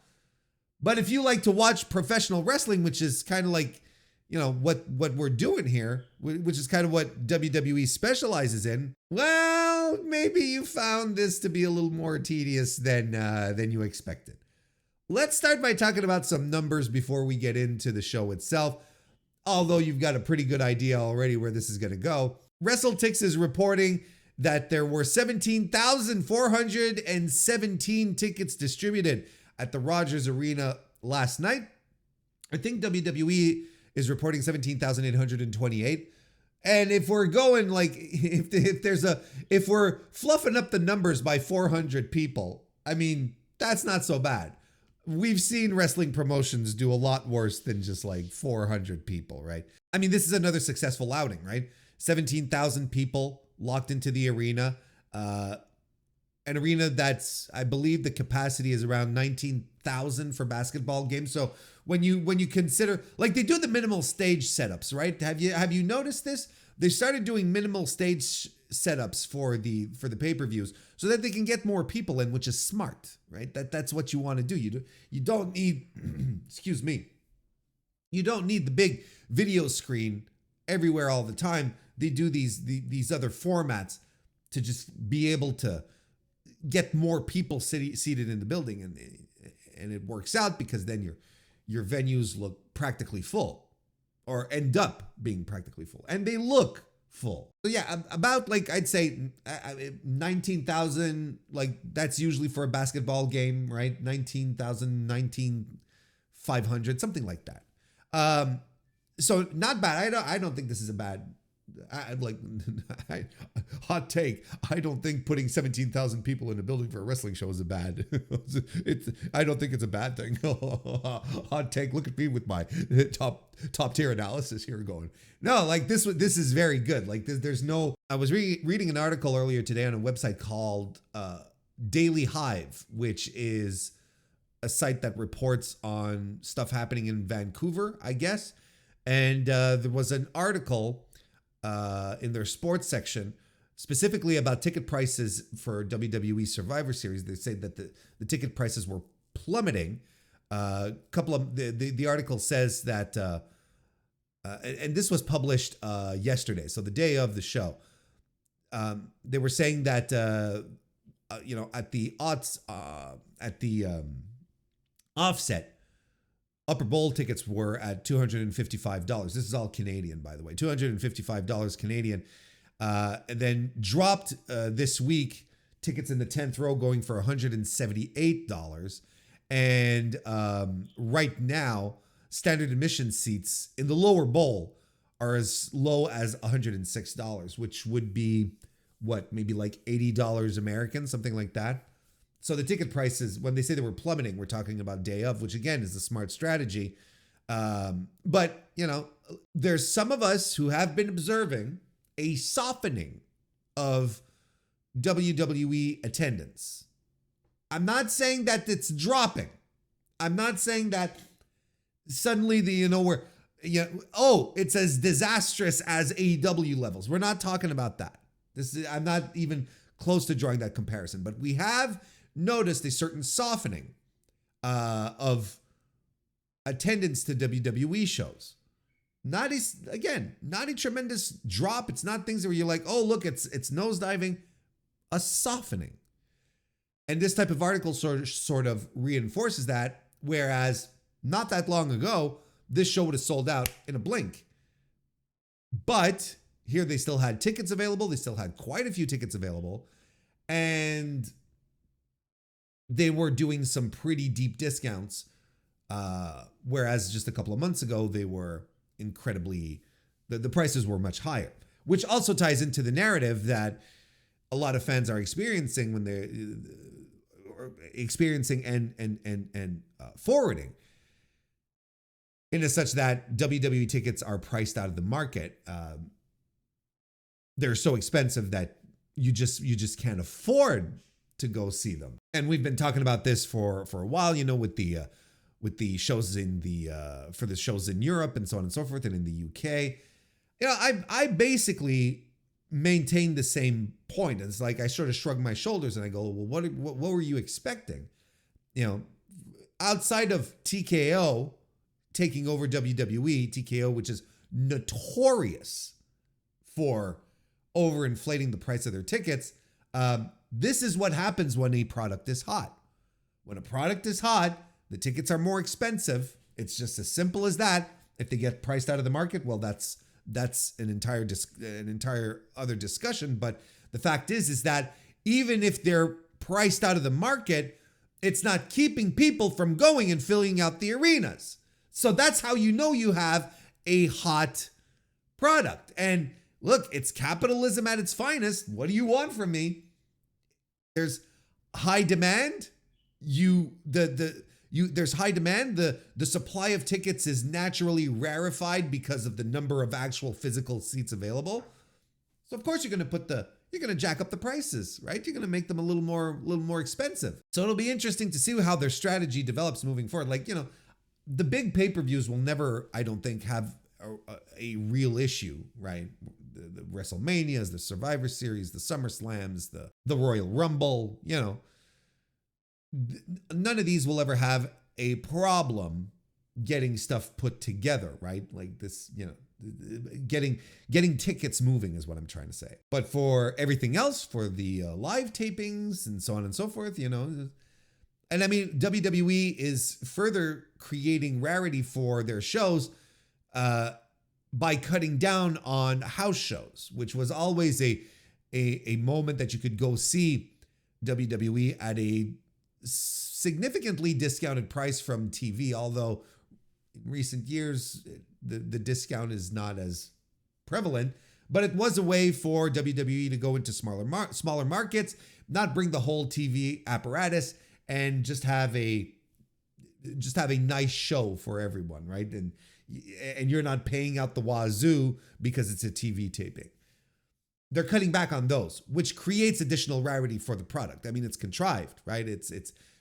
I know there's a term for it. It's not coming to me right now, but when you self-create your own rarity, right? That's what they're doing. So more people will go to the big shows, buy the tickets for some big money, right? That's what WWE is into here. So again, to circle back to my point, they're doing fantastic business for the live events, period. Like, it's doing tremendous. But there is a softening. It's not as hot. It's hot. Don't get me wrong, but it's just a slowly trending to something that doesn't like instantly create sellouts anymore. We won't be having this discussion next year, which is upcoming soon, by the way. But we won't be having this discussion anytime soon. We won't be having this discussion next year when WWE does their European tour, where those shows are likely going to sell out and sell out at astronomical prices, right? Like, they will sell out at just bonkers amounts of money. And people are still going to fill these arenas that they're going to go, that WWE is going to visit. And again, I don't see anything inherently wrong with that. There's nothing bad about it. That's how the open market works. Now, are they pricing out fans? Are they keeping families from going? Like, you can get more into that granular discussion. And I would probably agree with most of that as well. I would probably say that, yeah, it's like, well, honey, it's either paying the mortgage this month or taking the kids to a WWE show. That's a whole other discussion, but I feel it also goes higher than just WWE economics. It goes to economics in general. And I am not equipped to have that discussion. I am equipped to talk about this show, though. We're going to get into it now. I don't know how to start this show, this review. I don't know how to kick this off. Sometimes I like to go start with the main event and then break it down. But like, I feel maybe we should just go in order of the shows, of the matches. Excuse me. Maybe we should just go in order, because I think it's by going in order of which the matches happened is going to be much more conducive to the ultimate point that I'm trying to make here, which I did not think this was a good show and that this was not a good watch. So we might as well do it in order, right? Let's do it. Show started off with the women's war game match. The team of Bianca Belair, Bayley, Io Sky, caught myself that time, Naomi and Rhea Ripley defeated the team of Liv Morgan, Raquel Rodriguez, Candice LeRae, Nia Jax, and Tiffany Stratton. Here are some of the notes I wrote. Well, okay. This match was not good. This match was not good. And I question even the diehard WWE fans who I saw on the Blue Sky timeline saying how great this was, how it was a great match, how much fun it was. So I question these people. I sincerely do. Have the standards been lowered so bad that this match can happen and people are still going to clap for it? They're still going to pat everyone on the back and say, nice job, boy, what a great time. And I understand at the same time that, to a degree, from some people anyway, women's wrestling has always been graded on a curve, so to speak. It's like, well, and this is always something that comes up where it's like, oh, well, they put in a lot of effort and they should be commended for that. No, like, shouldn't they be commended for putting on great wrestling matches? Wouldn't that be like the reason to pat them on the back? Because everyone should put effort in their job. Like, Everyone should put effort in what they do, especially when you're trying to entertain people. You should be putting in effort, right? You go see a band and the lead singer's not into it. You know, he's working your schlub of a hometown and he doesn't want to be there. He's excited to get to Montreal. Well, I mean, I may be speaking from experience here. He's excited to get to Montreal, which is the show he's doing tomorrow. It's a Thursday night in my sleepy ass town. Not that many people are there. The guy's half-assing it. Am I going to pat him on the back and say, hey, great show? No. It's going to be like, no. And I'm not going to commend him for his effort. He didn't put any in. Ergo, I was not entertained. I really thought at some point that in this post WWE Women's Revolution era, that the discourse around, oh, the women did their best, oh, they tried, you know, they put in effort. I thought that discourse was going to hit the bricks, right? Because if one of the if one of the precepts of wanting equality or equity, being on the same level, being considered on the same level as male pro wrestlers, if one of the precepts is that, then we shouldn't be, you know, giving out participation trophies to the women if they're having subpar matches. If the like this, you can't have one without the other. And I thought that we would have hit a moment where it's like, well, we can be absolutely perfectly objective about women's matches without having to curve downward because, oh, it's the women, they're trying, they're doing their best. Now it's more like, are they just delivering kick-ass matches? Are they just doing it, right? In this circumstance here, they did not. And there's no reason why they shouldn't have. But all it turned out to be was just a bad WWE plunder match where the cage was not even used. You know, didn't really throw each other into it, didn't grate the faces. Like, take away the cage, and all you're taking away, remove the cage from the match, and all you're taking away is the Io Shirai, Tiffany Stratton spot from the top of the cage, which is tremendous. Don't get me wrong. Tiffany Stratton doing her swanton as Io does the trash can gimmick that everyone was really excited to see. Like, the only thing that really got a pop in this match was Shirai climbing to the top with the fucking trash can, which was spray painted in Io Shirai's colors. Io Sky, I'm sorry. That one will not drive into my brain. This was not good. Like, no heat, annoying. You know, everyone who came to the ring had to look under the ring to throw in some shit. Every person. And I'm like, can't they just get in and kick some ass?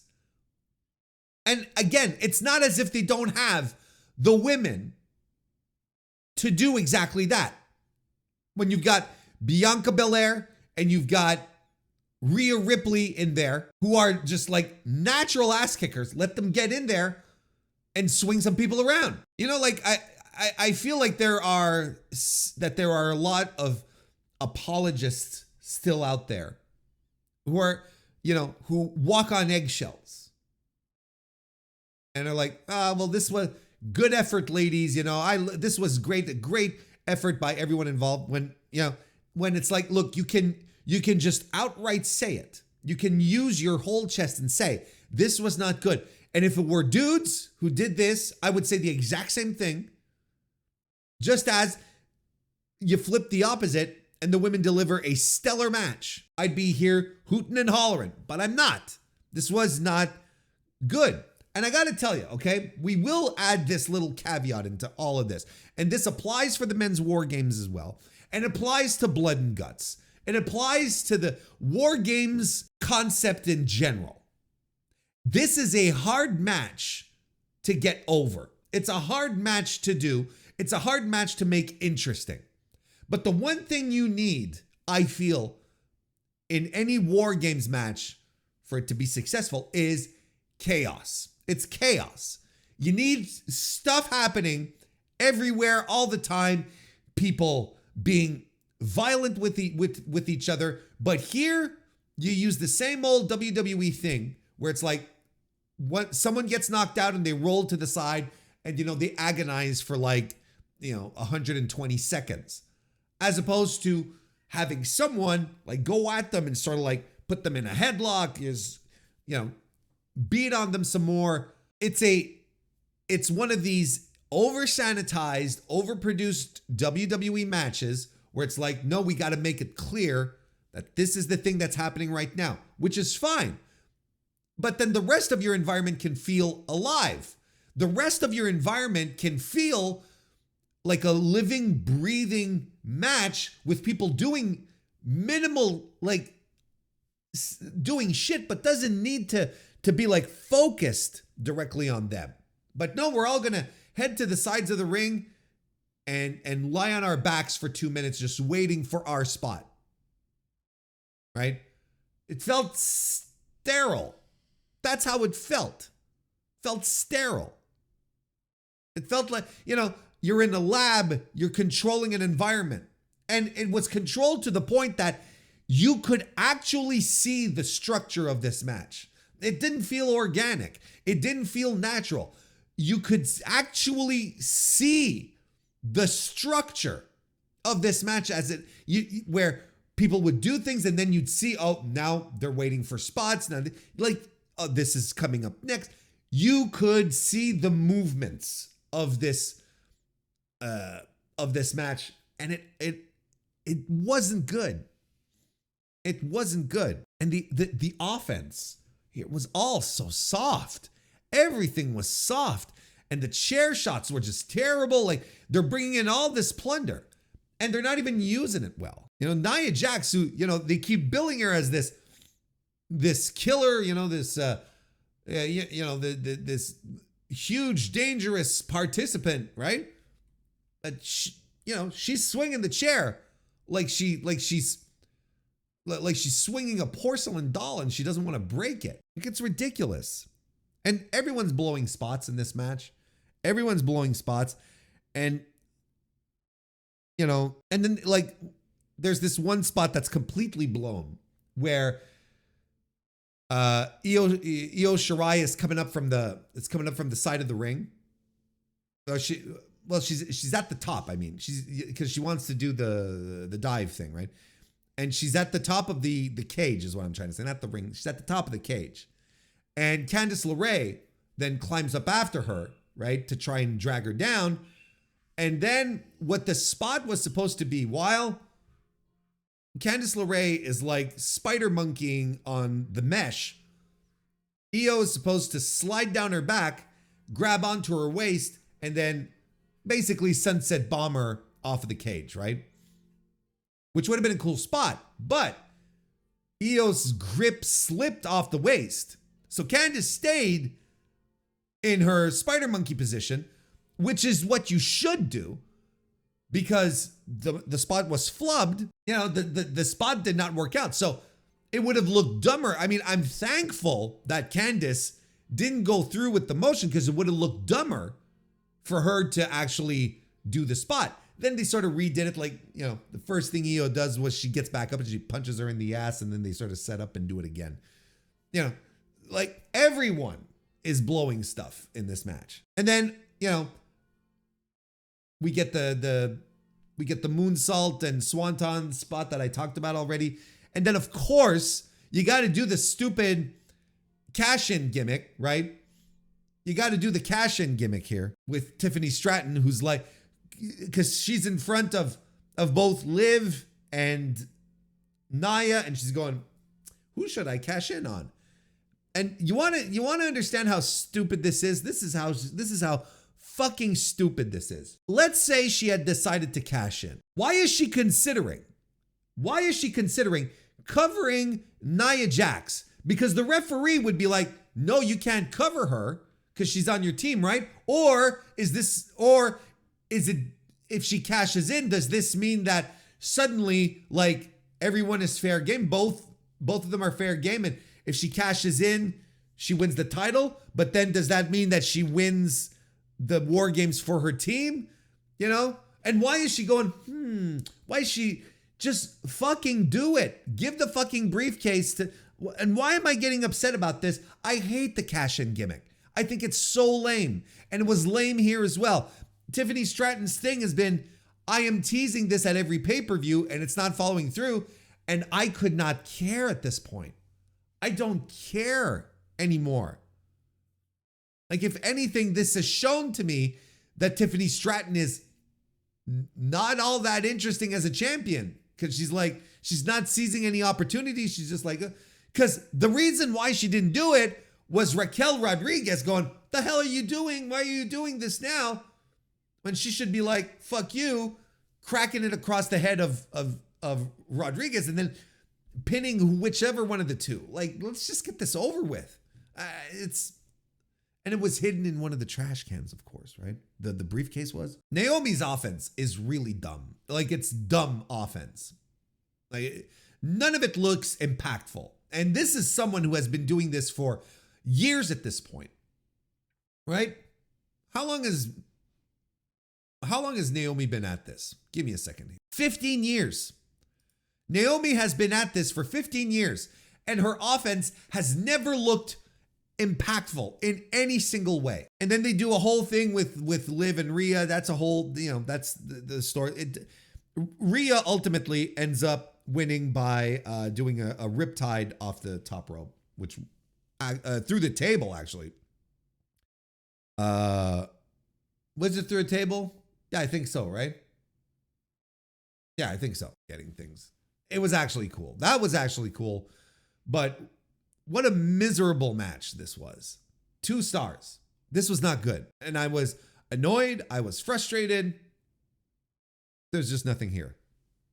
Speaking of there was just nothing here, Shinsuke Nakamura defeated LA Knight to become the new United States champion.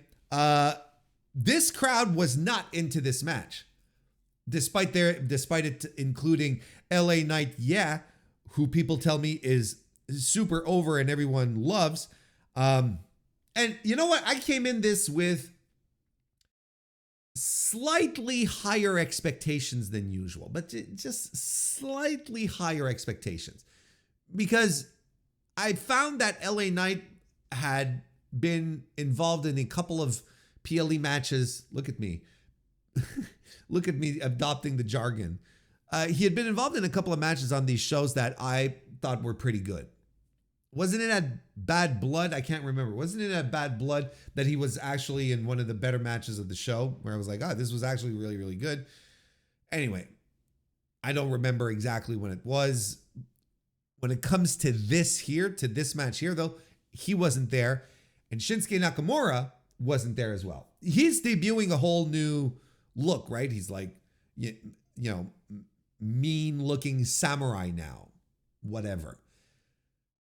And I was talking to some folks who said, isn't it nice to see, isn't it nice that badass Shinsuke Nakamura is back? Like, is it? Is he? We're about to find out. He's got the cool entrance. Here's the thing with Nakamura. Shinsuke Nakamura has never had a not cool entrance. Whether it be the theme song or the whole package put together, Shinsuke has never been want for a cool entrance. The cool entrances have never been a problem with Shinsuke Nakamura as a professional wrestler. The problem with Shinsuke Nakamura, in WWE at the very least, is that he doesn't deliver. He doesn't go above and beyond. He does nothing. He is the king of stale style now. And he has proved it once again in this match here. So I don't care how badass the entrance looks. This Shinsuke is nothing. He provides nothing exciting. It's just plain, uninspired, paint by number stuff that he looks completely uninvested in. And we're not done talking about people who are uninvested in matches. Let me tell you. The crowd, like I said, though, the crowd is not into this except to chant LA Knight, yeah. And I really don't have any notes. I really don't have any notes. Shinsuke wins with the Kinshasa, and this was a mediocre match. This was a mediocre match. I gave it 2.5 stars. But it's just like, this is Shinsuke Nakamura now. And like I said, he's been dusted off for his biannual push. And he's going to do this for a while, and then they're going to put him back in the closet until they need him again. Braun Breaker defeated Ludwig Kaiser and Sheamus to retain the WWE Intercontinental title. And there you go. That's how you get me fired up. This is what I tell you all when I say WWE could give us great wrestling matches, but they choose not to. They choose not to, because when they let the wrestlers go do wrestler things, you can get stuff like this match here. And I said it recently. I believe I said it recently. I don't remember where exactly, but it bears repeating here because it makes sense. WWE is very hot right now as opposed to its competition, and it excels at everything better. It excels at it, and they're better than the competition is at many, many things except pro wrestling. And I said, I believe this, that if WWE were ever to figure it out, that they could deliver great quality matches on the regular, there would be no competition. Then there truly would be no reason to go elsewhere, because Breaker, Kaiser, Sheamus, that ruled. Hard-hitting, well put together, well wrestled match with some great intensity, just pummeling each other at points, dropping each other, and Braun Breaker. Look, you got to realize just how good Braun Breaker has become since moving up on the main roster. I mean, in NXT, and this is what I maintained from the start. In NXT, back in the pandemic, when he debuted, essentially, we were also desperate wrestling fans. We were, look, everyone was desperate just to latch onto something and have something fun, entertaining, right? So Breaker comes out. He's got this whole different vibe about him. He's got this energy. He's got, comes across like a big dumb jock, and you're like, all right, let's go. He's got something different. He starts getting clipped on Twitter a bunch. People get excited about his work because of it. And then next thing you know, they make him NXT champion, where I was like, this is not a good idea. They shouldn't do that. This guy's not ready. And ultimately he proved that he wasn't ready, because his championship run really wasn't spectacular. They retool his character a little bit. They try to make him a heel and so on and so forth. But really, once he gets to main roster, they figure out how to work this guy. They figure out how to make him work. And he's been tremendous. He really has been breaking out of, no pun intended, breaking out of the shell that they had created for him. Now he's phenomenal. Like that diving shoulder block that he did to Ludwig Kaiser on the floor, where he just jumped in on screen, that was tremendous, And you didn't need to overly contrive the camera shots like WWE loves to do. The guy just was literally Supermaning his way into the camera. Like, it was a great move. People pop for it. Lots of things to pop in this match for. Sheamus was absolutely fantastic. Ludwig Kaiser, perfect heel in this circumstance where you've got two bruisers, two guys who just love to beat people up. And Kaiser he is the perfect, super smart heel to just like sucker them into stuff or weasel his way out of things. He was tremendous the whole way through. The shillelagh shots on Sheamus were disgusting. That's what they were. They were disgusting. And Sheamus took them all. He's a madman. And he's got these big blisters and on his back and his arm. He's opened up a little bit. All of this was fantastic. Sheamus was remarkable, like he usually is. I have a pretty solid track record of loving, post 2020 Sheamus matches or post 2019 Sheamus matches. Like, imagine for a second, you go back to when Sheamus was world champion, and instead of the smiling, happy to be here, pale as everything guy that he was, imagine kick-ass brawler Sheamus, like being world champion back then. I think they really would have had something. They still have something with them. They still have something with Sheamus, but they'll never pull the trigger on him again. Like, that ship has passed, unfortunately. Which is why a lot of us were very intrigued at the idea, when news of Sheamus's contract was coming up, we were sort of scratching our chins and going, well, I wonder how that'd work out in AEW, right? This was phenomenal. And you know what? It was the first match that truly felt organic and got the crowd into it, right? When Sheamus was doing all this cool shit on the floor, he's doing the forearms to the chest thing. He did it to both dudes, Crowd was into it. And what does he do? He turns around and he celebrates with the crowd, right? He jumps into the audience and he's chest bumping people and he's high-fiving the crowd. And you're like, see? This is great. And I'm sure this wasn't scripted. Maybe he had a little talking to in the back. It's like, that wasn't part of the plan, Sheamus. You shouldn't have done that. But I'll be damned if this wasn't the match that woke up this crowd and got people invested in it. I thought this was a tremendous piece of business. 4 stars out of 5 for me. It's unquestionably the match of the night. I will not entertain other arguments. This was the match of the night. Gunther defeated Damian Priest to retain the consolation prize. I cannot believe that the story that they were telling here is that Gunther is having uncertainty, that Gunther is having self-doubt. Walter having self-doubt. I cannot believe that this is the story they're telling with this guy who is supposed to be an absolute killer. Self-doubt because of Damian Priest. A guy that I know a lot of people love, but doesn't have the same type of presence that Gunther has. Doesn't have the same type of background. And the match wasn't bad. I actually liked this match. I thought it was a good build as Damian Priest sold the shoulder. And then you had Gunther, smiling, and coming in and just working the shoulder. A shark tasting blood kind of thing.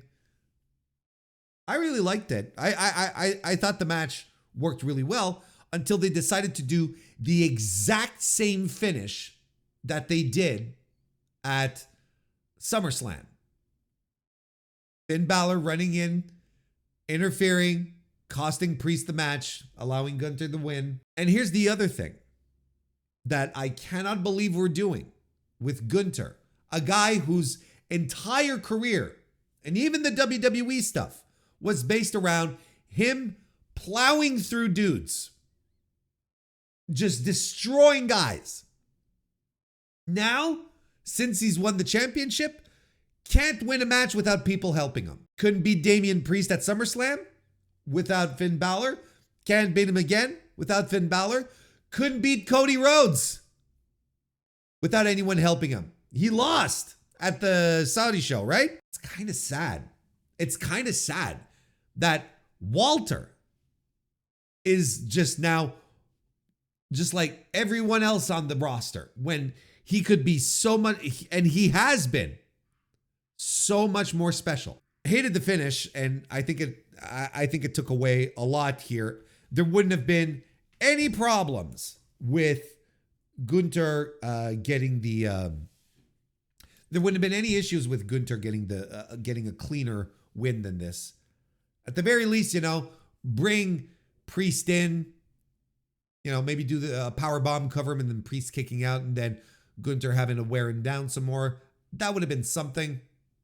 But we led right into the finish after Finn attacked him. 3.25 stars for me. And then the men's War Games match, where the OG Bloodline and CM Punk defeated the Bloodline.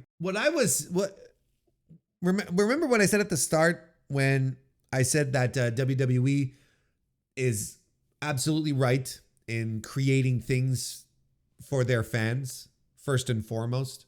This is exactly it. This is a match right now that stands on Cage Match at 8.16.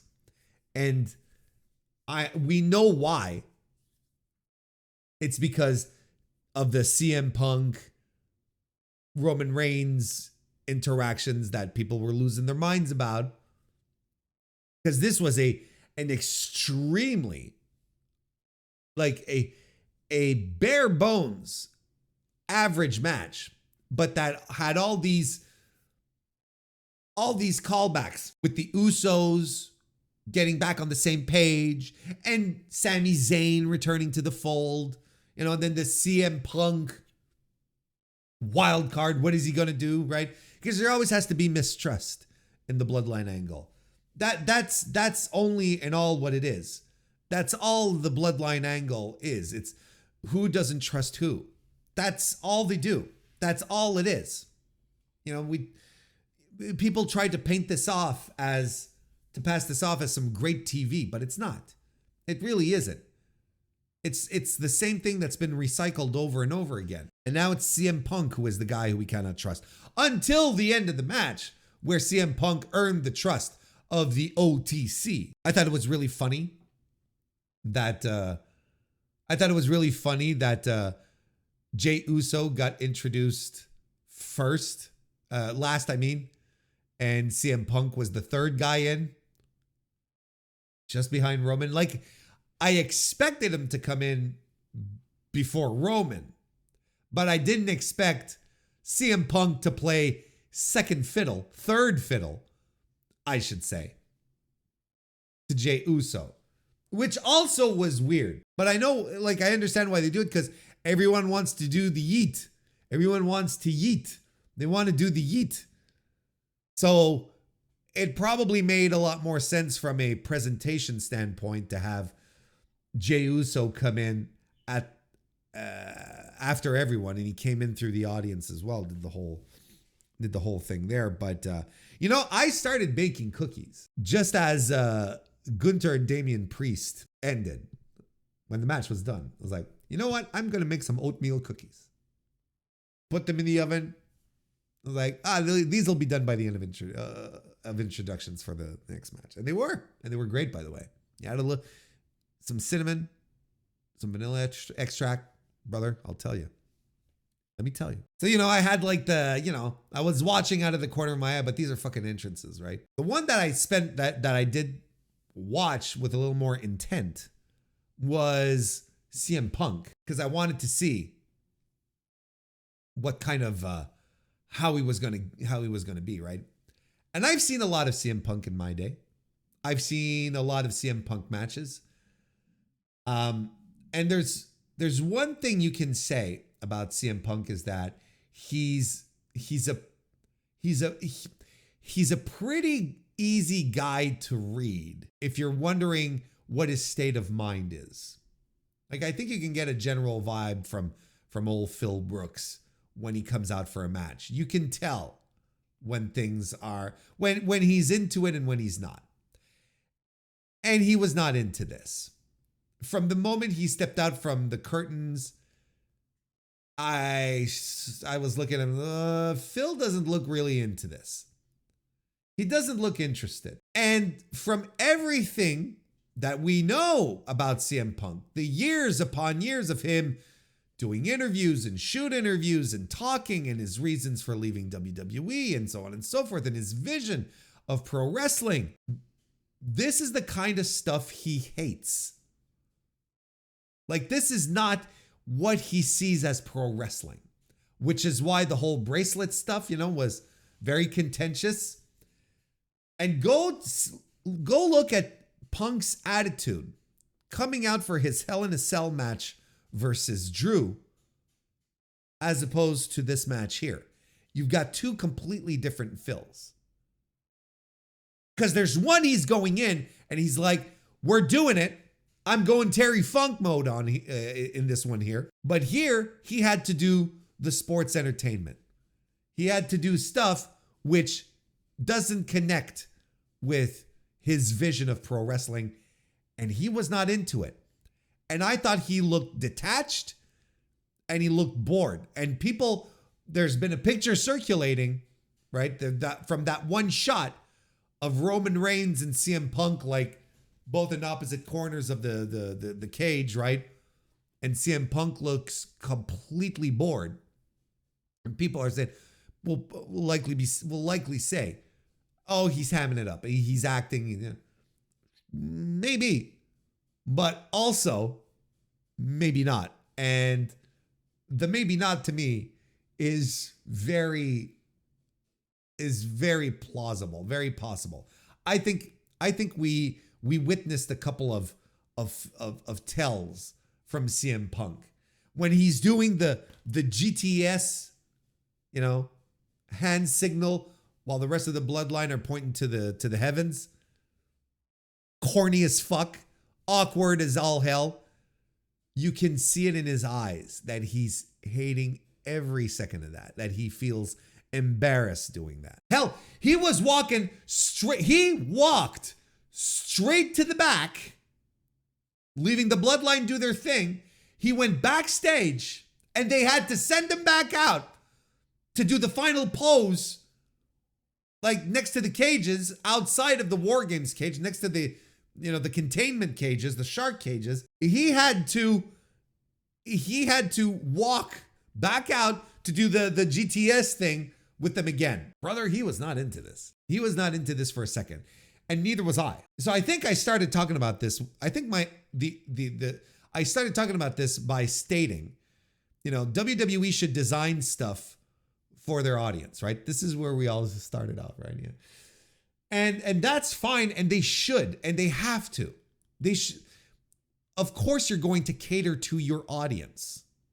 That's stupid if you don't, right? So, since I am not the core audience for this, and the bloodline drama means nothing to me, and I even think it's cringe. I think it's overwrought. I think it distracts. I don't even think it's good. Since I am not the crowd for that, I look at this match and I'm like, this was not good. This again was not good. A collection of dudes doing things.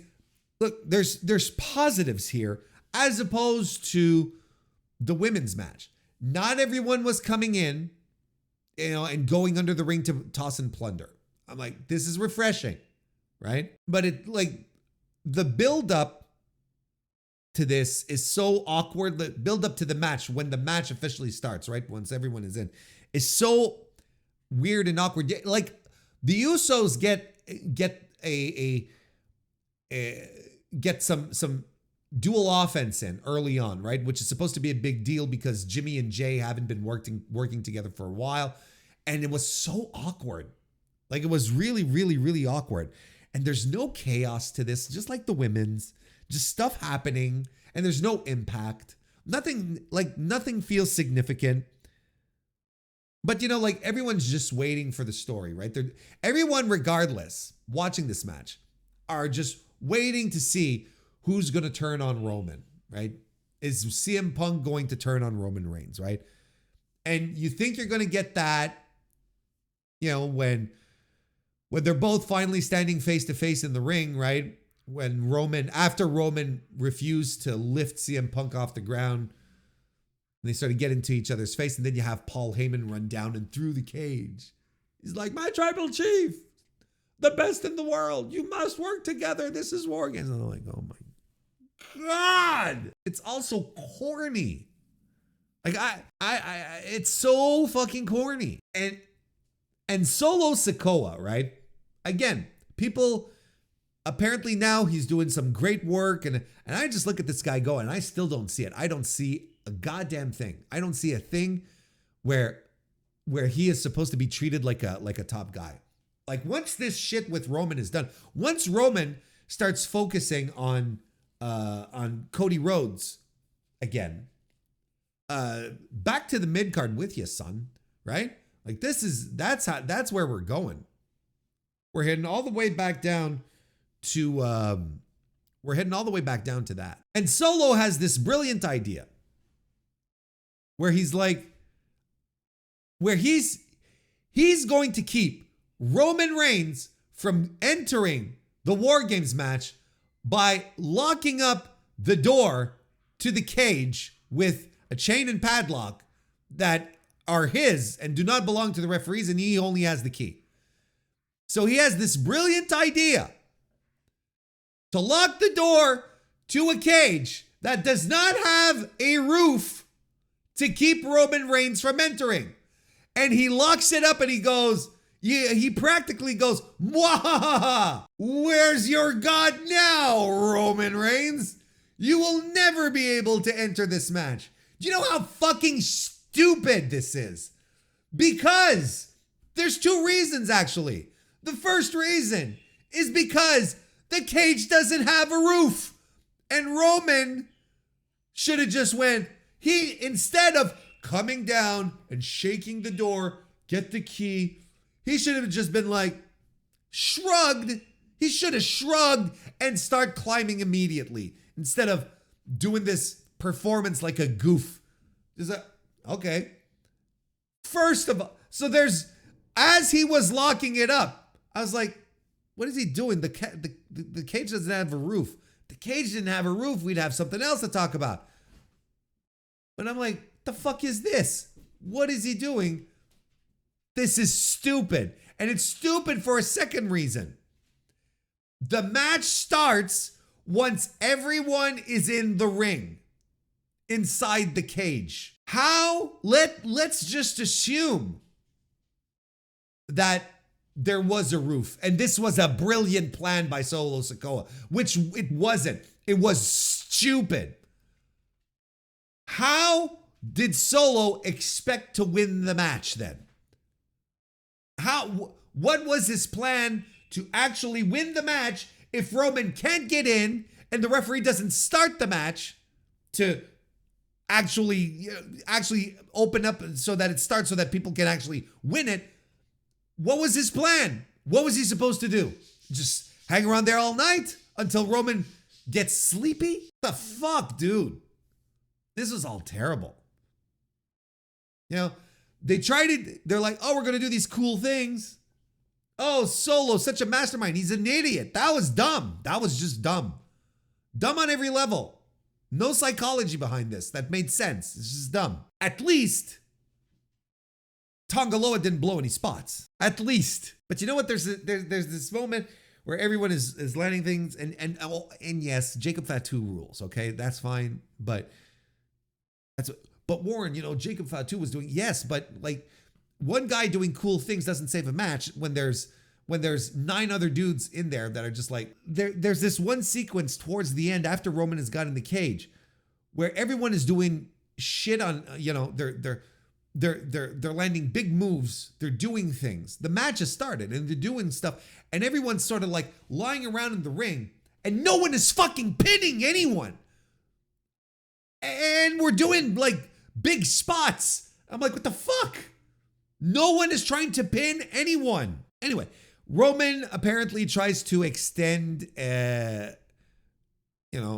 peace offering to Solo Sikoa, who refuses, and then everyone lands their finishers on Solo, and Roman gets the win, and it's done. And Roman Reigns and CM Punk shake hands because CM Punk saved Roman Reigns from taking a big splash from Bronson Reed and through a table, and Bronson Reed ate shit. But even when they were setting that up, I was like, there's no way Roman's taking that bump. There's no way Roman is taking Bronson Reed flying off the top. Roman's not taking that. There's no way he is. And I was right. Course I'm right. Anyway, 2.25 stars for me, this match. Just like uninteresting, kind of tedious, awkward, dumb stuff. Again, like if you're not into these storylines, there's nothing for you in here, because that's all this is. It's just like telling stories. That's all it is. So if you're not into this kind of stuff, the War Games match has nothing for you. I think, if you want my personal opinion, I think that ever since the Triple H has taken over and has been booking War Games matches at Survivor Series, I would argue that there hasn't been a good one. I don't think they have been good, like really good. And I said it at the start. This might not necessarily be an issue that is connected to WWE specifically, because these types of matches, these War Games matches, are really, really difficult to get over as good.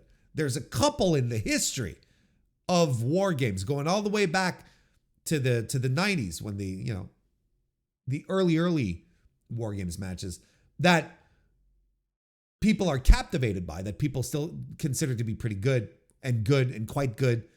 And I'm like, and in a couple I agree, but in this case here, this was not it. It's a difficult match to make work. You need specific elements to make them work. And here, well, it didn't work because of WWE's over-reliance on stories instead of just giving us fucking wrestling matches. Because when WWE decides to give us a wrestling match, like the Intercontinental title match, it blows the roof off the house and people are excited. And it's good. And it gives you something to talk about. But you know what? Like, there's nothing here. Ultimately, forget the show. Ignore the show. If you haven't watched it, don't. There's no reason. And it's not even like funny bad, it's not even stuff where you can point to and be like, okay, this was a tremendous fuck up or whatever. Like, it's just a bad wrestling show. Avoid is my recommendation. Do something better with your time. Bake some cookies. That was Survivor Series 2024, Survivor Series War Games 2024.